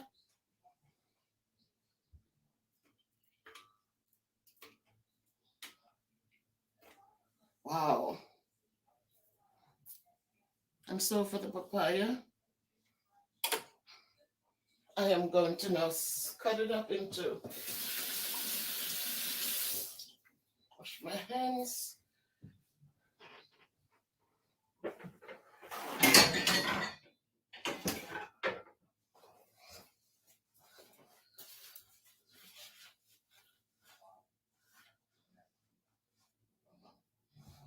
Okay, so I'm gonna cut my papaya.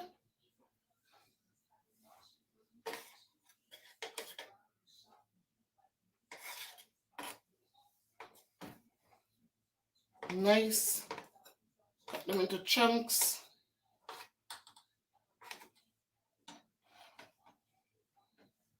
Cut them into chunks.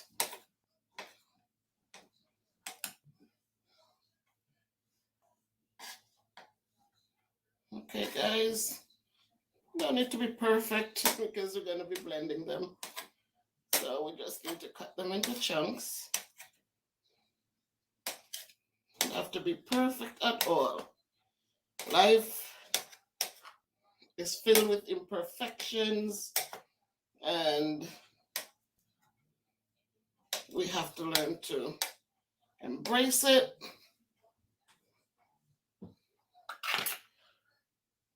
Now I am going to.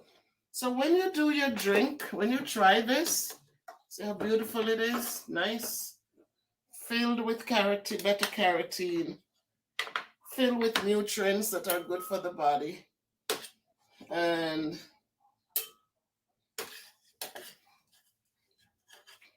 I am pouring them into the blender. And we're going to have our drink for tonight. So I'm going to be using water. I like the distill. It's good water. I like to use I like to use the Smart Water. So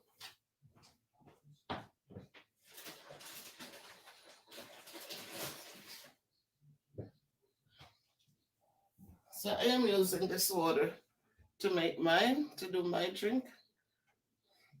This is a Smart Water. So, and it's room temperature. I do not really care too much for cold water,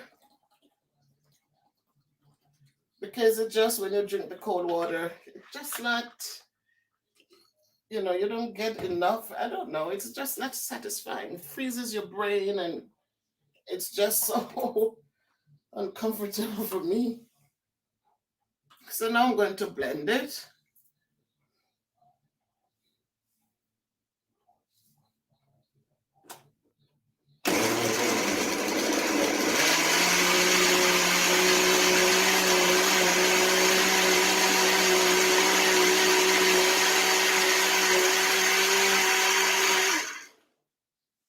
Let it rest for a minute. So it has a nice, beautiful color. You can see it from a distance, that the color is rich. It blended out.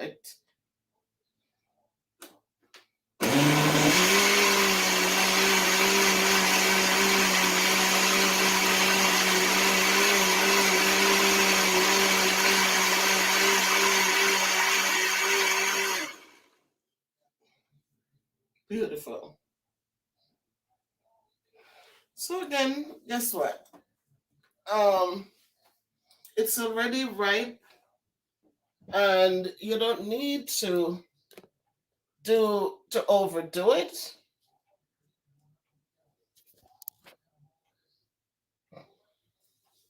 Because the fruit is already ripe. It's so ripe, so you don't have to overblend it.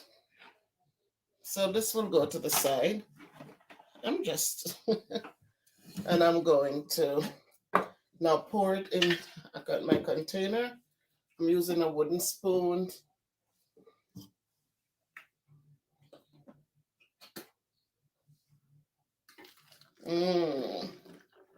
Beautiful.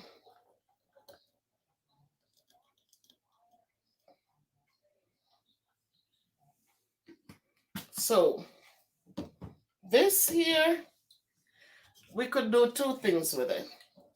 It's already like a smoothie, but if you want to make it into something more, then add a little vanilla to it. If you want it as a drink, you can add a little vanilla to it.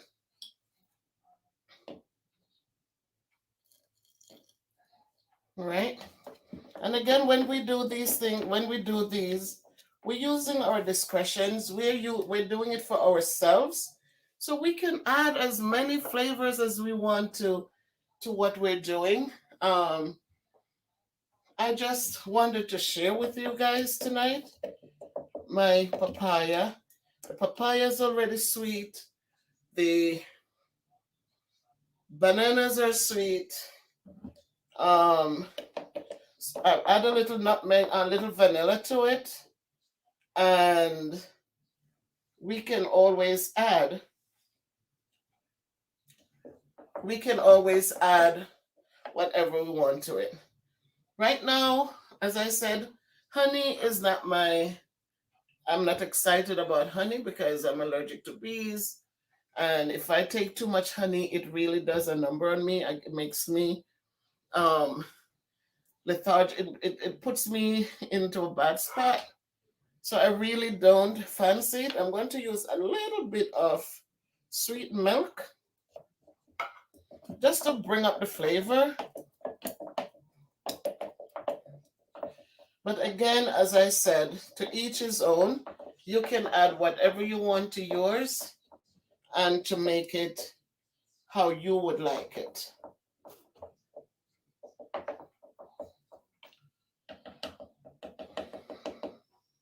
So, my papaya banana drink.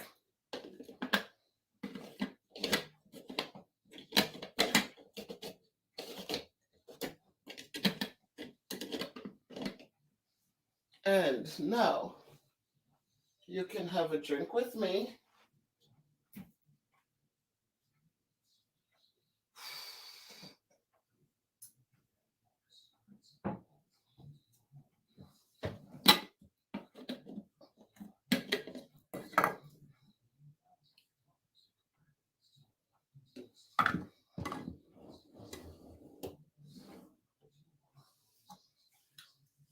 And there we have it, my friends.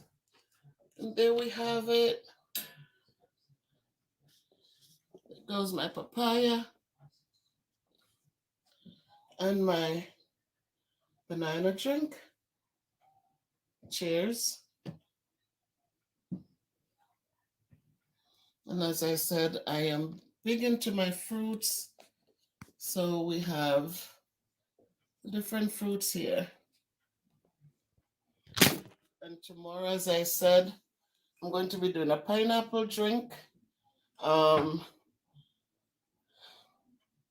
Maybe not tomorrow, Wednesday, because we have parent-teacher conferences. And again, tonight I did the mango, not mango, but the papaya and banana drink. I still have some papaya left. That's the color. It has the seeds embedded in there. So when you buy the papaya in the store, if you have never used papayas, please go out and get your papayas. Beautiful orange color, rich in beta carotene, rich in antioxidants, good for the body, good for the nerves, and just overall healthy for the body. So my people, everyone is creative in their own way, and we create what we want to create, and we enjoy and we share. So tonight, this was my sharing, and thank you for watching. Remember, life is beautiful. It comes with its ups and downs. It comes with its dysfunctions. There's no perfection, but we still give thanks and we move onward and upward, hoping for the best, working hard so that when the opportunities come, it's not luck. It's you being prepared. So when the opportunity comes, you are ready for what it offers. So thank you for watching. Please remember to subscribe if you haven't done so yet. Please like the video. I hope that it's beneficial to you, so you can give me a thumbs up, and please share the information with those around you. So please subscribe, like, and share. And if you can't be good, be careful, but always walk good. And always remember that together we do more. Take care.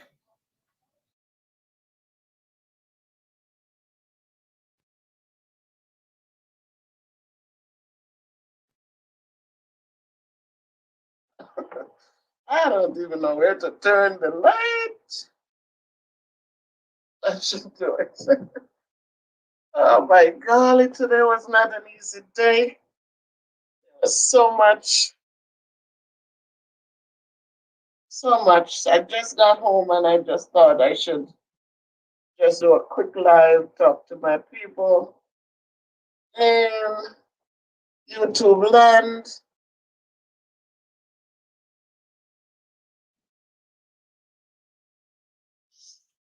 Because today the big talk on our campus was, what if yesterday's situation, we're talking about the rioting in DC yesterday.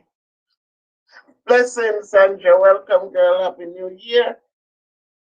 We're talking about the situation yesterday. 4 people died from out of the situation. And they keep talking about it's not a banana republic, it's not a banana republic. Jamaica had its elections and we didn't have this situation. Somebody has to win, somebody has to lose. So whatever we do, that's what life is. And it is just sad that people end up losing their life because of. Happy New Year. Good to see you again, Stacy. Thank you, McDaniel. Hey, Stacy. You know, it is just sad. I was up. I didn't get enough sleep last night, and it's just that I was thinking about all these things. You know, I was looking at some of the pictures, and I saw one window where you had some guys there, and I kept saying, if these were the Black Lives Matter people, what would be going on today, Robert? Pick up yourself. What would be happening? I just imagine you could see the slaughter. I mean, it is just it is heartrending. Today I had to talk to the kids to see how they felt. There were kids who were watching. Hey, Michelle, Happy New Year, and Michelle, thank you. I had to Grace, Arlene. Hi, how are you? Robert.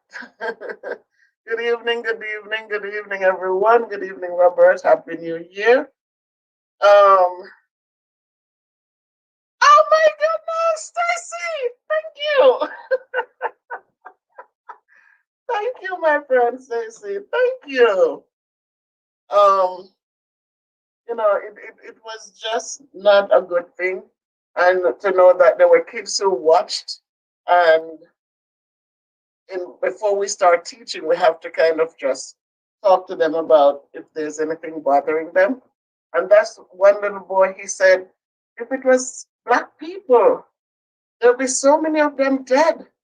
And yet you have all these people who are able to get all the way into the building and create all that problem, taking pictures and doing all of that.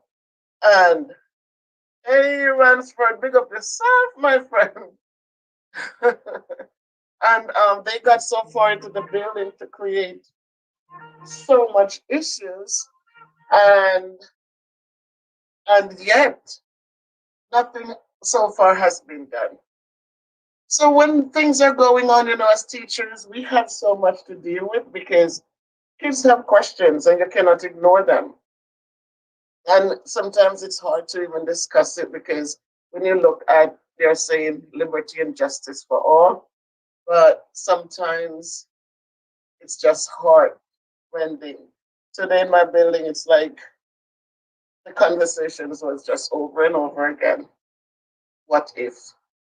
What if? And so as we go about, but ladies and gentlemen, I'm saying boys and girls as if I'm in school, it's like we cannot stop praying. We just have to be consistently in prayer because It's not an easy road. It's not easy out there. It's not easy. You're lost. You have done so many court cases. There's nothing there. Leave it alone now. But we have to deal with it. We have to live through it. And my day didn't go so well because I didn't sleep enough. So I came home. I'm so tired. And I just think, Beverly Brown, hi, Bev. Dawn, actually, we have to deal with a lot of the stress because we have to make sure that children are getting the truth. We have to make sure whatever information we're giving to them, it is correct. And so, thank you, Dawn. I got you. I watch you. And keep writing, keep telling your story because that's good. One love, Roberta, as always. Thank you. So it's not an easy go. Sometimes I come home, and today I got home and I was grateful to be home. And you listen to all the stories that are going on. You come home and you're brought back into it. And you have to be prepared again for tomorrow. If kids have questions, how you're going to answer those questions and to make sure you're not scaring the kids. But at the same time, you have to make sure you're telling them the truth.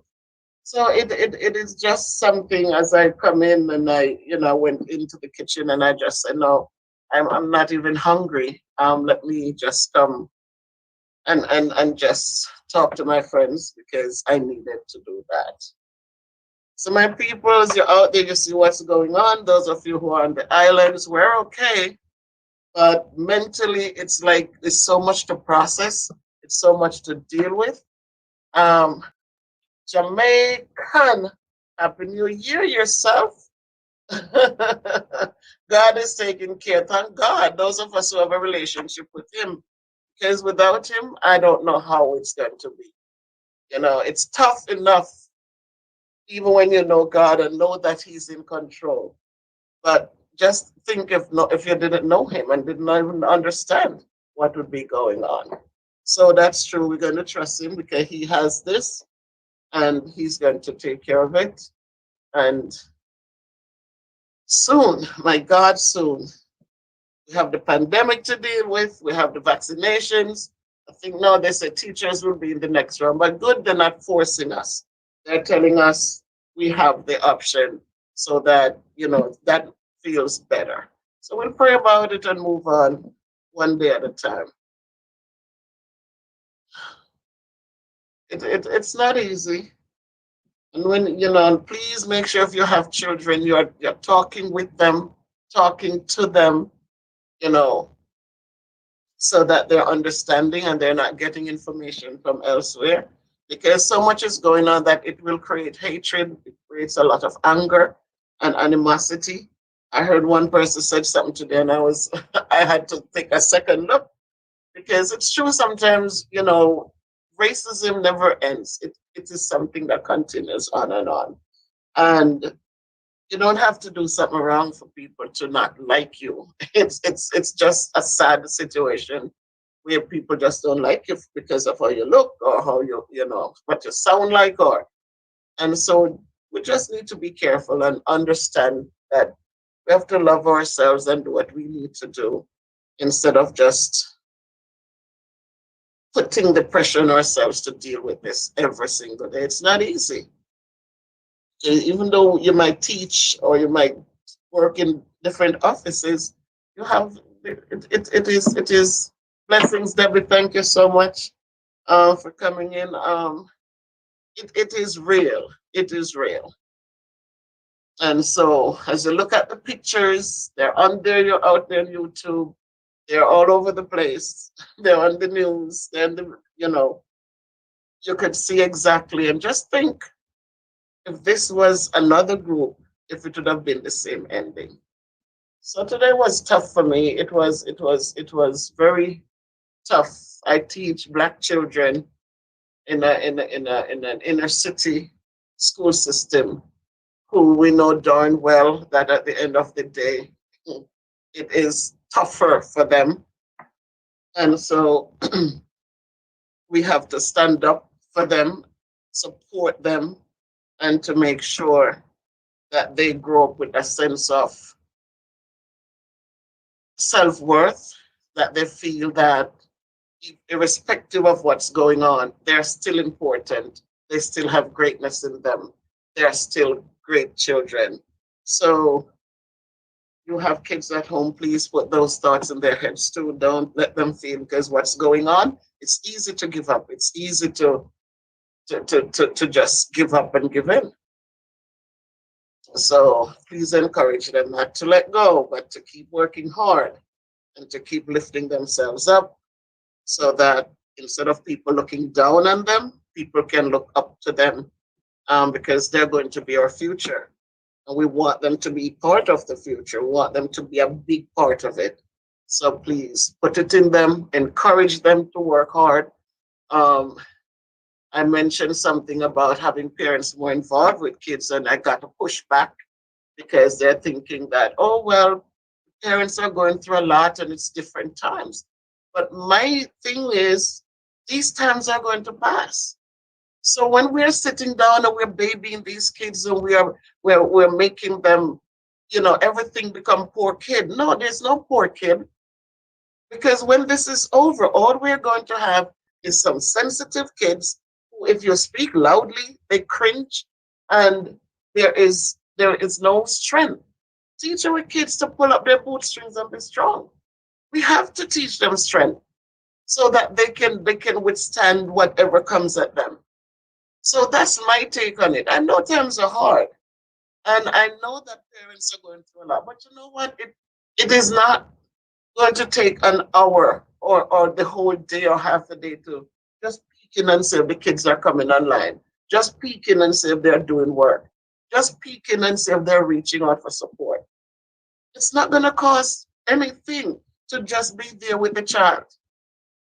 And so, as we are sitting there making excuses for parents and making excuses for these poor children, our children become weaker and more, they don't have the backbone to withstand anything. And I can't deal with it. I said, no, I don't. Times are hard, but we have seen harder times and people stood up. So, stop making the kids feel like they should give up because the pandemic. No, they're not hungry. They come in, they get food at school, the people are there supporting them the best way we can. So it is not easy. It is not. Hey, Miss Z at Butterfly. Hey, Jody. Thank you, Pumpkin. Howdy, howdy. So even my children, I wasn't easy with them. There was no easy nothing. It was, if I'm not there, you need to survive. So there couldn't be any easy. There had to be, guys, you can do this. It's not going to kill you. You can do this. I see kids nowadays, if they need to, parents go shopping to pick up a little bag. Oh, that's too heavy for you. I'll get that. Look at what we used to pick up and go with. Like nothing. And where did it put us today? It gave us backbone so we could stand up, raise families, have jobs, and advance ourselves to better jobs. So I want our children to not be pitiful. I want our children to be strong. I want our children to look back and have something to build with and build on. So I tell them it's not that they think I'm such a tough teacher. It's not about being tough. I love my kids and I'm tough, yes, but because I want the best for them. So sometimes they come in and they feel like babying them. All they're doing is creating this thing where when they walk away, the kids have to sit there waiting for handouts. I don't like that. I like kids who can work hard, irrespective of their surrounding. They can work hard. Leaky baby. Hello, how are you? Yes, it was leaky. You left work. Oh my goodness. Thank God you're safe. Thank God you're safe. And that's what I'm talking about, leaky baby. I look at it, I say, look how many people they put in jeopardy yesterday. 4 people died unnecessarily, right? But just think, Leaky, if this was the Black Lives Matter group down there yesterday, They couldn't even get to that step before their blood would have been splattered all over that place. When they went down there to demonstrate, what they had rubber bullets, they had all of these things going after them. And they didn't hurt anyone. They were just down there saying, we want equal, we want, liberty and justice for everyone, you know. And look at how they were treated. And look what happened yesterday. People were hanging off roofs, pulling people through windows on ropes. Where were the police? Where was anything? And so, as we go through, I'm glad you're okay. We don't know the next minute because people are just who they are. So we just have to pray one for another and to encourage one another and to continue hoping and praying and just trusting because this is what it is.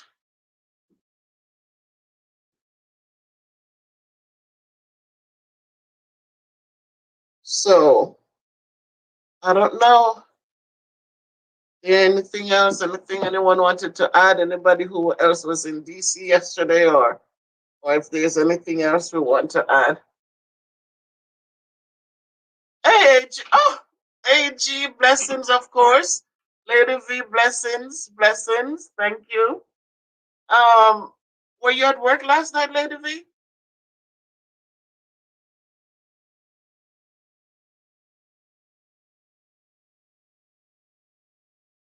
Chakandikin, that's right, Jamaican. Yes, there are too many. And what it is, you know what? They come in, Jamaican, and it's like they feel like if the kids are strong, then they're going to not be pushovers. Oh, thank you, Lady V.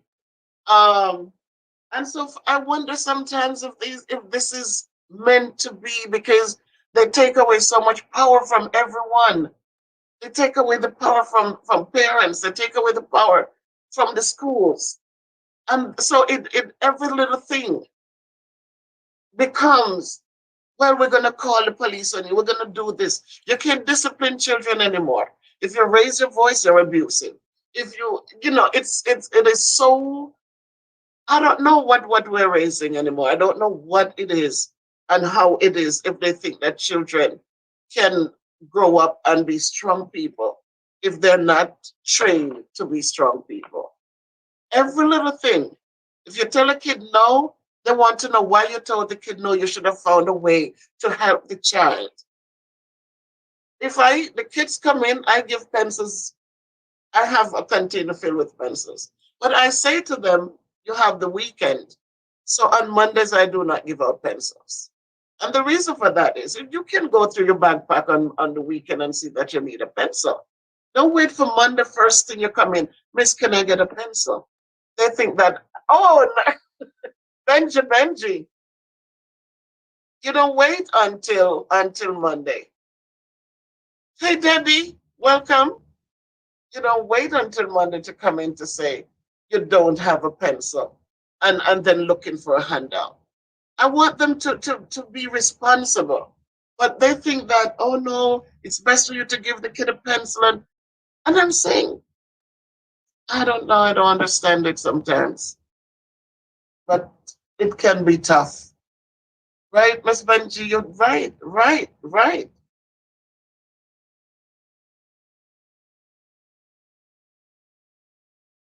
Exactly, Miss Z. Exactly. And the world saw it. It is such a great thing that people are talking about it. People, even the president-elect mentioned it. His granddaughter texted him from her college in Pennsylvania and pointed that out. Thank you, Lady V. Remember to subscribe, like, and share, guys.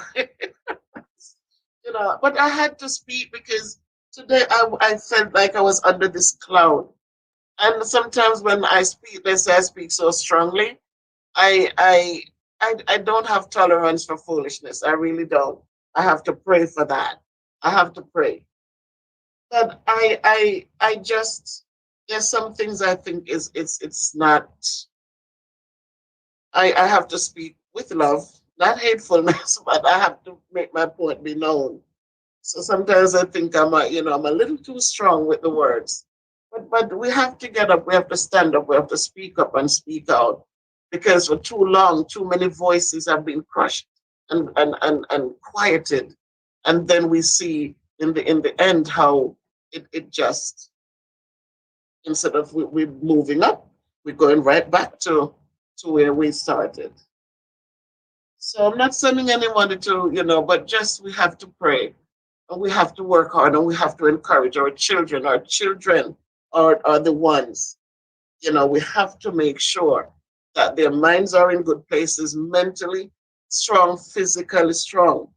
And as we continue to build the wealth for them, because a lot of times, in order to have a voice, they're looking at certain things in order for you to even speak and anyone listen to you. So we have to give them a balance so they can go out there and be effective. Miss Benji, you know me, right? I have to speak. I cannot, I don't speak with malice, but I have to speak and then leave it alone. It's sometimes it's not good. It was horrifying, frightening, and it was just frightening for me. All right, AG, one love.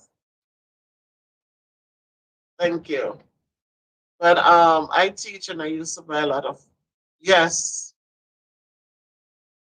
but it hasn't changed, Miss Z. It hasn't changed. And so for me, I kind of just I focus on the kids and I teach them a lot of life skills of the life expectations, things to fundamental things. Because it's like they quickly forget. Like they quickly forget. The parents, and I say to the parents, teach your kids to love and appreciate. They come in and they'll take things out you and they don't say thank you. And I always say the magic word, it's such a magic word. Because when you say these things and people feel good, they'll want to do more for you. So all of these things we have to start, our learning start at home. And no matter what we have to do, and no matter how much we don't have, these qualities are for free. They don't cost anything. Teach it to them. If that's what their strength is going to be, teach them so that they can be strong in something. Don't let them feel that because they're poor, they should be disrespectful, they should be mean, they should be. No. Doesn't matter what their situation is. Those little qualities are there free. So teach it to them. Hey, Karian. Blessings, my niece. So I just needed to speak tonight because today was rough for me. And I just needed to. I came home and I'm moping around. I went in the kitchen. I came back out. I said, maybe I should just let it out. You watch the TV and that's all on every channel. Every channel is carrying last night's situation. It wasn't good. I know the world was watching, but I'm okay. My family's okay, and Simos and everybody here is okay. So we're going through the changes, and we might not have been in DC, but the pictures, the graphics, they took a mental toll on almost everyone that I spoke with. It wasn't an easy thing.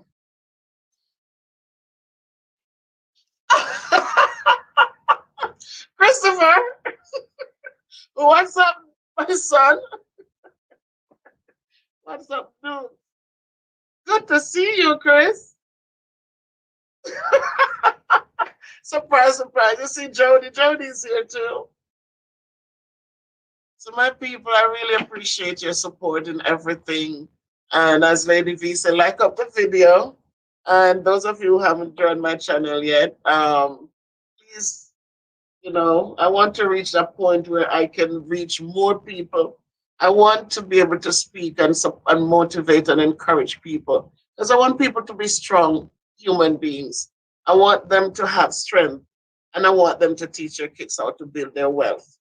I want them to have power. And we know that without those things, people look down on you like you're not much. And so I want children as they grow up that they're striving for the right things and not wasting time on things that will not put them in a good position. And so that's how that is.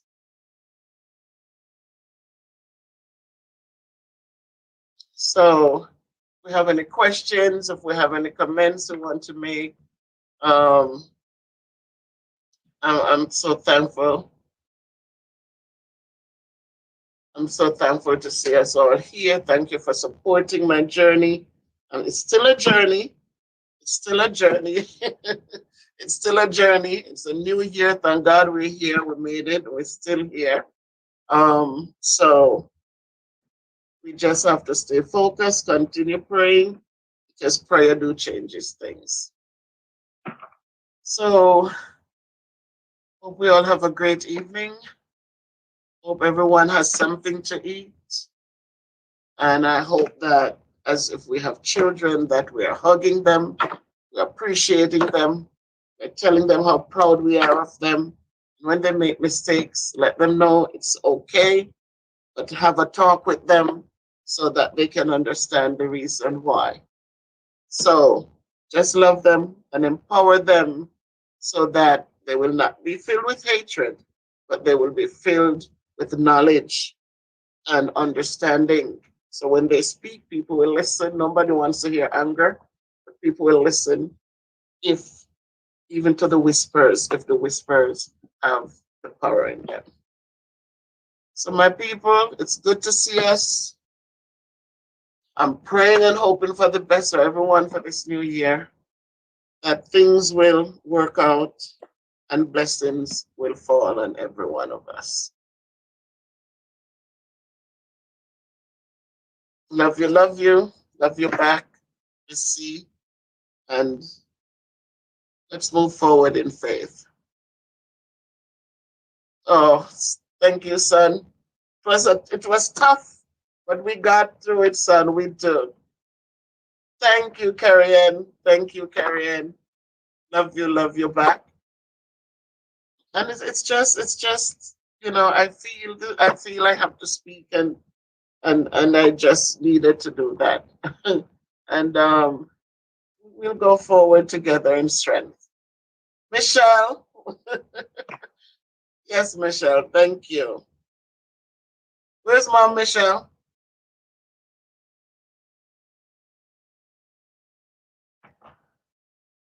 So you know that I need prayer too. So when you pray, don't just pray for yourself, but pray for me up here in this place. One love, Miss Benji. So love and appreciate you. You know my stuff tomorrow, right? Tomorrow is the day, or even this evening if you have the time. I'm good. I'm ready for you, Miss Benji.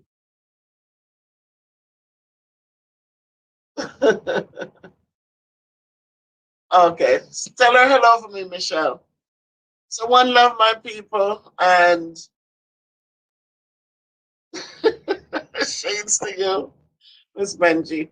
One love, and just go in peace and in love, onward and upward always. And if you can't be good people, please be careful. Love you. Back to you, Debbie.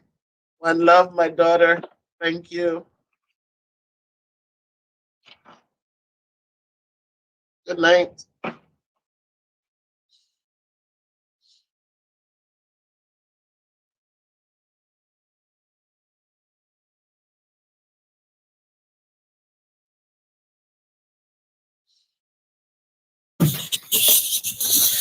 All right, my people.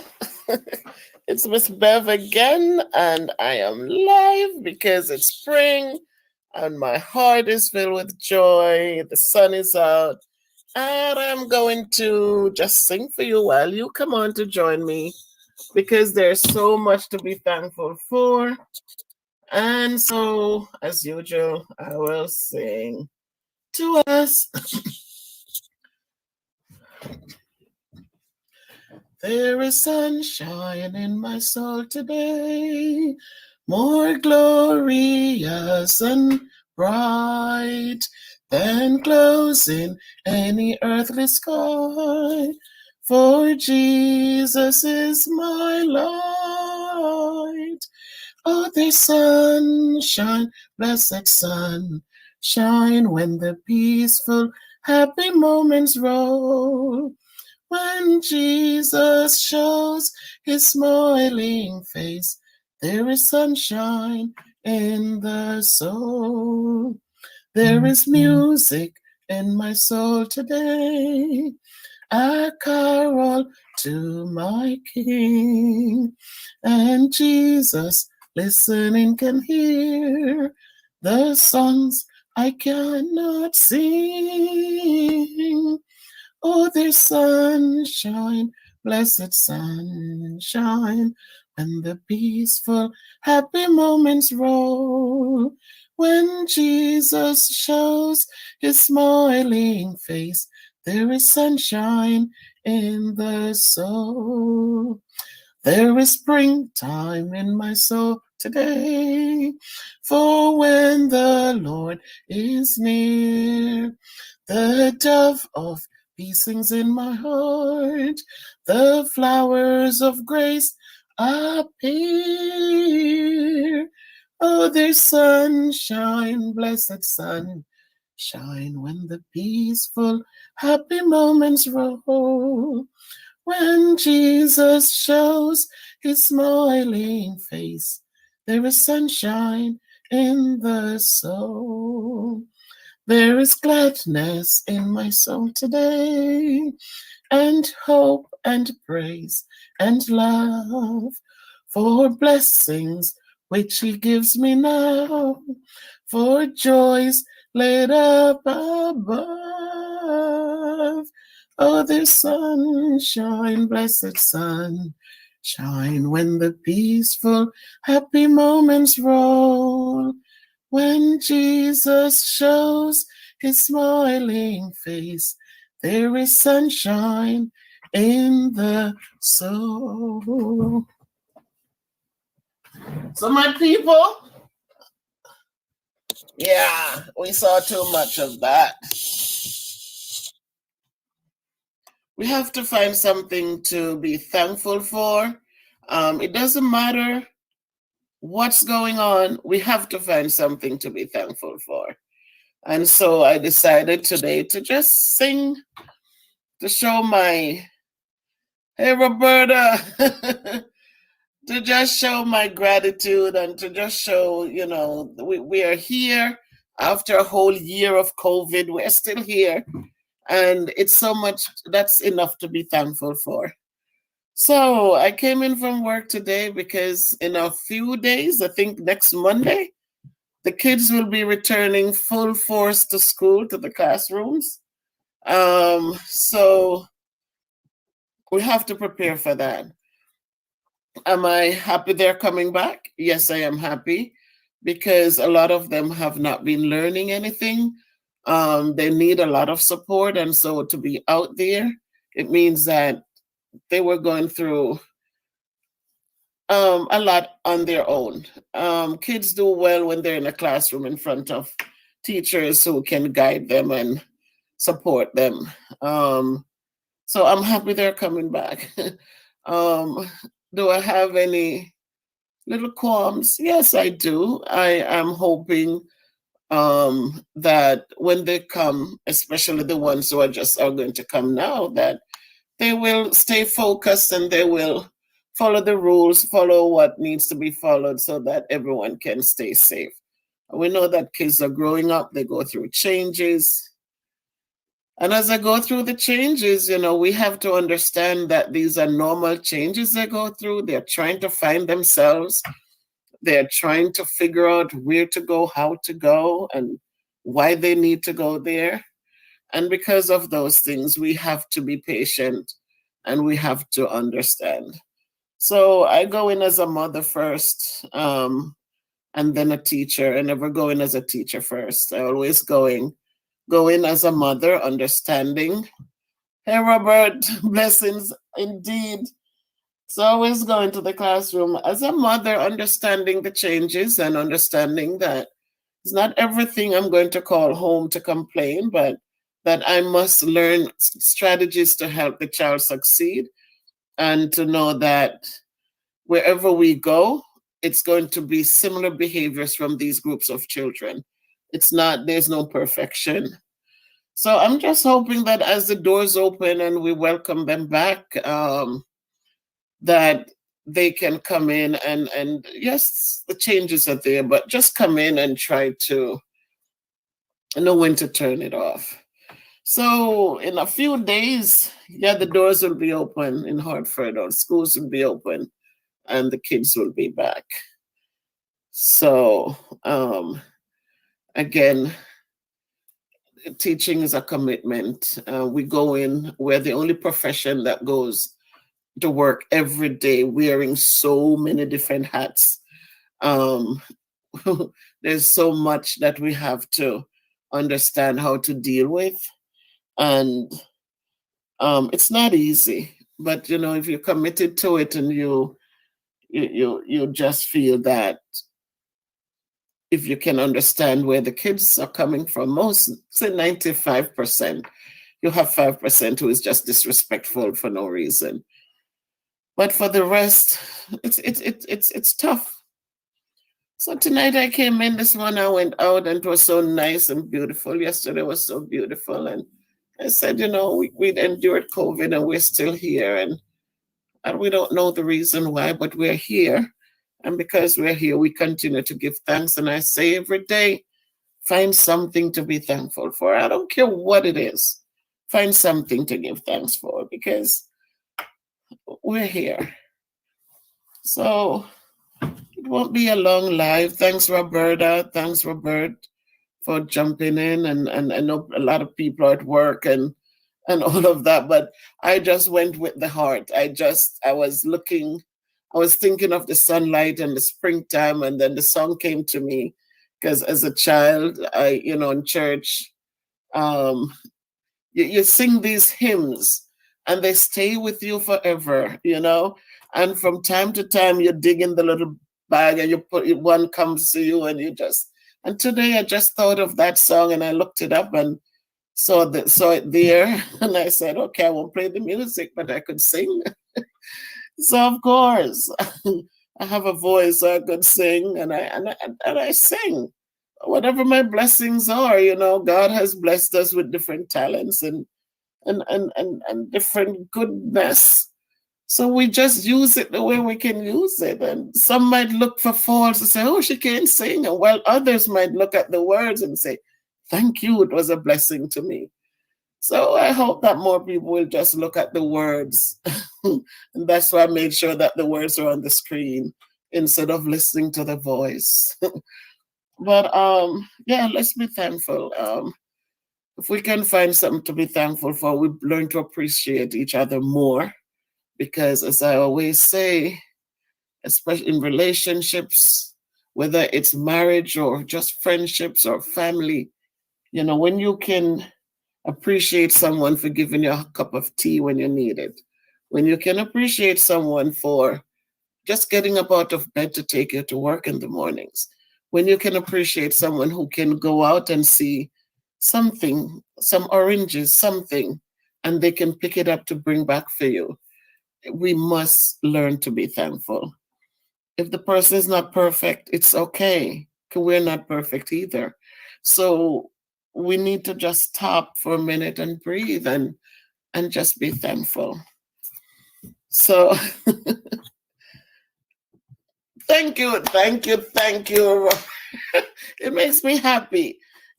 Sometimes even at school, I whistle sometimes. And I know they say a whistling woman and a crowing hen is an abomination. But you know what? Whistling also makes me feel comforted. And so I whistle a tune sometimes too. So whichever it is, Robert, I just know that instead of arguing with someone, instead of being ungrateful, instead of being unthankful, I could sing, right? Just sing. And so I sing a lot. I sing a lot. So they're singing in the class. It just comes out. And the kids would just stop and listen. And you know, some of them will tell you, Miss Black, you should be in the studio. Why are you here? And I say, I'm here because, oh my God, Queen, thank you for joining. And I, you know, some of them would say, and I say, I'm here because I want to teach. And so you think back, I was talking to my friend in Jamaica yesterday, and we're talking about the parables. Thank you, Queen. Yes. Yes. I sing because I'm happy. And you know, and we talked about the parables, you know, and we think of, she talked about the 5 people the 3 people that God gave the talents to. He gave one 5, he gave one 3, and he gave one 1 talent. And the one with the 5, he went out and he built and he created much more with his. And the 3, he also did the same thing. But the one who got the 1 talent, he buried it. You know, maybe, I don't know why. Much love, Queen. Much love. Thank you. And it buried the talent instead of working with it. And when they came and the Lord asked them, so what happened? And the first one said, here, Lord, this is what I made with mine. And the second one presented, he said, this is what I made. And the third one said, well, Lord, I buried mine. And the Lord took that one from him and gave it to the one who had the most. Now, we can look at that, and some people would look and say, oh, that didn't make sense. And some people would look and say, you know, the message was clear. It doesn't matter what your talent is. Go out there. You don't need to look at what others have. Go out there and make your one shine. You do the best that you can with the one you have. Oftentimes, we have one thing, and we're thinking that John Brown with 10 cows over there is better off than you, but you don't know the stress that John Brown goes through to make sure that those cows are fed and watered and cared for properly. And while you with your one is less stress, you know? And so we cannot look at other people and what they have. They might have more money, but it's a lot of stress to manage it. While you have just enough each month, you get something, you give thanks for it, and you spend it in a nice way, and you're surprised to see how far it can go. But we have to make sure that we're take care of what we have and not looking at what others have. So if it's one, make sure you love it, you take care of it.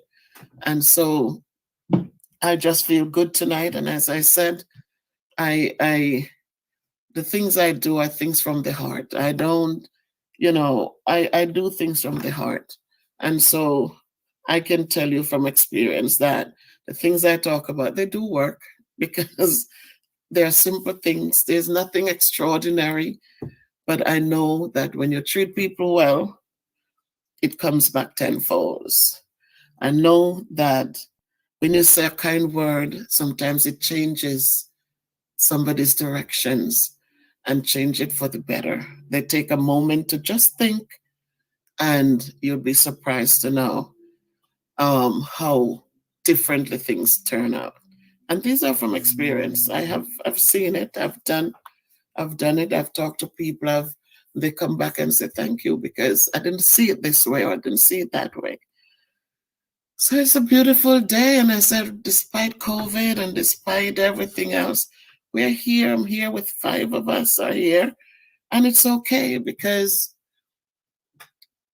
when we speak, if it's even one, it doesn't matter how many.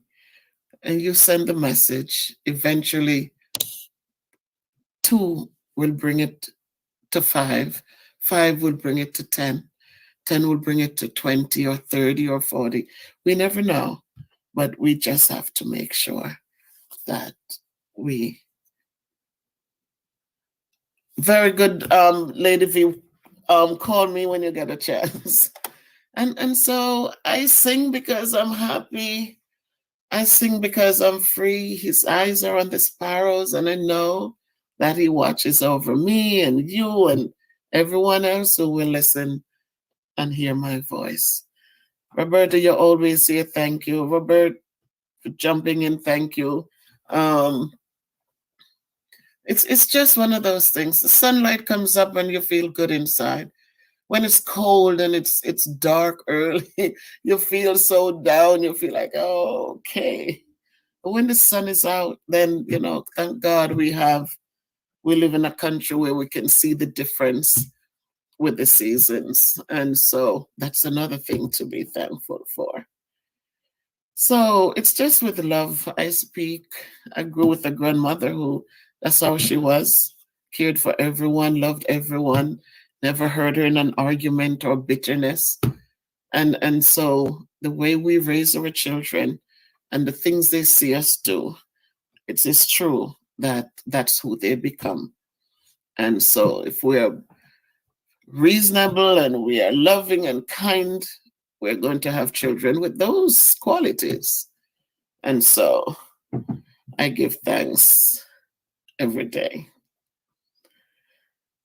So, Roberta, I hope that all is well in your neck of the woods. I know I could talk forever and ever and ever because life experiences, when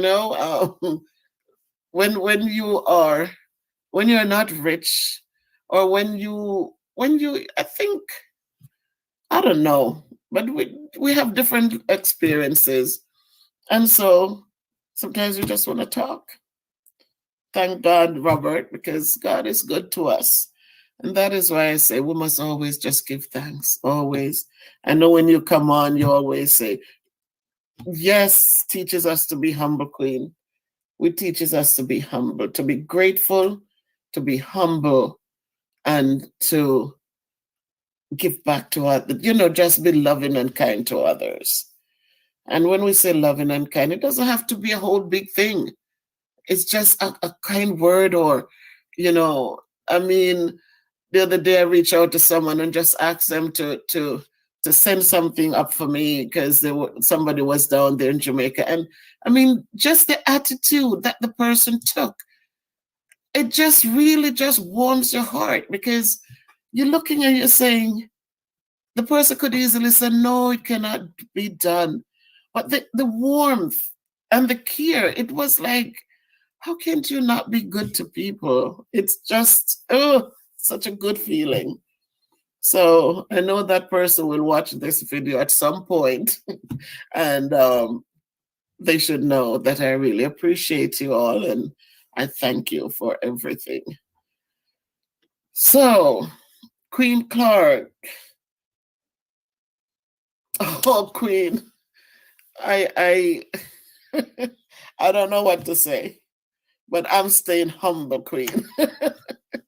Sometimes we tend to get all big-headed. My head is already big, and we get swollen-headed when people say some nice, positive things. But you know what? With Christ, because it's Him who has really molded us and created the things and blessed us in the way He has blessed us. I give Him all honor and glory. So thank you, Queen. Sometimes it's hard for me to be on your live. Okay, because you are in England, Robert, I think.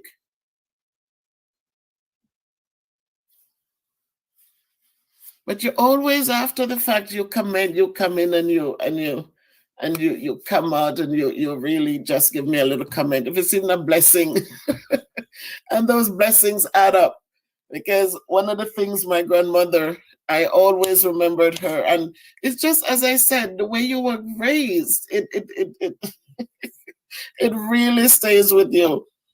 Because my grandmother, any of the neighbors, the children or so would come and they do anything, or the holidays would come and they would stop by and give her something, and she never ever not say, God bless you, God bless you. And it just became a part of me, because even when I moved here in '83, I was young, and I would save up and send her something. In those days, you could write letters and put money in them and send it, and it would be safe. And every time Granny would get a little thing from me, $20. Today it would be a joke, right? But she would send back so many blessings. And it just warms you. And it just seems like it's those blessings that today has been carrying us through and through and providing and carrying us through and providing. And so it just became a part of me that blessings are important, you know? They are important. Amari, hi. Thank you for joining, Amari. You're home from school? Thank you, son.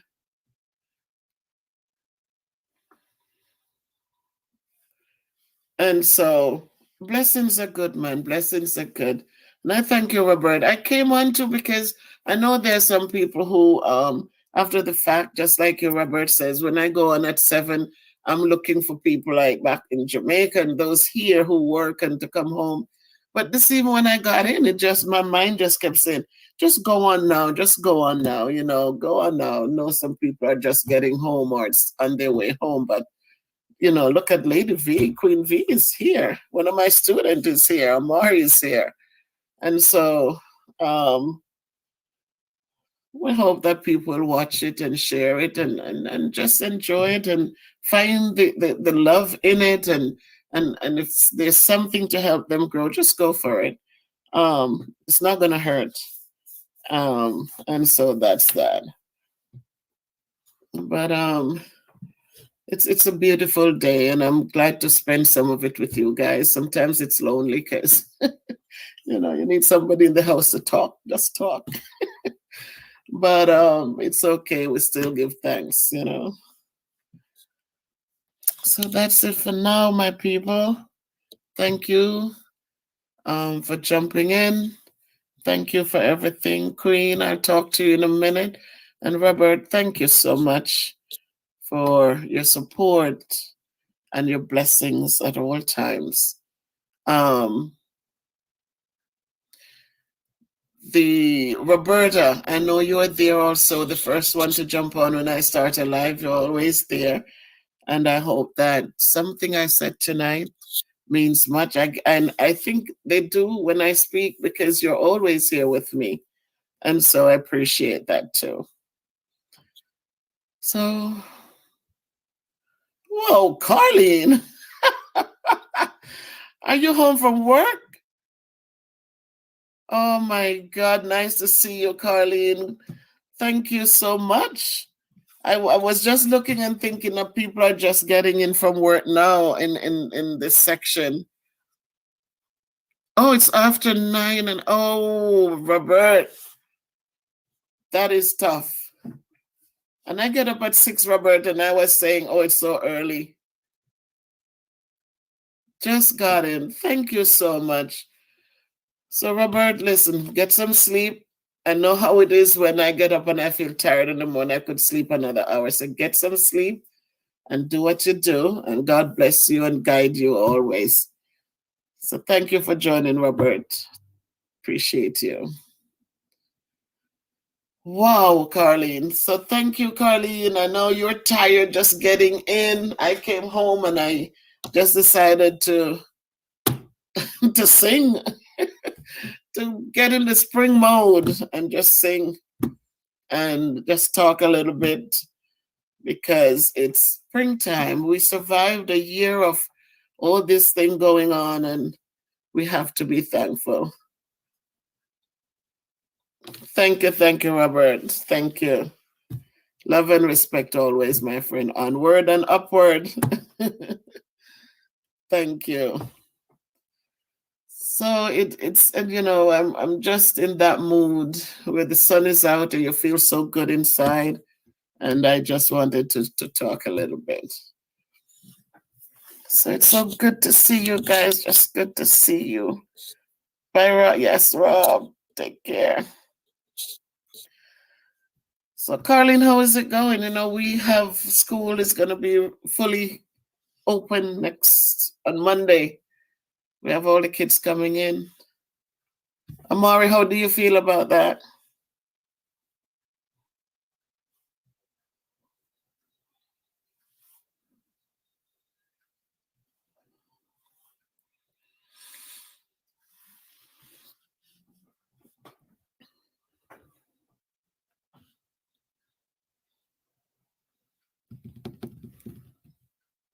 You feel good, very good.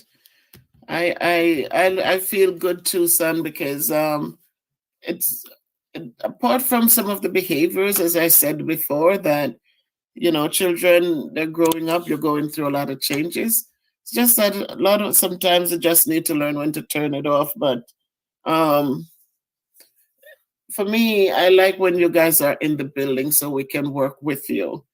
I like when you come in and you might have a bad day, but for the most part you get your work done, and that's a good thing. Um if you learn one thing each day, you're building and you're doing better. So for me, so many kids on the out in the remote, they're not doing work, they turn nothing in, they don't answer questions, they don't participate in stuff. But when they get in,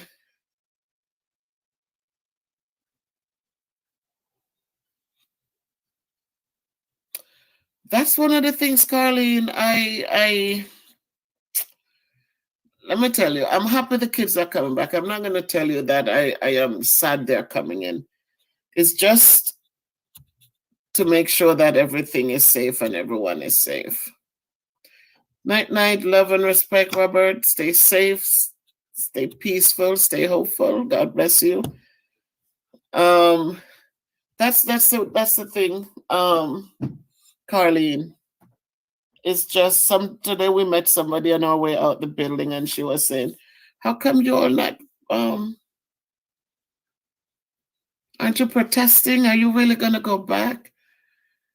And so I don't know. I don't know. I these kids stay out there, it's good, it's just getting worse. 'Cause the life they will have to go on living. And what's going on with the lack of learning, I don't know. There's going to be a big gap somewhere. So it's a catch-22. And we just keep begging them. We just keep begging, just keep begging. Keep your mask on, keep your hands, anything they touch. I said, just please remember to keep your hands. If they need to blow their nose, I said, go to the bathroom, blow your nose, wash your hands, sanitize, come in again and sanitize. And that's all you can just hope and pray. Just hope and pray. So some people are for it, some people are against it. I mean, what are you gonna do? You don't know. They really don't ask us anything anyways. They just tell us they're coming back. There's no questions. It's just they're coming. So I know it benefits the kids to be in the building, but I'm hoping that once, I think Thursday and Friday, on the 26th, we get our second shot, and we'll hope that they're giving us time to set up the classrooms, to make changes as needed. I don't know how many kids will be added to my roster. So far, I have 14 in the homeroom, and I don't think we have more than 14 in any class, on any of the classes. So thinking that 27 is the top, then I don't know. I really don't know. So I'm going in with an open mind. I'm asking the Lord to guide, and He has guided us when this thing started, when nobody knew what it was or what to expect or how to handle it, or and, the nurses and doctors, they stayed right up there in it, and they stood firm. And I'm just hoping and praying for the best. That's all I can do. That's all I can do. So we go forth in strength, and knowing that God is always there, and hopefully, as He has always done, He will guide and He will make the way clear. So Carlene, I'm gonna let you go, have something to eat and get ready for the evening. And Amari, thank you, son, for joining. I appreciate you.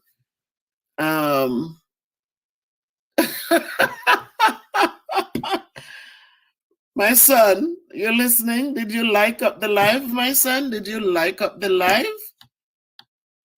So you like what you're hearing? Thank you for joining, son. I appreciate you, Godly Gil. And that's all we can do, right? We can't create any miracles. We have to leave the miracles to the man who still the waters and calm the sea. So that's sometimes we have to put everything in and just hope for the best. And as I said, we came through the worst part of it, and we're still here, even with me overweight and all of that, and worried during in the beginning because I didn't know what to expect. Um, and through prayer and through faith and believing and family support and encouragements and friends like you out there in YouTube land who, you know, is always there, and we're here. So I just have to. My nephew, thank you. Kashrin, thank you for joining. Yes, and that is so true. And so what all I have, it's not all I have, but one of the things I have is a voice, and I just speak and, hope that somebody's blessed. Somebody who felt like, well, COVID came and it's a bad thing, that, they'll turn to prayer and get some peace of mind and find a way to just deal with everything.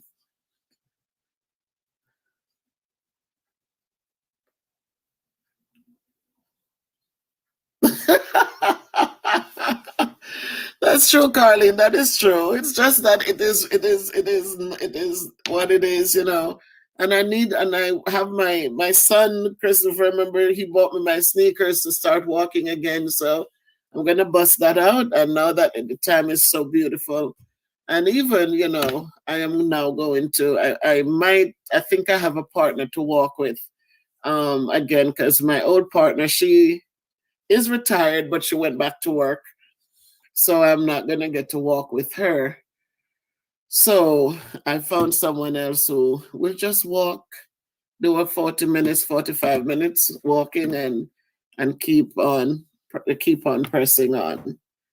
So that's how it is. But during COVID too, Carlene, a lot of focus was on people who are fat. It was like, oh, if you're fat, then it was like a death sentence. And so we have to just, I'm when you listen to how they talk, it just looked like we were one of the groups who were the high risk group. And so I just keep on going. So that's how that is. Is my grandson watching Godly Game? Tell him to like up the live for grandma. So and Kashrin, how is Jamaica?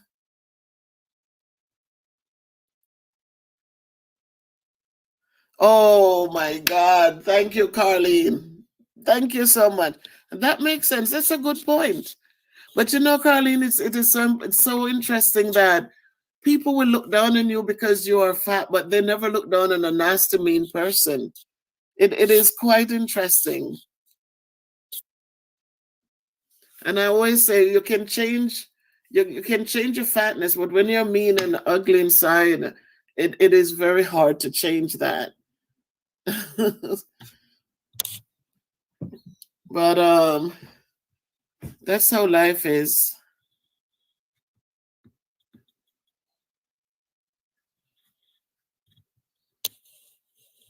Yeah, it is amazing. You do good things with someone and they don't appreciate what you did because they will look and, oh my God, you're so fat, or you're gonna, and I'm saying, until that time, just let that be. So they look at somebody being mean and they think that's cute, and oh my God, she spoke up, and she, because they were nasty and ugly to somebody who, somebody else. But that's how life is. Pam Chen. Oh my goodness, Pam. Thank you.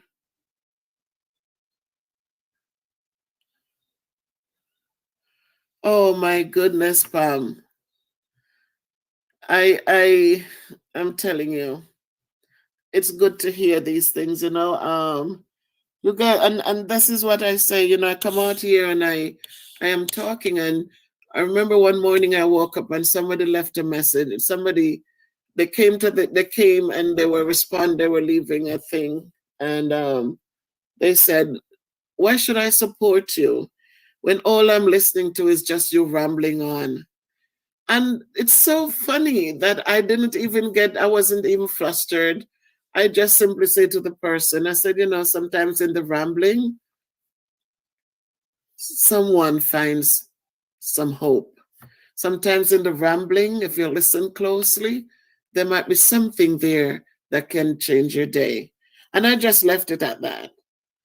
And it is amazing that when I do this, and sometimes when I go back and I'm reading all the little notes that are left there, the comments that are left, that there was something I said that was helpful to someone.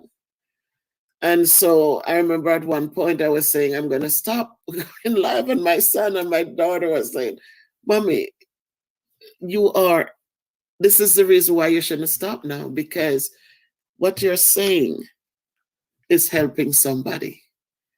And so thank you, Pam. And you know, for what it's worth, Pam, you know, it's what it is. We have to give thanks. We have to give thanks because it doesn't matter. Don't look at the amount. Just be grateful because it could have been different. And so I appreciate that. And thank you for joining and thank you for sharing. And you make it worthwhile. So thanks to everyone. As I say, find something to be thankful for.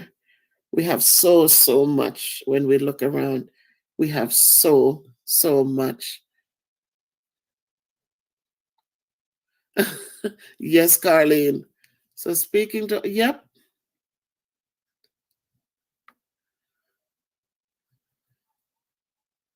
Oh my God. Thank you, Carlene. Thank you. Oh my goodness. You know, Roberta, I'm glad you come in. This is the most I've seen you written, you know, Roberta. Usually you come on and you say, blessings, Queen, and you listen and that. But tonight, I so appreciate you writing and sharing. I remember the night when you said, I'm glad you came on, Miss Bev. I'm glad you came on. I don't know if you remember that night. And that's what I was just trying to share just now. And I spoke to my son and I was telling my daughter, I said, you know, and they said, no, Mommy, you need to continue. That's a good thing. That's a good thing because it means that you are helping others. So, Carlene, thank you. Thank you, Roberta. Yeah, oh, Roberta. Bless your heart. Bless your heart, Roberta. I said, every night when I don't see you, I say, where's Roberta? Because I just like to see it when you join in. And that's what we don't know. We really don't know. That it's just interesting. It is just interesting. So I'm glad if this is what my blessing is, part of my blessing, then you know what? Let it be so. So tonight, my son, I sang. I just thought about this song. It is sunshine in my heart today. And I just needed to sing. And so somebody looking back at the video, it might be a good thing, you know. And so I am thankful to God to give me the words to speak. And sometimes you come on and you know, depending on what it is, and you feel like, oh, what do I say? But then you start talking and then it's just so much to say, really. So I'm so happy that, you know, that someone, if it's one or two or three, that my talking is helping. It helps me too because it's a family thing and I have you guys there. And so as we walk together, we pray for one another and we encourage one another. let us just do so with love and with care. Because no man is an island. Each man is my brother. And so we look out for one another. Ah, yes, Carlene. Yes. As much as a mustard seed, you can move mountains. And a mustard seed is one of the smallest, right? Love you, Carlene. Love you. Love you. Love you. Totally appreciate you. So true. So true. And so, my people, with that said, I'm going to say good night to everyone. And please just know that, again, faith, faith, faith.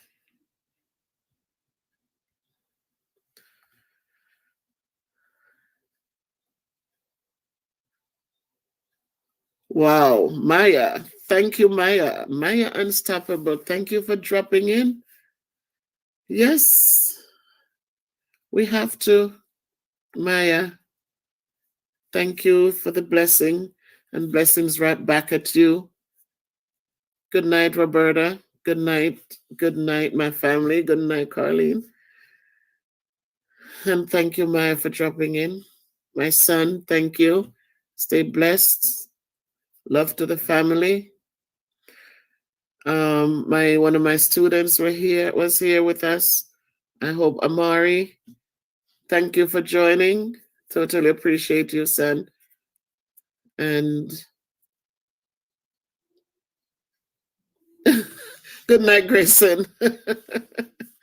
Good night, Grayson. Good night, Ray. Love you guys. Love you, love you. Love you. Roberta, love you. Good night. And all the best to everyone who came on. My nephew from Jamaica, Kashrine, thank you for joining. Thank you so much. And I'm not sure who else was here. Godly Gill, Carlene is going. Good night. Wasn't much people tonight. Amari and Robert left, and Queen V left. So thank you, and good night. Bye-bye. Can't be good, be careful. Walk good, everybody. Bye-bye. Gil, call mommy.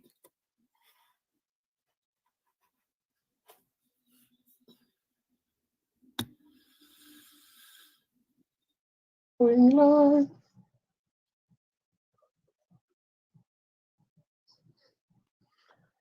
Is the microphone working? Going live. So tonight, Miss Bev is here. So much going on in the world today.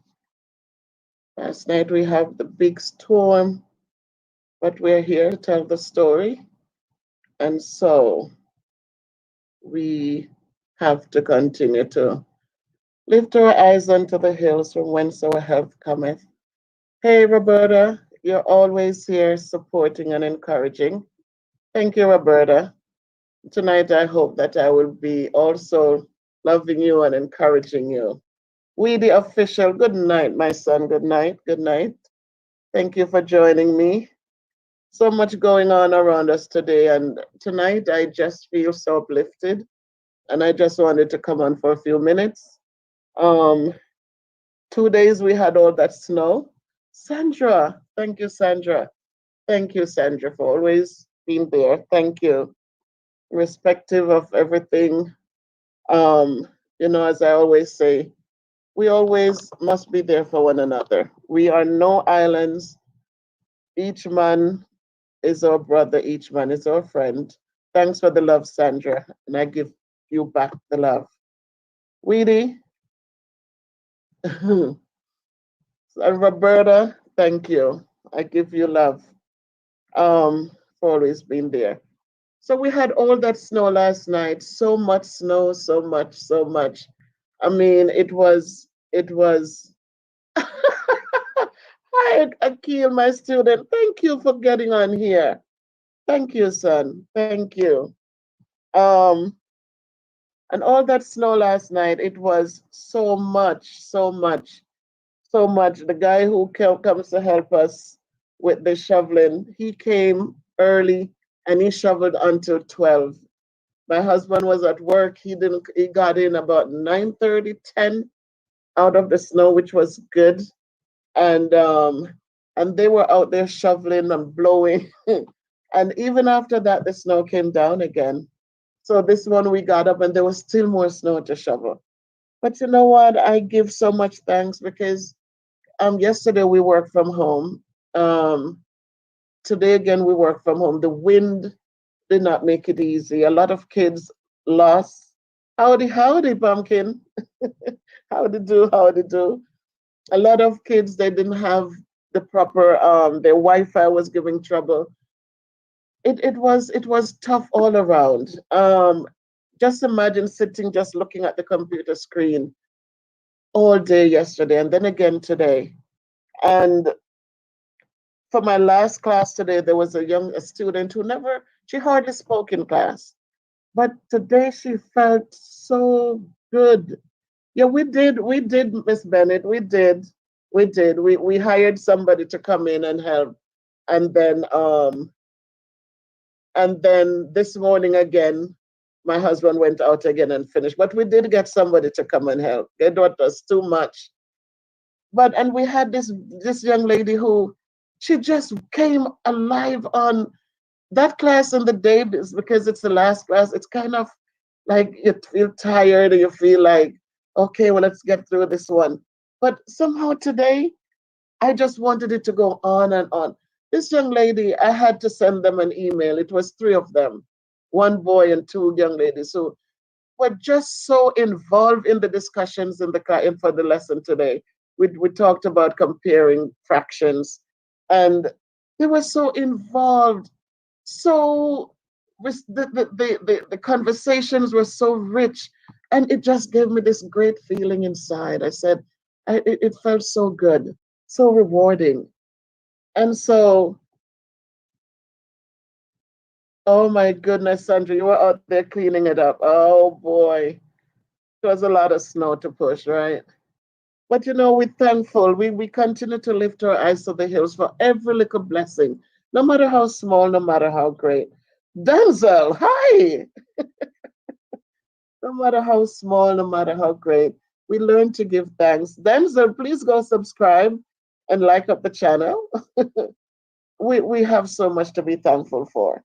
So when you teach and you encourage and you support and you encourage and you support some more and you lift up the children, and then when you see the returns, it's such a good thing. And so I thought about it tonight and I said, God, I have to continue lifting my eyes to your hills. And that's the only way the help comes. We see the situation in Jamaica, what went on in the church, and um, I'm not sure where the church is, but I have more Joe. Thank you. Thank you. Um, so appreciate you. Miss Benji, thank you. We're lifting our eyes unto the hills from whence cometh our help tonight because there's so much to be thankful for. And so we continue to lift up our eyes. I don't know why he there were different stories, Akil, that created the situation. And it is so sad that this happens because it doesn't matter what. Nothing is worth taking somebody's life. Nothing at all. Because at the end of the day, how much can we use? How much can we, it's not even worth it. So it really got to me because the pictures that I saw, it's a place. I went to the Falmouth SDS school there, and it's a picture that I walked. The area is a place I used to walk past years ago when I went to the school, the 7-day school. So it was shocking when I saw the name on the thing, Pastor Rutty. I'm like, he used to be in Duncan's, and then he moved down into the Falmouth area with his church. But guys, let's just give thanks. Let's just lift our eyes up. Let us not be so angry. Let us just continue to love and treat one another the way we want to be treated. Because at the end of the day, we don't know when we might have to call on our neighbor. We don't know when we have to call on our friend, call on somebody for support. We're not always going to be up here. We always never know what our situations are going to be. But I just, you guys know that I'm always looking for ways and reasons to be thankful. And every time we look around, there is something there. So with Fire Reed, you're early, Fire Reed. Good night, sir. Good night. Thank you for joining. Um, so irrespective of what's going on, let us not let material things blind us to what is good and wholesome and kind. Let us not be blinded by it because if you're sick, no matter how much we have, when you call those things, they cannot come to your rescue. They can't give you a glass of water or a cup of tea. It's people who are going to be there. So as we give thanks, let us be thankful for all of the people who support and encourage us daily. Let us be thankful that if something goes wrong, we can call on somebody to be there for us. Let us be thankful for those things and not just looking at riches and think that, yes, I have it now, so that's all I need. No, it's nothing compared to having support. So we should not forget, we should never forget that all things come from God, and so let us keep on looking up to those hills and let us always be thankful. And as we are blessed, let us always bless others. Again, I say a kind word doesn't cost one penny. A kind word doesn't cost a thing. Fire Read, I watch your videos and they're so uplifting. Things like those, we must find comfort in them. So you going out there, you doing the driving. I'm not a street person. I'm not a driving. I don't, but you bringing it to me here, it's a blessing. So those are little things that we must always look for, not only about financial support and all the materialistic support, but let's look for the kind words, the little whispers that say, I appreciate you, I thank you, I love you. Let us look for those things too, and let us continue to give thanks. Giselle, thank you, Giselle. Good night, Giselle. I thank you for joining. I appreciate you. And I don't know, um, I don't know, but I just know today was a great day. And irrespective, as I said, of all the snow, tomorrow hopefully we're working from home again. And the little things, because I thought about it, I said, what if we had to go out in this to go to the building to teach?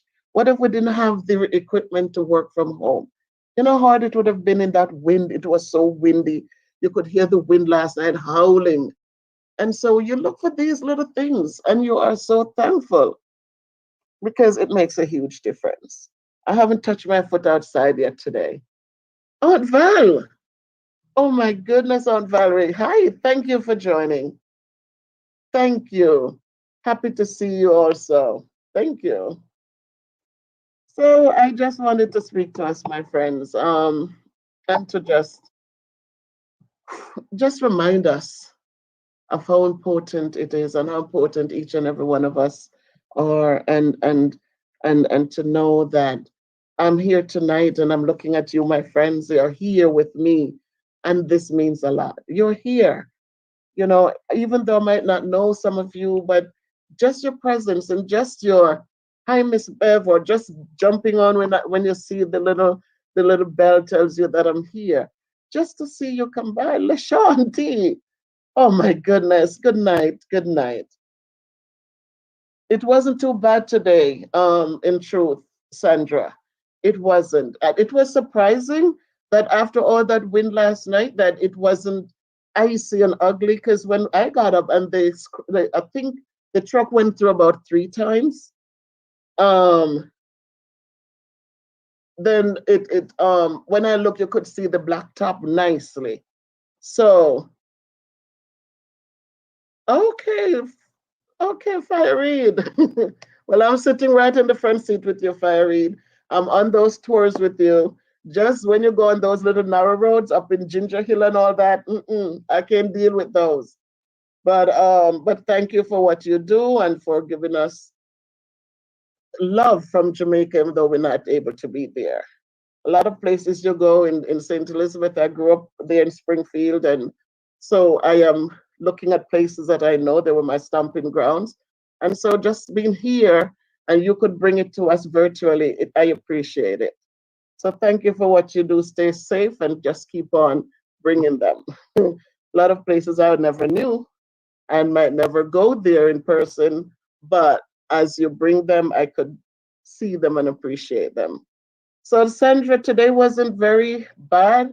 Once people clear the sidewalks and all that, then it was manageable. I didn't go out, but I looked out and I saw that people could move about comfortably. Leaky baby, ¿qué pasa, sister? ¿Qué pasa? Thank you, thank you. Mucho frío, mucho frío. But hopefully it will warm up soon. So it's a feel good thing. And as I said, you work with children every day. You're teaching them to love, respect, and be decent people. And, it feels good when you see those things jump out. You see those things, become realities. We're looking at Black History Month now. And as I said in the video before, I said, let's talk to our kids about who they are and where they're coming from and where they're going, and let's have them build those little bridges so they can reach far and do great things. We want them to have love and respect and want them to be decent and kind. And with those qualities, you know what? We can create many, many kingdoms to come. So in all things we say, we need each other, love and respect one another always. Doesn't matter. Love and respect one another. I tell the kids respect is free. You don't have to pay for it. Some of my students are here. You don't have to pay for it. Don't go around and tell people you love them and you love them and you love them. But then as soon as anything, then it becomes the hate and the ugliness. Because you know what? A bad word spoken, it's a word that maims forever. It stays forever. And it doesn't matter how many times you say, I'm sorry, it doesn't heal quickly. And so we stay away from saying harsh things because we stay away from. Maurice! Hey, Maurice. Thank you, Maurice, for joining. So we shouldn't be quick to get angry and then we say ugly things and then we're telling the person, the hardest thing to watch?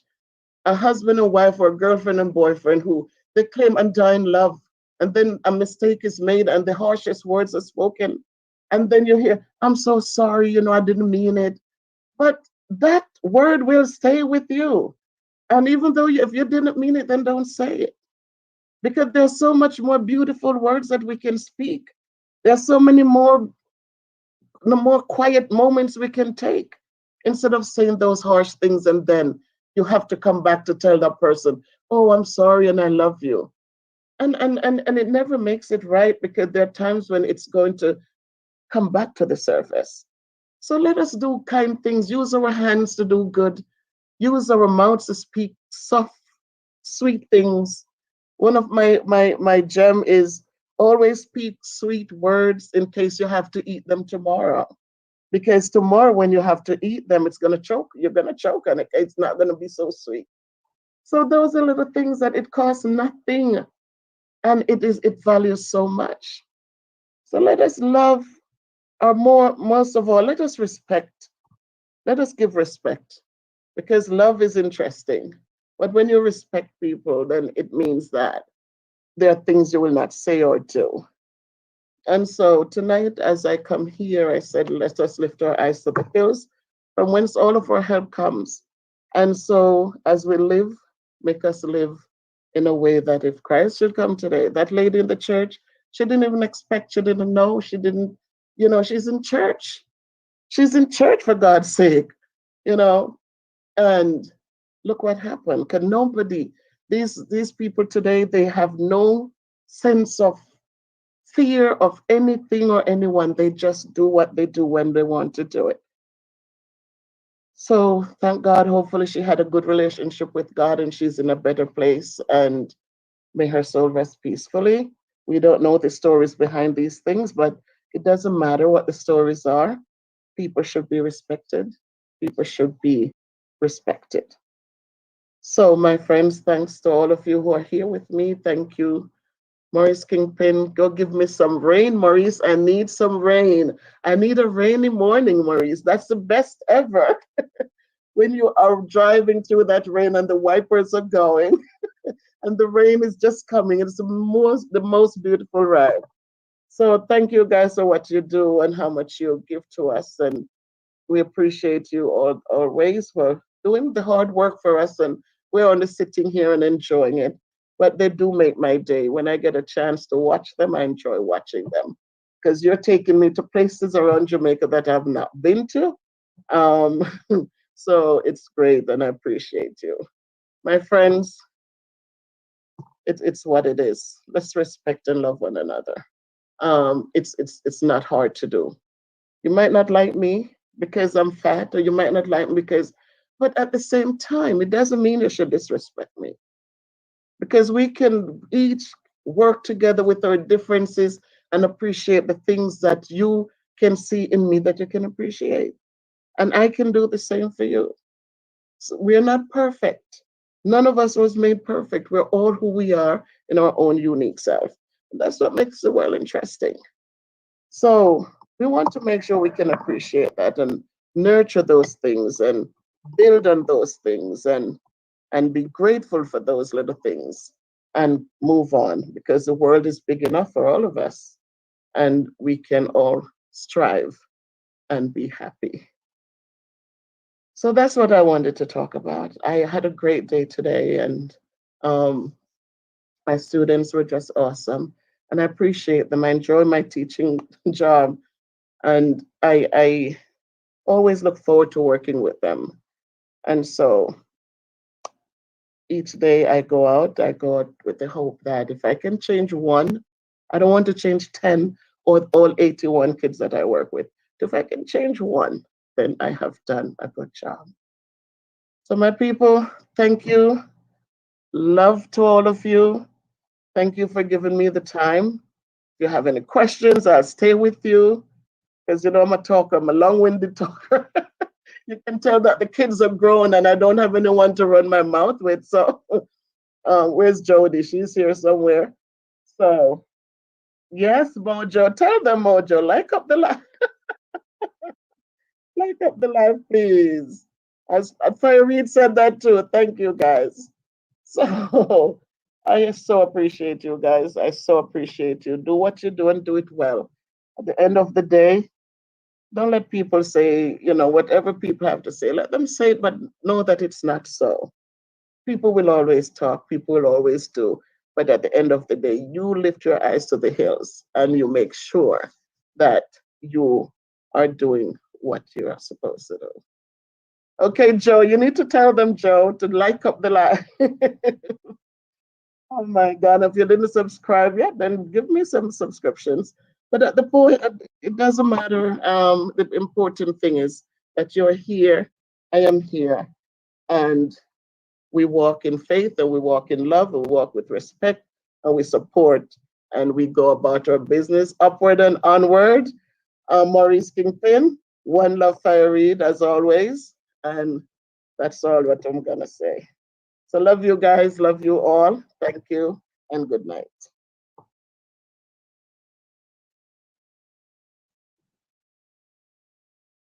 You are not at a loss for words, Lori.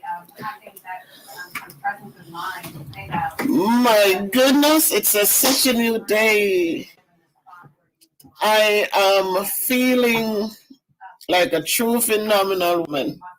And so today, as I jump on live with my people, Well, it was very brief because the schedule, have to. It's counting down. One of my big highs, and she waved back at me, and President-elect Biden used to say, in heaven, it's probably all nurses. Heaven is really rejoicing.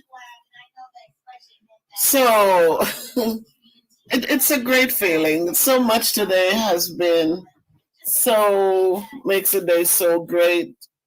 And tonight I just thought I wanted to talk to my people in YouTube land about just how the greatness of women and to know that we finally have one who is going to be representing us in this American culture. It gives me great strength to talk about it tonight. So,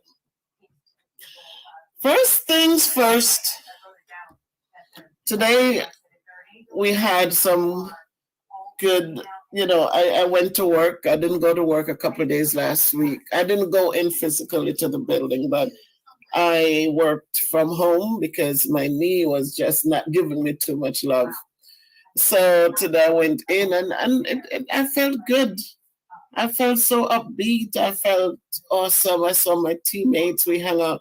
Actually, one of my teammates got me a shirt. And because I'm telling you, these people are just so awesome. Just totally awesome. So I went in and she came up to visit and voila, still has a sticker on it. She just got us shirts for Black History Month, which will start next week, which will start in February. So the entire team got these shirts. Hey, LaShawn, welcome, LaShawn, you phenomenal woman, you.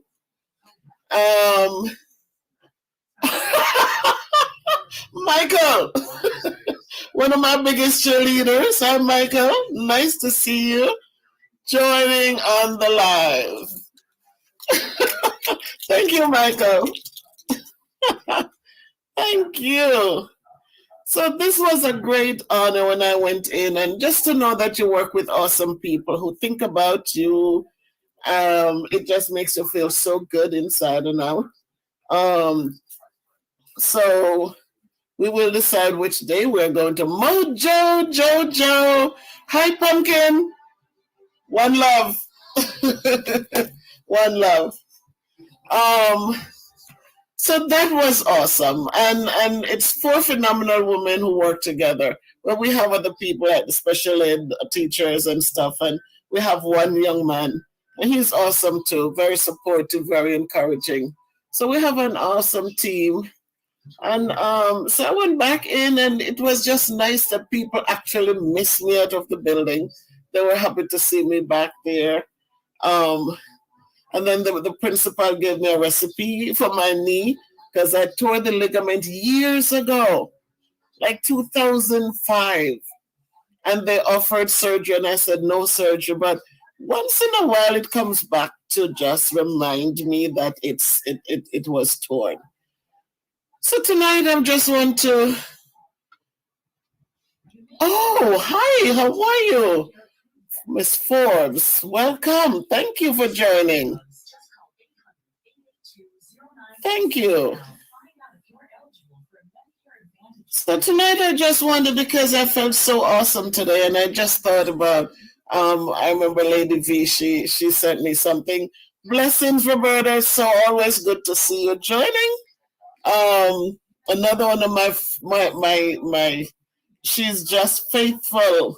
Always there. Thank you, Roberta. Blessings back at you. So tonight I just want to say, hi, Miss Bev. Yes. I want to say a poem, not just only for me, but for us, because I'm in that mood tonight. So I'm going to recite Louise Bennett, Maya Angelou's Phenomenal Woman. And she says, pretty woman wonder where my secret lies. I'm not cute or built to suit a fashion model size. But when I start to tell them, they think I'm telling lies. I say, it's in the reach of my arms, the span of my hips, the stride of my step, the curl of my lips. I'm a woman, phenomenally, phenomenal woman, that's me. So for all the women tonight, I want you to claim this. It's not about what you look like, but it's just about what you bring to the table. I walk into a room just as cool as you please, and to a man, the fellas stand or fall down on their knees. Then they swarm around me, a hive of honeybees. I say, it's the fire in my eyes and the flash of my teeth, the swing of my waist and the joy in my feet. I'm a woman, phenomenal woman, that's me. Men themselves have wondered what they see in me. They try so much, but they can't touch my inner mystery. When I try to show them, they say they still can't see. I say, it's in the arch of my back, the sun of my smile, the ride of my breasts, the grace of my style. I'm a woman, phenomenal woman, that's me. Now you understand just why my head's not bowed. I don't shout or jump about or have to talk real loud. When you see me passing, it ought to make you proud. I say, it's in the click of my heels, the bend of my hair, the palm of my hand, the need for my care. 'Cause I'm a woman, phenomenal woman, that's me. So tonight I just wanted to recite that poem. I just today I started assigning Still I Rise by Maya Angelou, again my favorite poet, to the students to get ready for Black History Month. And I came upon this one and just thought that this is something I just wanted to share. So as we go about, there's so much happening, as I said, but we always give ourselves hope and make sure that we're telling ourselves the things that we need to tell ourselves so that we can live. Transform. Big talk. That's right. Thank you, sis Karen. We need to remind ourselves that, I'm not a model size, I'll never be a model size, and that's fine because I don't need to be. I am phenomenal where I am and the things that I'm capable of doing. So it strengthened me as I read it. And so I just wanted to remind my sisters out there that we deal with so much every day. COVID happened and a lot of stress. You have so many women or single parents out there who have to get up, get things done. And men have been great and a lot of them are supportive and encouraging, but as women, we have so much more to get done. And so when the kids cry and when the kids need that comfort, daddy will say, go to mommy, because that's what mommies are for. And so there's so much that we have to really endure on a daily basis. And we have done well. And so just remind yourselves that you are awesome. You are filled with greatness. And so we're going to let that come out. We see Kamala Harris. She's now going to be in the White House representing, I hope, representing all of us. And so we just have to consistently pray. Because nothing gets done without prayer in the midst of it.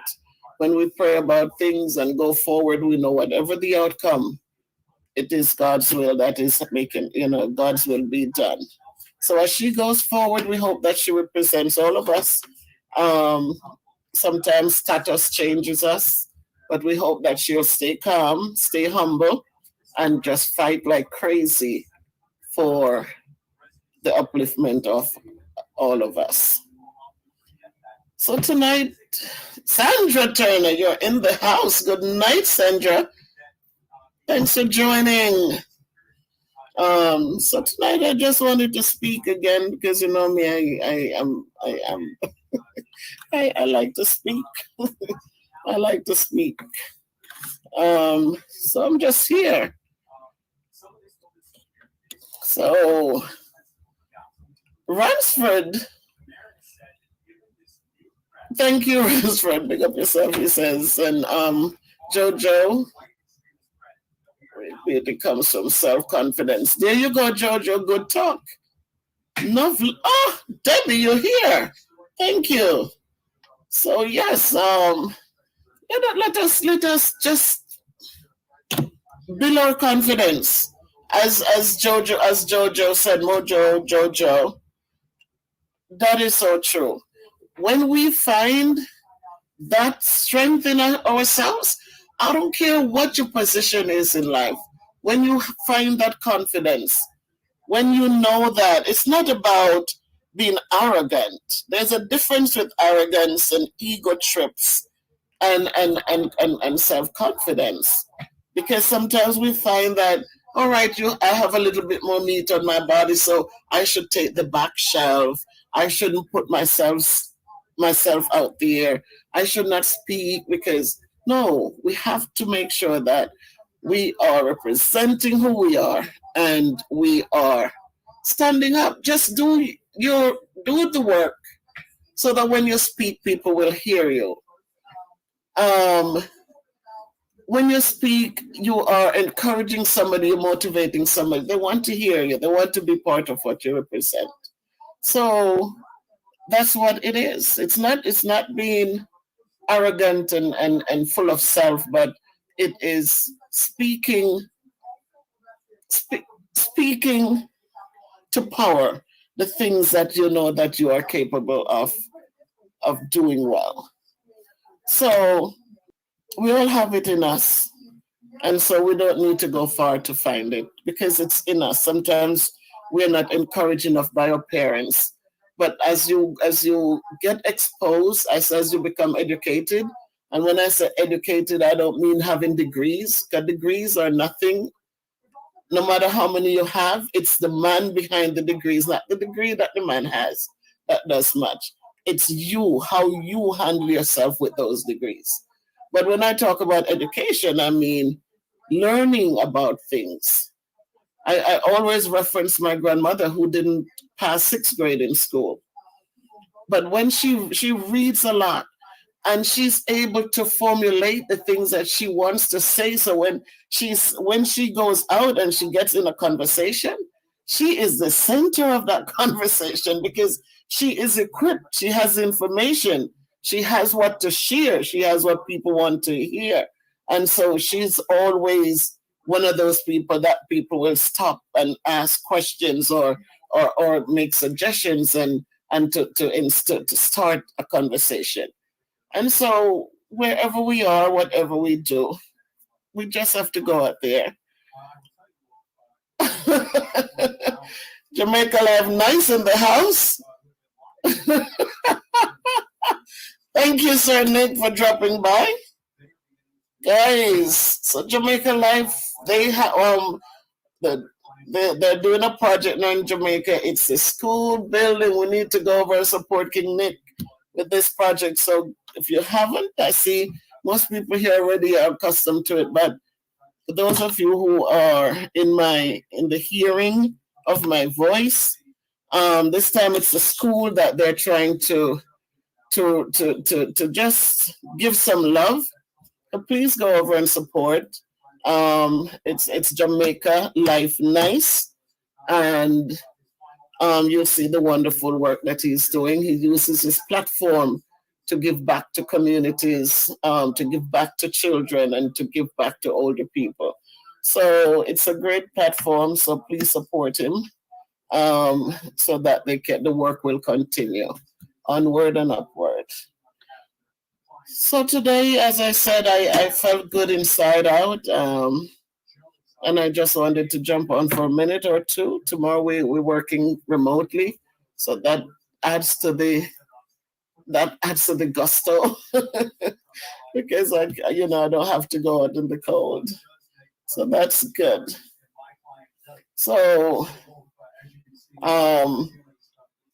again, remember, prayer changes a lot of things, and so I'm not preaching religion to anyone, because we know who our Creator is. Whoever we we perceive him to be or her to be, but we know that prayer changes things. So as we go forth with our phenomenalness, if that's a word, please let us continue to pray for the stability of this country, for the stability of Jamaica, or wherever around the world we are.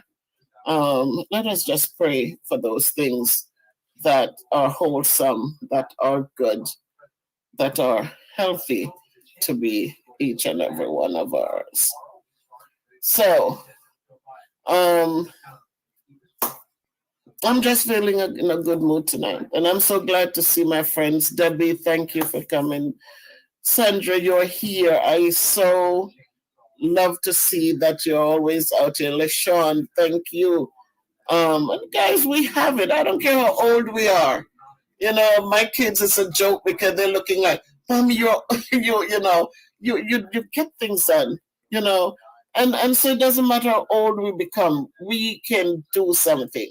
I still crochet, I still do things, you know, and I haven't finished reading my Barack Obama book. That was such a huge thing. I put it on audio, so I'm listening to it sometimes. And I know that Michael was in here for a minute. I don't know if he's still here. And I took up the challenge and I said, Michael is still here. And I know the book.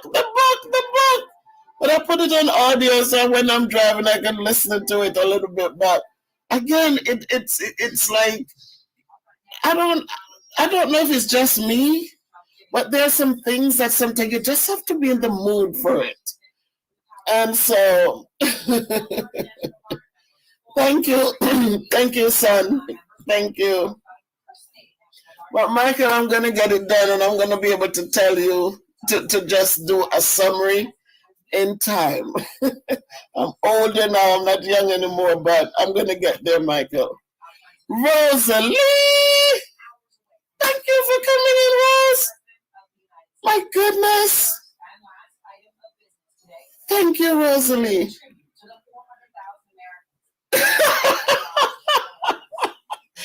Michael, you have to give grace. You have to give grace. Yeah, you have to give grace. Oh my goodness.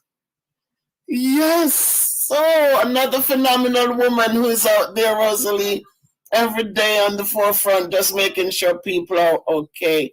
Thank you, Rosalie, for all you do. We totally appreciate you and people like you who are just so totally phenomenal. So tonight, big up yourself. Much love to you too, Rosalie, and for what you do for mankind. Your blessings are there. Well, thank you guys, my friends, for all here from, you know, thank all of you for jumping in and just keeping my company on this phenomenal day. As a phenomenal woman gets ready to step in the White House to represent us, we pray. We pray for the blessed. I don't know. I think when you work with kids, you have to be able to find that inner thing where you have to, you know, because you have to give hope. And so for me, they say I'm a serious person. If you know me in real life, I'm very serious. They said, you should be a businesswoman because you have such a serious countenance. And but I just know that teaching was my calling. And so you have to find that, you know, when you're firm. I remember years ago when I wouldn't smile because in New York, when you teach in New York, those children, you have 38 kids in a classroom. And you have kids will throw cheers and things like that and call you MFs and all sorts of things. So I was trained that you do not smile. Don't let the kids see you smile until the last day of school. So it was tough because sometimes some things happen and you really want to laugh out loud, but you have to pretend like it didn't faze you. But then when I came here to Connecticut, we had like 20 kids in the classroom and it grew gradually. Now it's top, I think it's 27. But you have to have those moments when I just will sing or laugh because I see that it does something for the children. So I do enjoy a good laugh sometimes, a good laugh out loud. It's good. It makes you feel good. So I like that. I like that. I have my daughter Jojo who she comes on and sometimes I'm talking to her and she just laughs from the gut. Those good belly laughs. And it's healthy. So we do that when we can. So I'm just here and I'm just happy to see everyone. And I just hope and pray that all is going well for you. And if it's not, that soon, whatever you're going through will lift and give you some peace, some comfort, and so that, you know, you can find laughter, you can find sunshine, even in the rain. Because it's what it is. And if you can't change something, just ask for guidance to accept those things that you cannot change so that you can feel a little less stressed so you can move on. Yes, Jojo, it's the best. It's the best medicine. Fire Reed, I see you. We were waiting for you, Fire. We were waiting for you. Thank you, Fire Reed, for jumping on. Thank you so much. Fire Reed has his thing going. He takes you through Jamaica. Actually, King Nick, he travels through St. Elizabeth. So, Fire Reed, you need to big up the JLN family. You need to do something, Fire Reed, and promote the channel for us because they are now doing a school thing. They're fixing up a school, helping to support what's going on for the school. Okay, you know, JLN is about the kids and older people. So, Fire Reed, I'm asking you to do so, to just promote and send people over and tell them to come support the cause that the good cause. So I see Rosalie knows you too, Fire Reed. I enjoy watching your tours. I like the YS Thinker. That's right in my neck of the woods too. So it's another phenomenal day. I'm sitting here with phenomenal people who are just awesome in their own way. And as I said, we're all unique in who we are and how we are and what we do and how we do it. But at the end of the day, as I said, we are all the same. So no matter how different we are, we have so much things that we have in common. And so it's good to hang out for a minute and laugh. Thank you, Fire Reed. Thank you. So my people, it's just an awesome day, just awesome. And where is Lady V? She would tell you guys to like up the live, like up the live before you leave, and just give Miss Bev some love, right, Debbie? That is so true, Prince Nick. She is an awesome, awesome lady, and that's why I say, whatever it is, wherever we are, whatever is going on, we know when you can find love in your heart, irrespective of what you're going through, you can still reach out to others. That is such a phenomenal thing.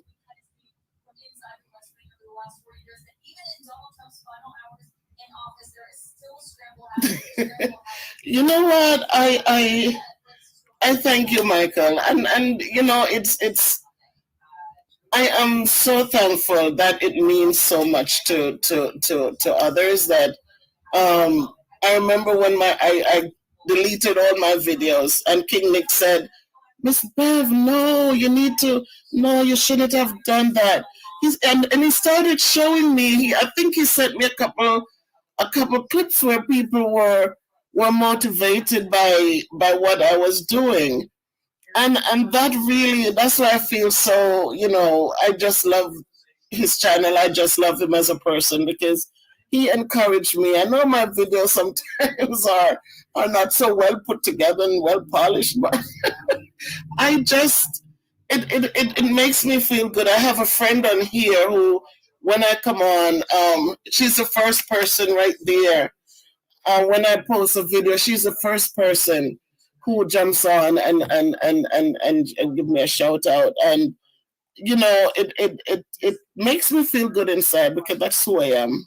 I that's who I am. I grew up in the country and I grew up with a grandmother who taught me first and foremost to love and to care about others. Those are the first things. So I can't help it. It's just a natural part of my growing up. So I love family. I love people. And so I feel good in what I do as a teacher, and I feel good in when I'm able to reach out to others. So thanks, Michael. Thank you, and thank you for supporting and encouraging this old lady. And the kids said, "No, mommy, age is a number. That's not you." But it feels good.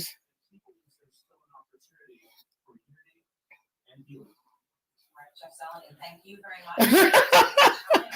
Okay, LaShawn, I will. Yes, Sandra, I grew up in St. Elizabeth. I grew up right near YS area. So that's how come I follow around Fire Reed, because I each time they go to different places, and I follow Maurice Kingpin because when they go to different places, I grew up in Trelawney, in St. Elizabeth, but my mom's family is from Trelawney. So I was born in Trelawney, raised in St. Elizabeth. So when you go to YS area, I'm right up in the little windy hills going up. And so I really connect well with everybody, because I'm Trelawney and St. Elizabeth. So I can't just say St. Elizabeth, but I love St. Elizabeth because my grandmother was an awesome, awesome lady. Just loving, humble, just beautiful.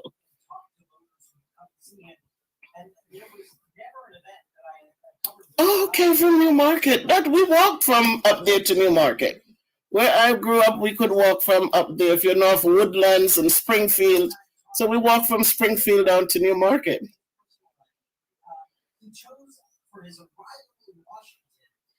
Oh, okay, whoa, Savannah.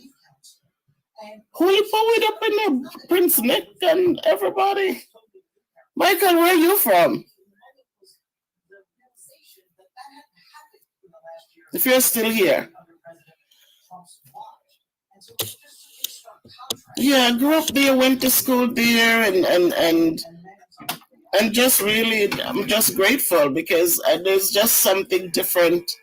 And as I said, my grandmother raised me, and she wasn't rich, but what she gave, the gifts that she gave me, the things that she taught me as a young child growing up, how to be, to be industrious. I learned to crochet, learned to sew my own clothes, learned to do things that later on were things that came in very handy, especially when you have children of your own and you're raising them.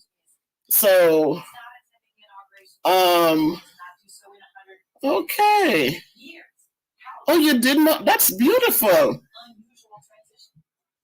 Yeah, after COVID, then I'll get to come down and do a little touring.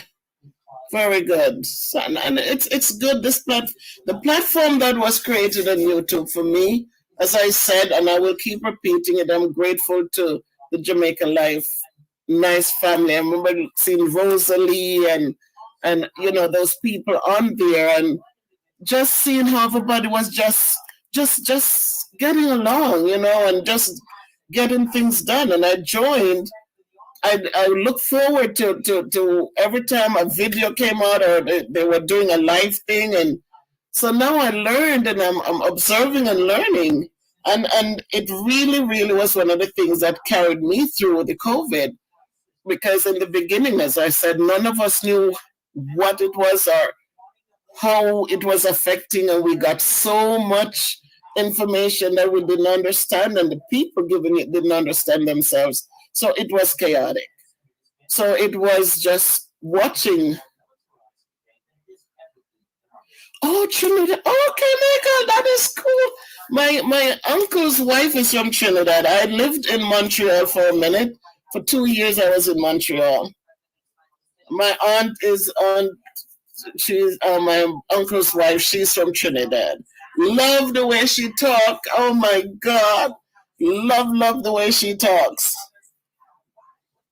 So yes, we are all from different places, but we come together as one because we share the same things. We all want to be happy. We all want to, we want to be loved. We want to be treated well. We want to be respected. So we're all coming here for the same thing. Okay, Mandeville is good, Michael. Mandeville is nice and cool. So that's what took me out of the doldrum, and to just give me that hope and look forward to. I was watching videos like my poor husband, because I would sit here watching so many hours of these things that dinner wasn't that dinner at this time anymore. Because I would rush in and try to start something, but I'm back in here watching, didn't want to miss a thing. And so I'm grateful. I have to be thankful. They say, don't ever bite hands that feed you. And it doesn't mean just giving you food or giving you a dollar bill, but the little things that people do for you that gives you that good feeling inside, it's important. And so I really enjoy their channel, and I really, really, really just respect what the young man does and how he does it. He's just a born leader. So please go and support Jamaica Life Nice. If you didn't subscribe yet, then do it. But share the videos and share in what he's doing. I don't know how to drop links, but as I said, Fiery jumped on. He has this channel where he tours St. Elizabeth and different places. I see him in Westmoreland. I've seen him in Manchester. But he goes on beautiful tours, show you some parts in Jamaica that, in the country living. So support him, Fire Reed. And as we love and care for one another, we build a bigger family. And if the family is growing, it means that there's so much more love to go around. So let us just support one another. Let us just encourage. Let us pray, most of all, for each other, so that each day will be, we can deal, whatever comes, we can deal with it. So again, my phenomenal people, especially my phenomenal women, just don't forget that now you understand just why my head's not bowed. I don't shout or jump about or have to talk real loud. When you see me passing, it ought to make you proud. I say it's in the click of my heels, the bend of my hair, the palm of my hand, the need of my care. 'Cause I'm a woman, phenomenal woman. That's me, that's you, that's us. So I'm just going to say,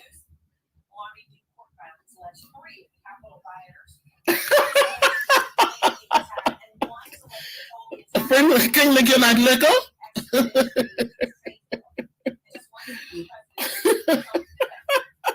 You got jokes. Nick is liquor man with a big heart. That's right, Sandra. What him the liquor? Oh my God, I just love you people. Just genuinely love you guys. I love them, all of you. Oh my goodness. Doesn't matter, Nick. Size doesn't matter. It's what you do with the size that's important. So my people, have a great evening. I love you guys. I respect you guys. And just continue to be your phenomenal selves. And you're filled with greatness. So go on and make great things happen.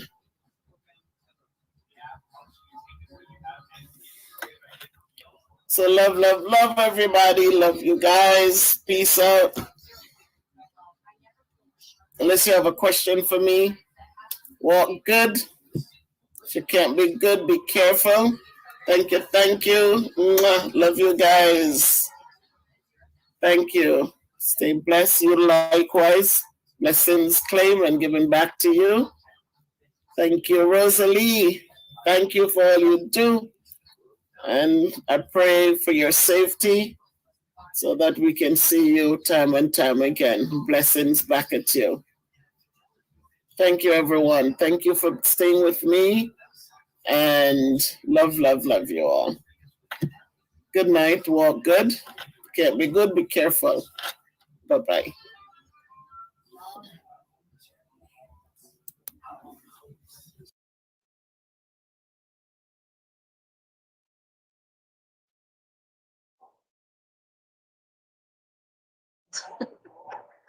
This is crazy. This is crazy. This is crazy. Oh my God. I thought I had it for tomorrow.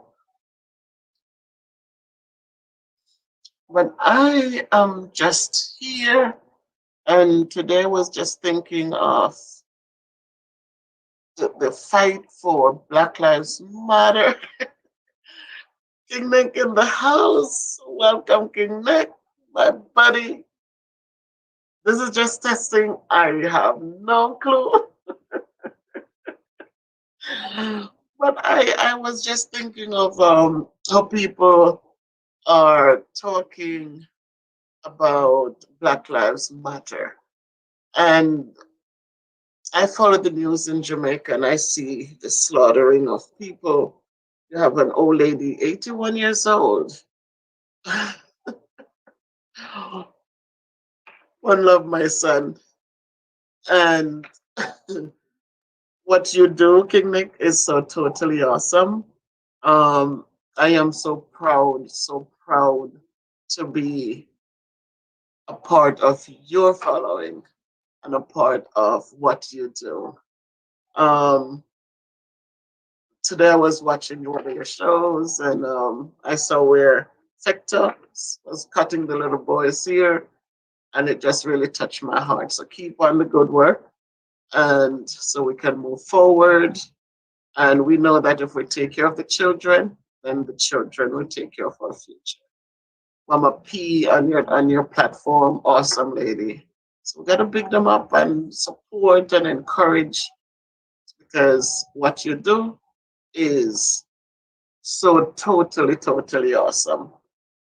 So with that said, brethren, we're talking about Black Lives Matter.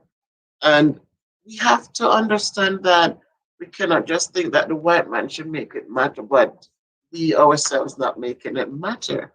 We have to make sure that if we're saying Black Lives Matter, we have to show that it matters.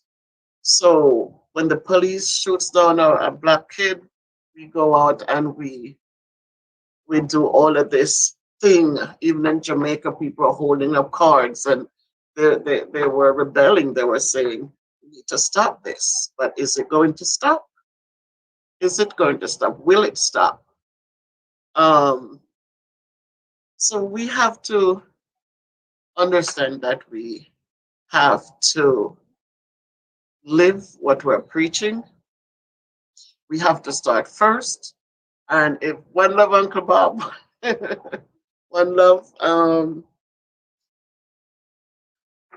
we have to live first. We have to show by example. So we have to take care of each other, and then we can talk about forcing other people to think that what we're doing matters or our lives matter, or we have to understand that we have to respect one another first, and then we can expect people to respect us. So this is my first time out here like this. It is quite interesting. I think that as a remote teacher, as a virtual learning teacher, it has prepared me to do this because now I feel like it's doable.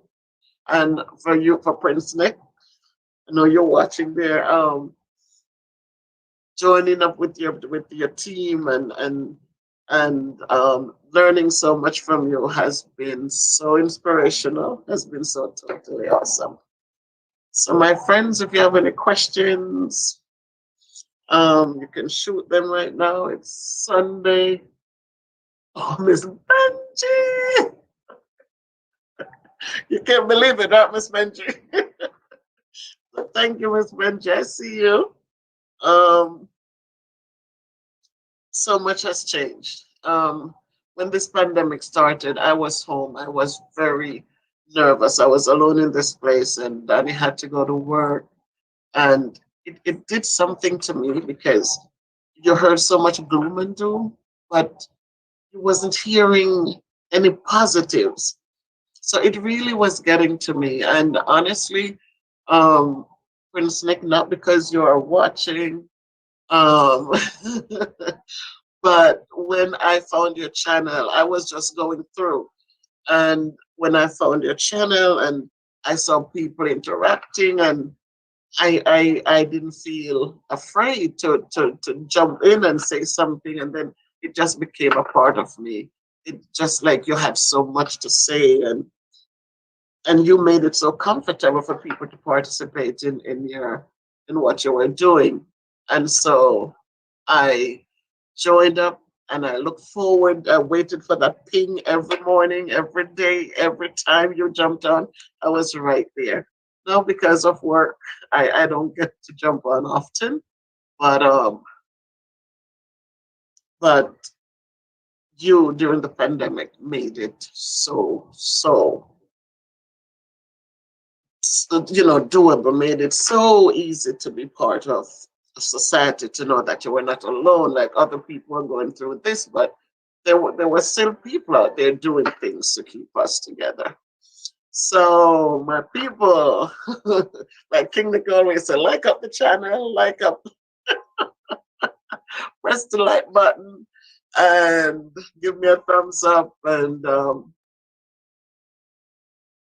well, right now, King Nick, our school, we had two people who were infected. There were two teachers who were exposed, who were positive, and they went out and they quarantined. And then there were about six other educators um, who had contacts with them, and they self quarantined. So um, we haven't had any big issues. We have gone to a new way of doing it. We're now I'm teaching 2 days. We're all teaching 2 days in school, and then on Wednesdays it's a half a day for the kids, but we're online from Wednesday to Friday. So we do half day on Wednesday, and then on Thursday and Friday, full days, the kids are out. We go into the building, but the kids are out. Um, Thanks for being proud of me. A lot of times when we're encouraging others, we do more when people, they don't have to give you gifts, they have to, but big gifts come in words like, I'm proud of you, I appreciate you. And so thank you, King Nick, for supporting. Thank you, Miss Benji. And so also for the challenges, teaching in a mask, that is tough. Thanks for asking that question. It is the toughest part because just think of a teacher, we have to talk so much.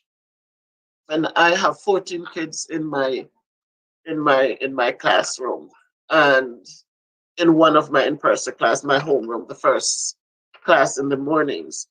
And what you find is that when I am explaining work for them, when I am at their tables working with them, explaining things or supporting the kids who are struggling, it's hard to just sit, just breathe into that mask, just keep breathing into it.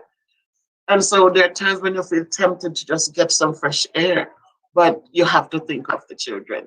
So working in the mask, it's tough. Um, when that class leaves, I have 55 minutes with each class, but the first class we have more minutes because they do breakfast in the classroom. But during breakfast, we're all able to to just take the mask off. But then after breakfast at 8:45 until 9:35, then we have to have the mask on. So it's hard. Sometimes I have to turn my back, go to my desk, turn my back to the window or something, and just kind of lift the mask off a little so that you could just suck in some fresh air. But then you're right back at it because you still have to attend to the students. So that part, King Nick, is one of the biggest challenges for me. And I just know a lot of kids come in and their mouth is covered, but their nostrils are out. And we have to keep reminding them, guys, cover your face, cover your face. But I know it's tough. And you cannot ignore things because you don't want to ignore, and then it becomes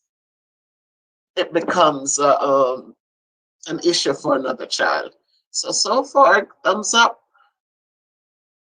All right, so in my class, I am a different person. I give a lot of jokes so that I know that the kids are, I make sure they are speaking. That's one of the first things I do. Even when we go online, a lot of kids tend to hide behind pictures and you're asking them, I need to see your face, I need to see your face.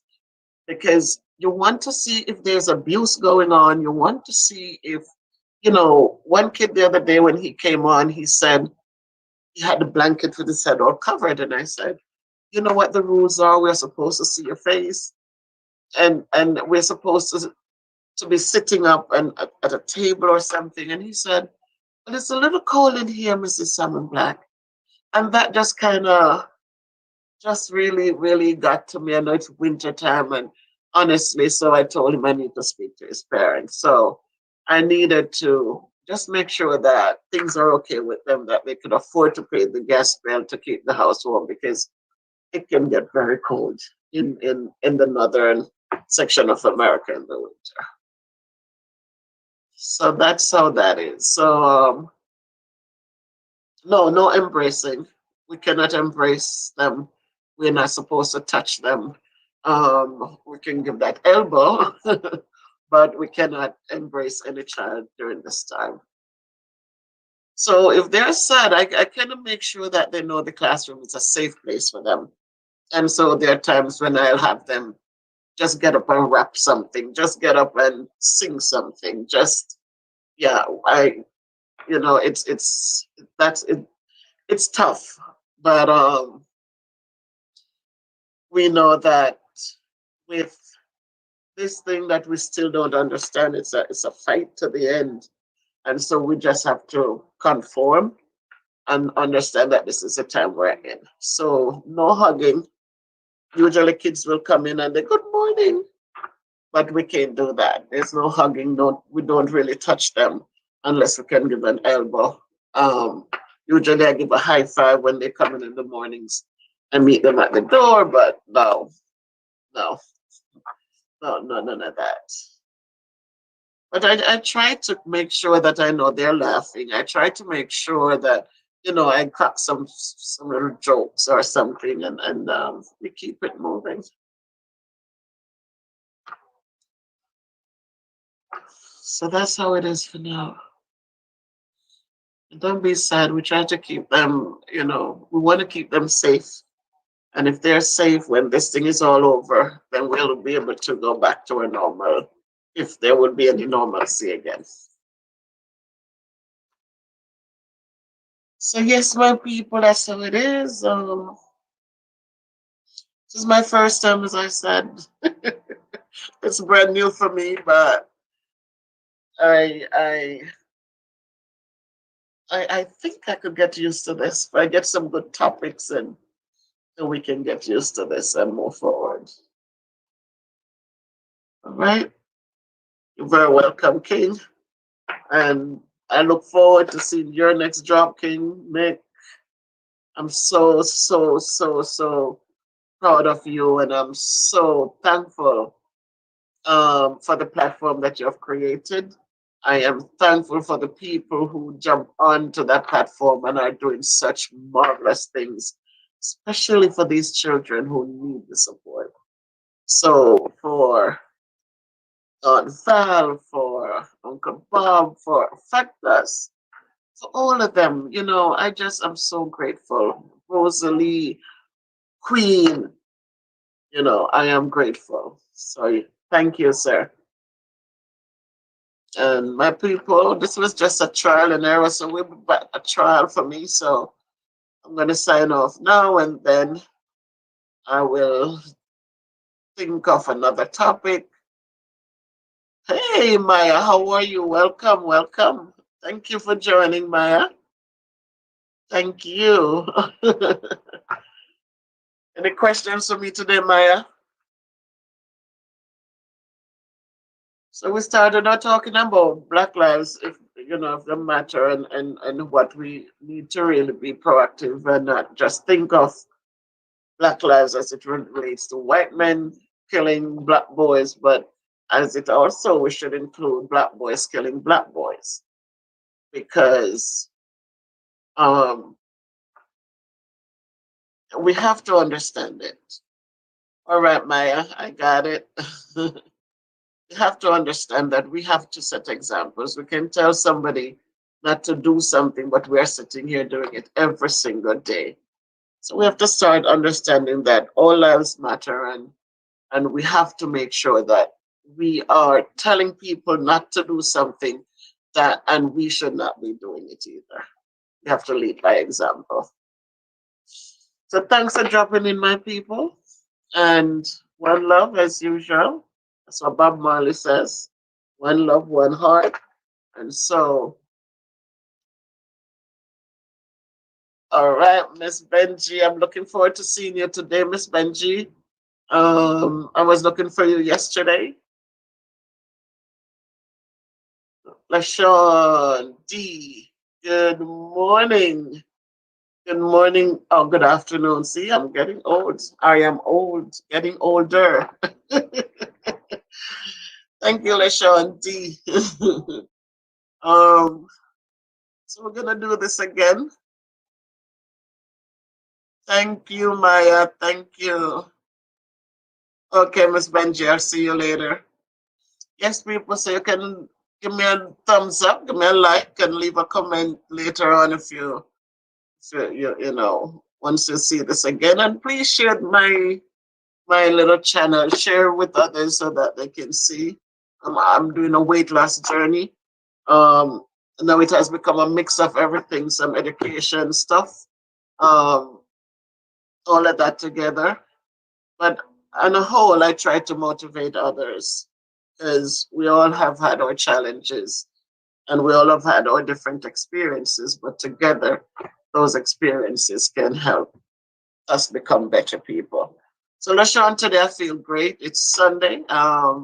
We had the break, we had the week, Wednesday, Thursday, Friday off, and we're getting ready for the day tomorrow. Oh, okay, LaShawn. And I'm glad to see you here. And big up to everybody. Thank you for liking the chat. And this is beautiful. It's a nice, it's nice. It's a nice environment. All right, so what else? So all right, so people enjoy the Sunday. And thanks for hanging out with me for a little while. And we'll do this again. Um, we'll do this again. And we hope that more people will join in. But I appreciate those of you who came on board today.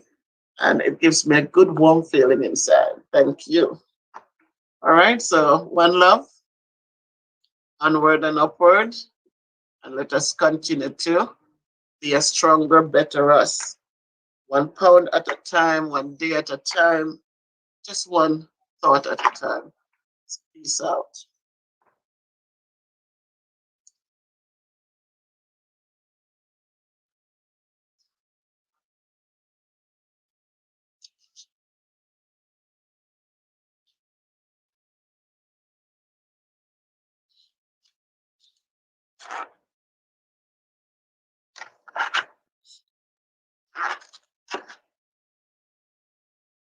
It's the light.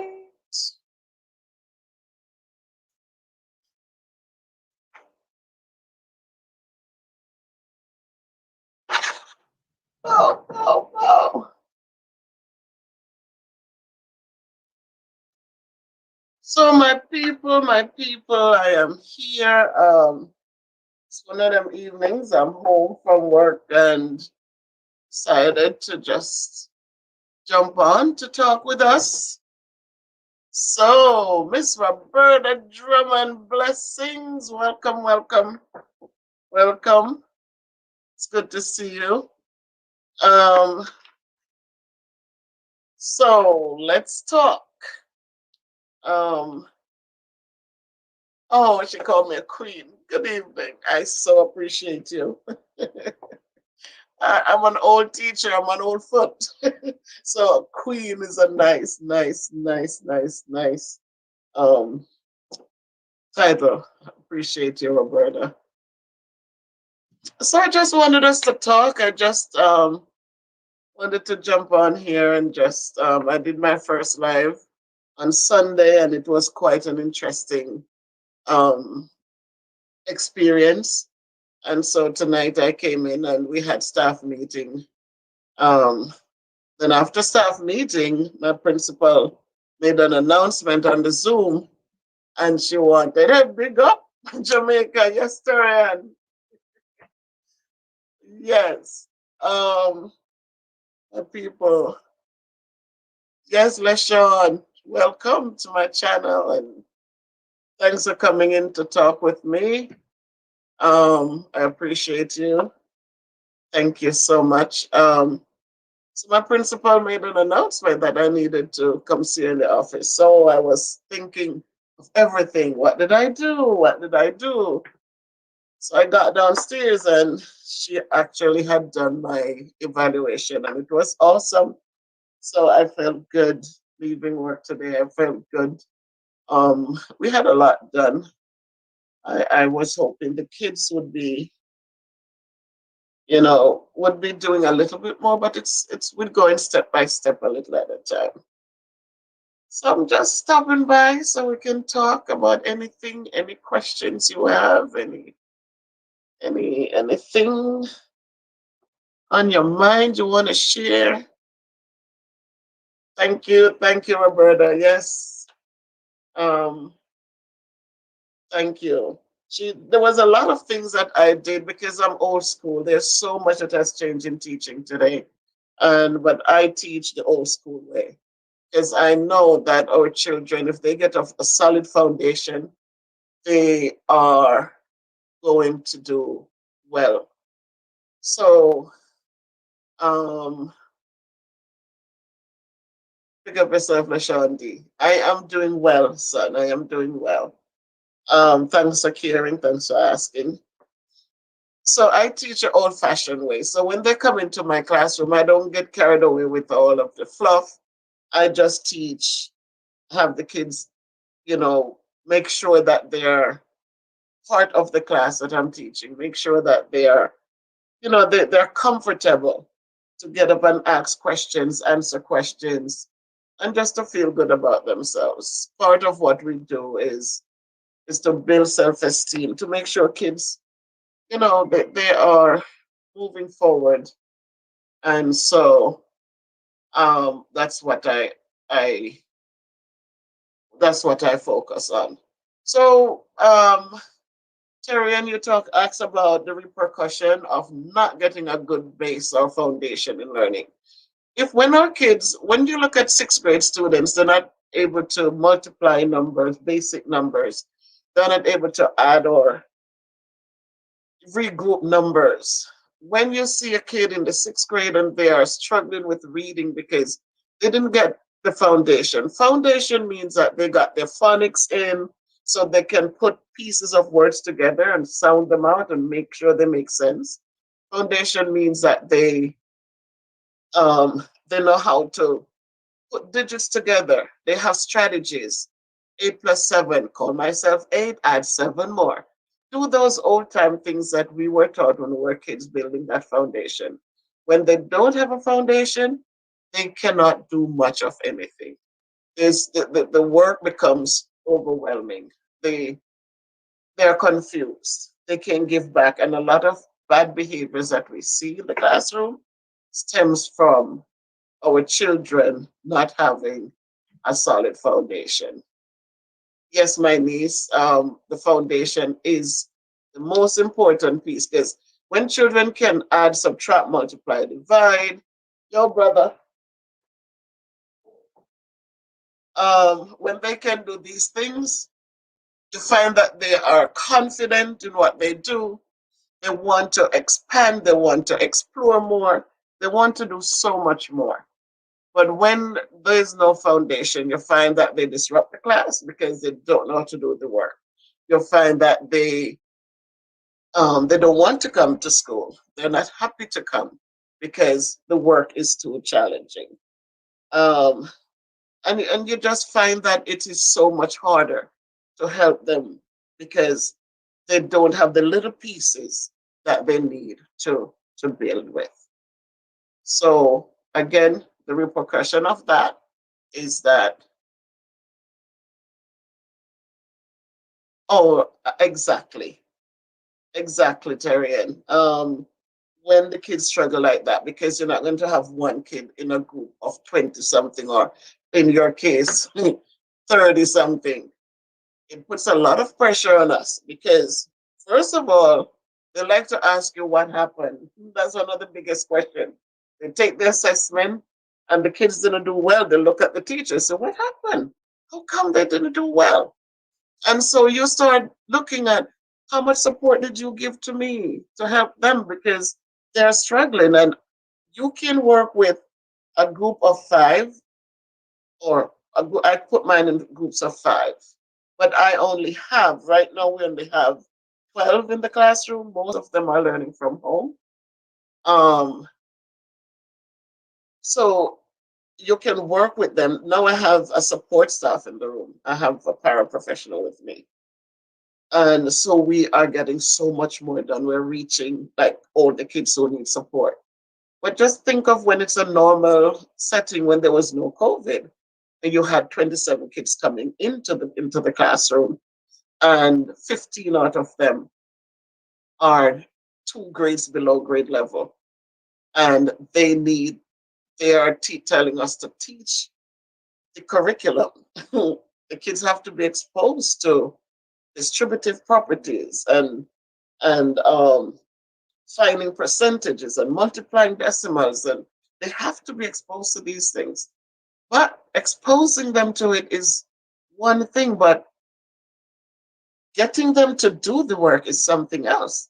Some of them have been taught some little misconceptions that it's hard to undo. So, in building the foundation, you want people who are knowledgeable to make sure that whatever they put in that foundation, it is the right things so that the kids can build and they can do well. Yes, Janice. I love niece. So teaching is interesting. It has its great points, but it also has, it's a lot of work and a lot of responsibility that is pushed back on us. And we have to be so passionate with what we do, and we have to just leave the fluff alone and just focus on the children and to help them build where they are, and so we can bring them up. Because for me personally, they look at them for proficiency. I don't look for that. I look for progress made. So if children come to me and they are 2 grade levels below, I'm hoping that with the strategies that I give to them and what that we use together, that they can get even to another grade level above. So I'm not looking, they might not reach proficiency, but I want to see that they're making growth as we go forward. Hey, Jedi! um,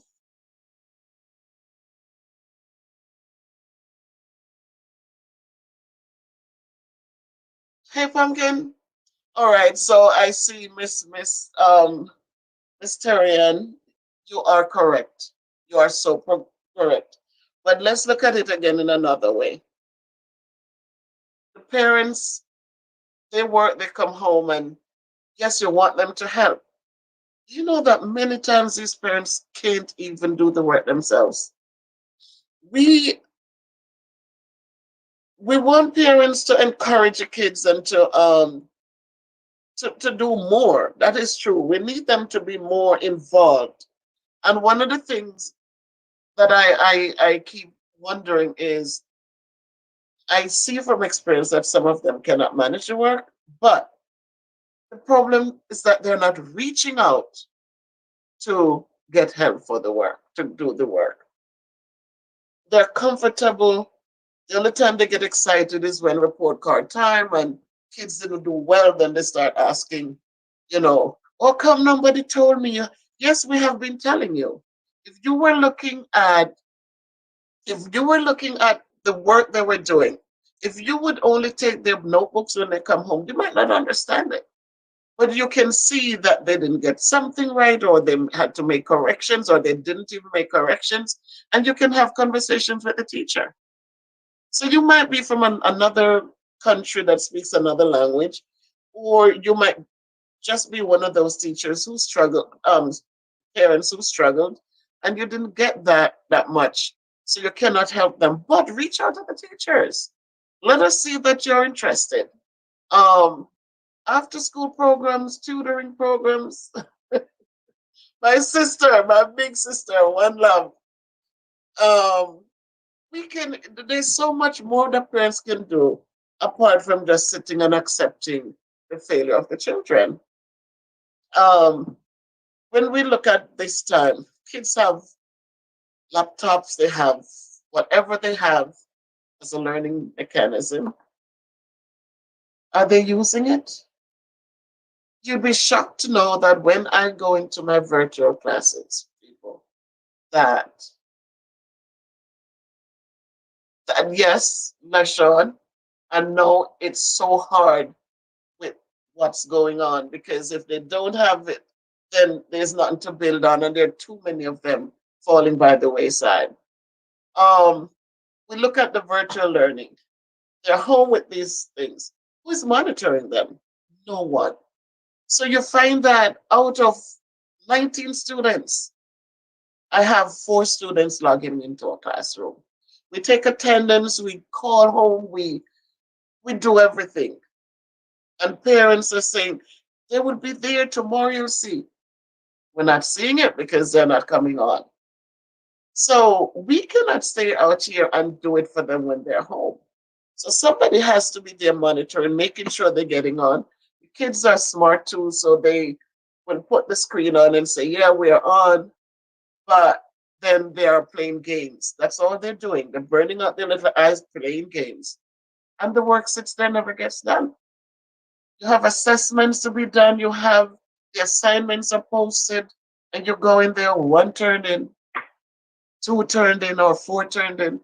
And hey, Mojo, thank you for stopping by.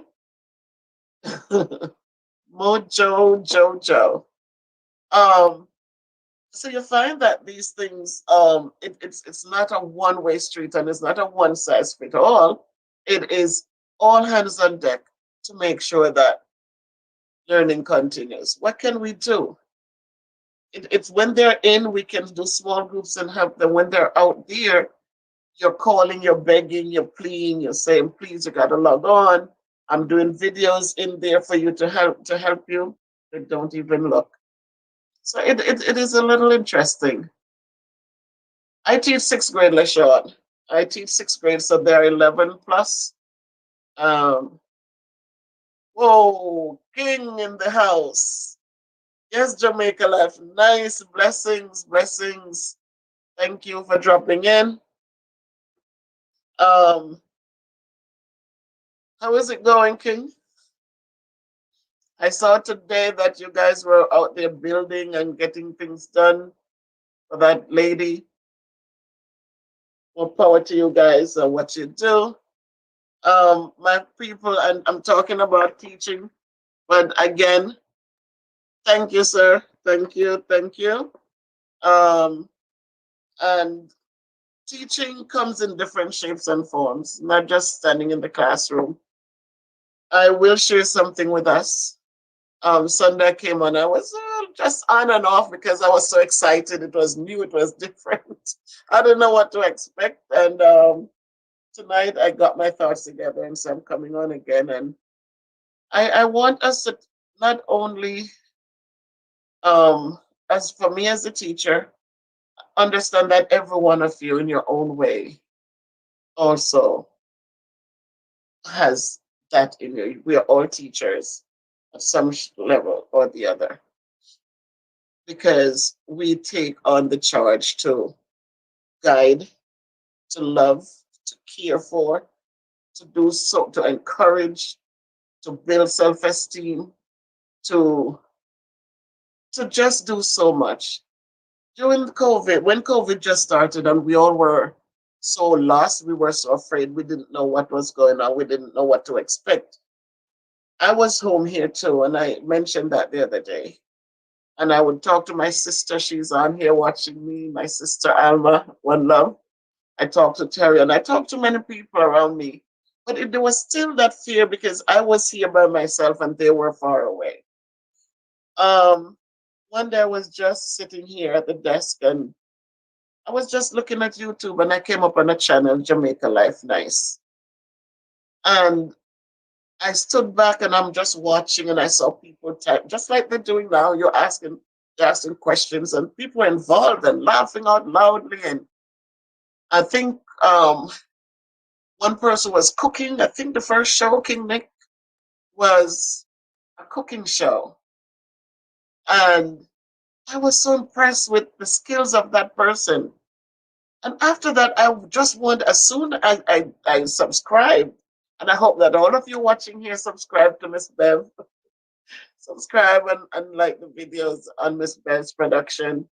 And I did my subscription, and every time I hear a ping, I would make sure I go and I watch them, and people are laughing and that thing just lifted my spirit up so much. It gave me hope. It gave me something to come out and to just look forward to. And this young man, there was so much. He started with those cooking shows, and I'm so glad he's here again this evening supporting me. He and his wife have supported me on my journey, and I got to know them because of what he has been doing. And the first thing that he did was they had a charity thing, the way they went back to St. Elizabeth. My sister, that's our place, right? Went back to St. Elizabeth in Nain and they did a marvelous thing. People on the channel, they supported him and they were able to go back and just did such a great thing, giving back to the old people. I remember one of the persons he went to as a teacher. And it just brought tears to your eyes to see that, some people push teachers aside like we're not that important. But that teacher, when she spoke, it just brought tears to your eye. And they gave nice bags. People donated. One lady, I think, donated a lot of chickens. And they packed some nice bags with his aunt Valerie and them up their name and his sister. And they distributed like 40 or 50 bags of food. Awesome. I had to mention this because so often we hear of the negatives, but we don't hear about the positives that people are doing for others. But that thing just did so much for me, and I just look forward to watching their show. One of the shows I want to highlight, I'm just asking you, my people. If you go, I hope you can read this. If you go into the YouTube channel and look for Jamaica Life Nice, changing lives, one elder and child at a time. You're going to see some of the videos that were done, some of the things that has been done. Recently, he did a back to school drive where kids got book bags, and he even did, the other day went out, he got tablets for kids because we know many kids are living in the remote areas and there's nothing, parents are not working. Things have changed. And so he got the tablets and he handed them out to children so they can get a little learning while this thing is going on. We know a lot of our children are lost because of poverty. So I want you guys to go and check out that channel. And I would like one evening that he has a way to hook things up so we can talk to him personally and just hear his story. Okay, he has a story to tell too. And you'll see his humble beginnings and to see how he did not become bitter, he did not become angry. He has used his the blessings that God gave him to give back to others. And that's what I admire about him and appreciate him and his wife, and his following is great. So a lot of them are here now, and I want to say thank you, Mojo, Sean. I see you guys over there on Jamaica Life Nice, and just to support and to encourage. And I said, money is nothing in life. It's the things that we do. It's the support we give. It's just a kind word. Even as a teacher, you don't you don't know what the kids are going through. They come every day with their struggles. But just a kind word to them, and then you see the little faces now. The mask is hiding a lot, but you can see their eyes, and that's good. And you can know if it's sad or if it's average. So teaching is an interesting thing, and we're teachers in our different shapes and forms, and um, it's okay.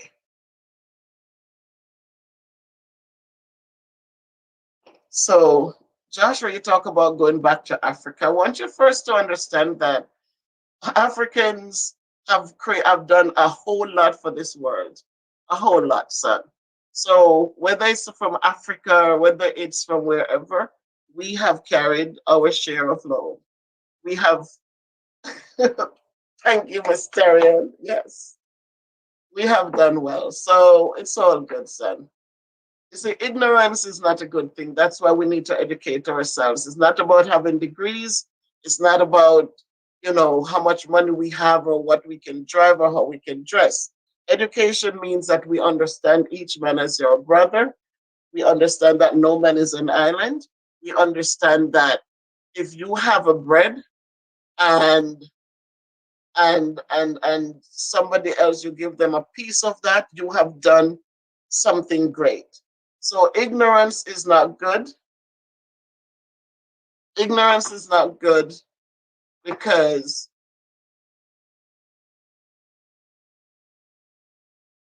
ignorance is not good because we know that when we learn about people and their cultures, we learn about the children we work with. We don't need to be judgmental. We learn to appreciate them for who they are, and we try to help them where we can. If you have any questions, guys, Miss Benji, thank you, Miss Benji. Miss Benji, when is my cake gonna be ready?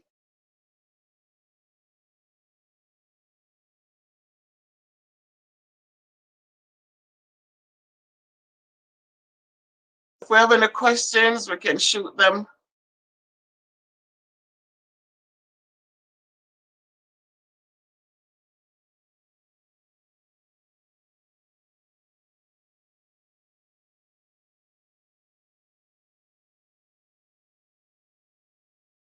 So before you leave, guys, give a thumbs up, and just if you have questions, then my brother just brought me some fish.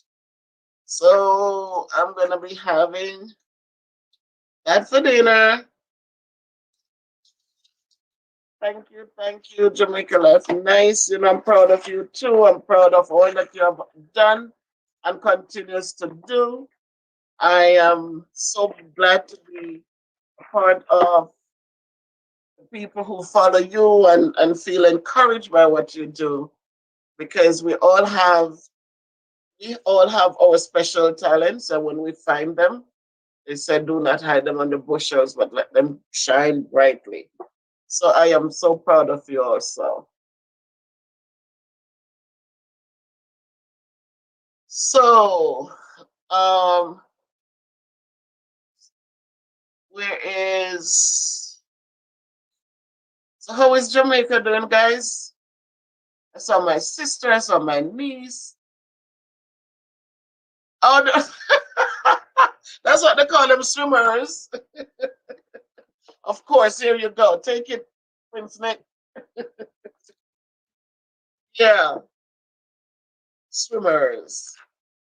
Yeah, man, having some swimmers tonight.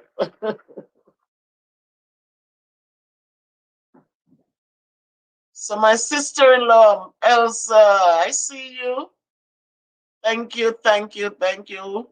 That's all we can do, my dear sister-in-law. Just keep up the good works and just put God in front, and then we humble ourselves and go in his name. All right. Prince Nick, take it easy. Okay, I've been to Montreal.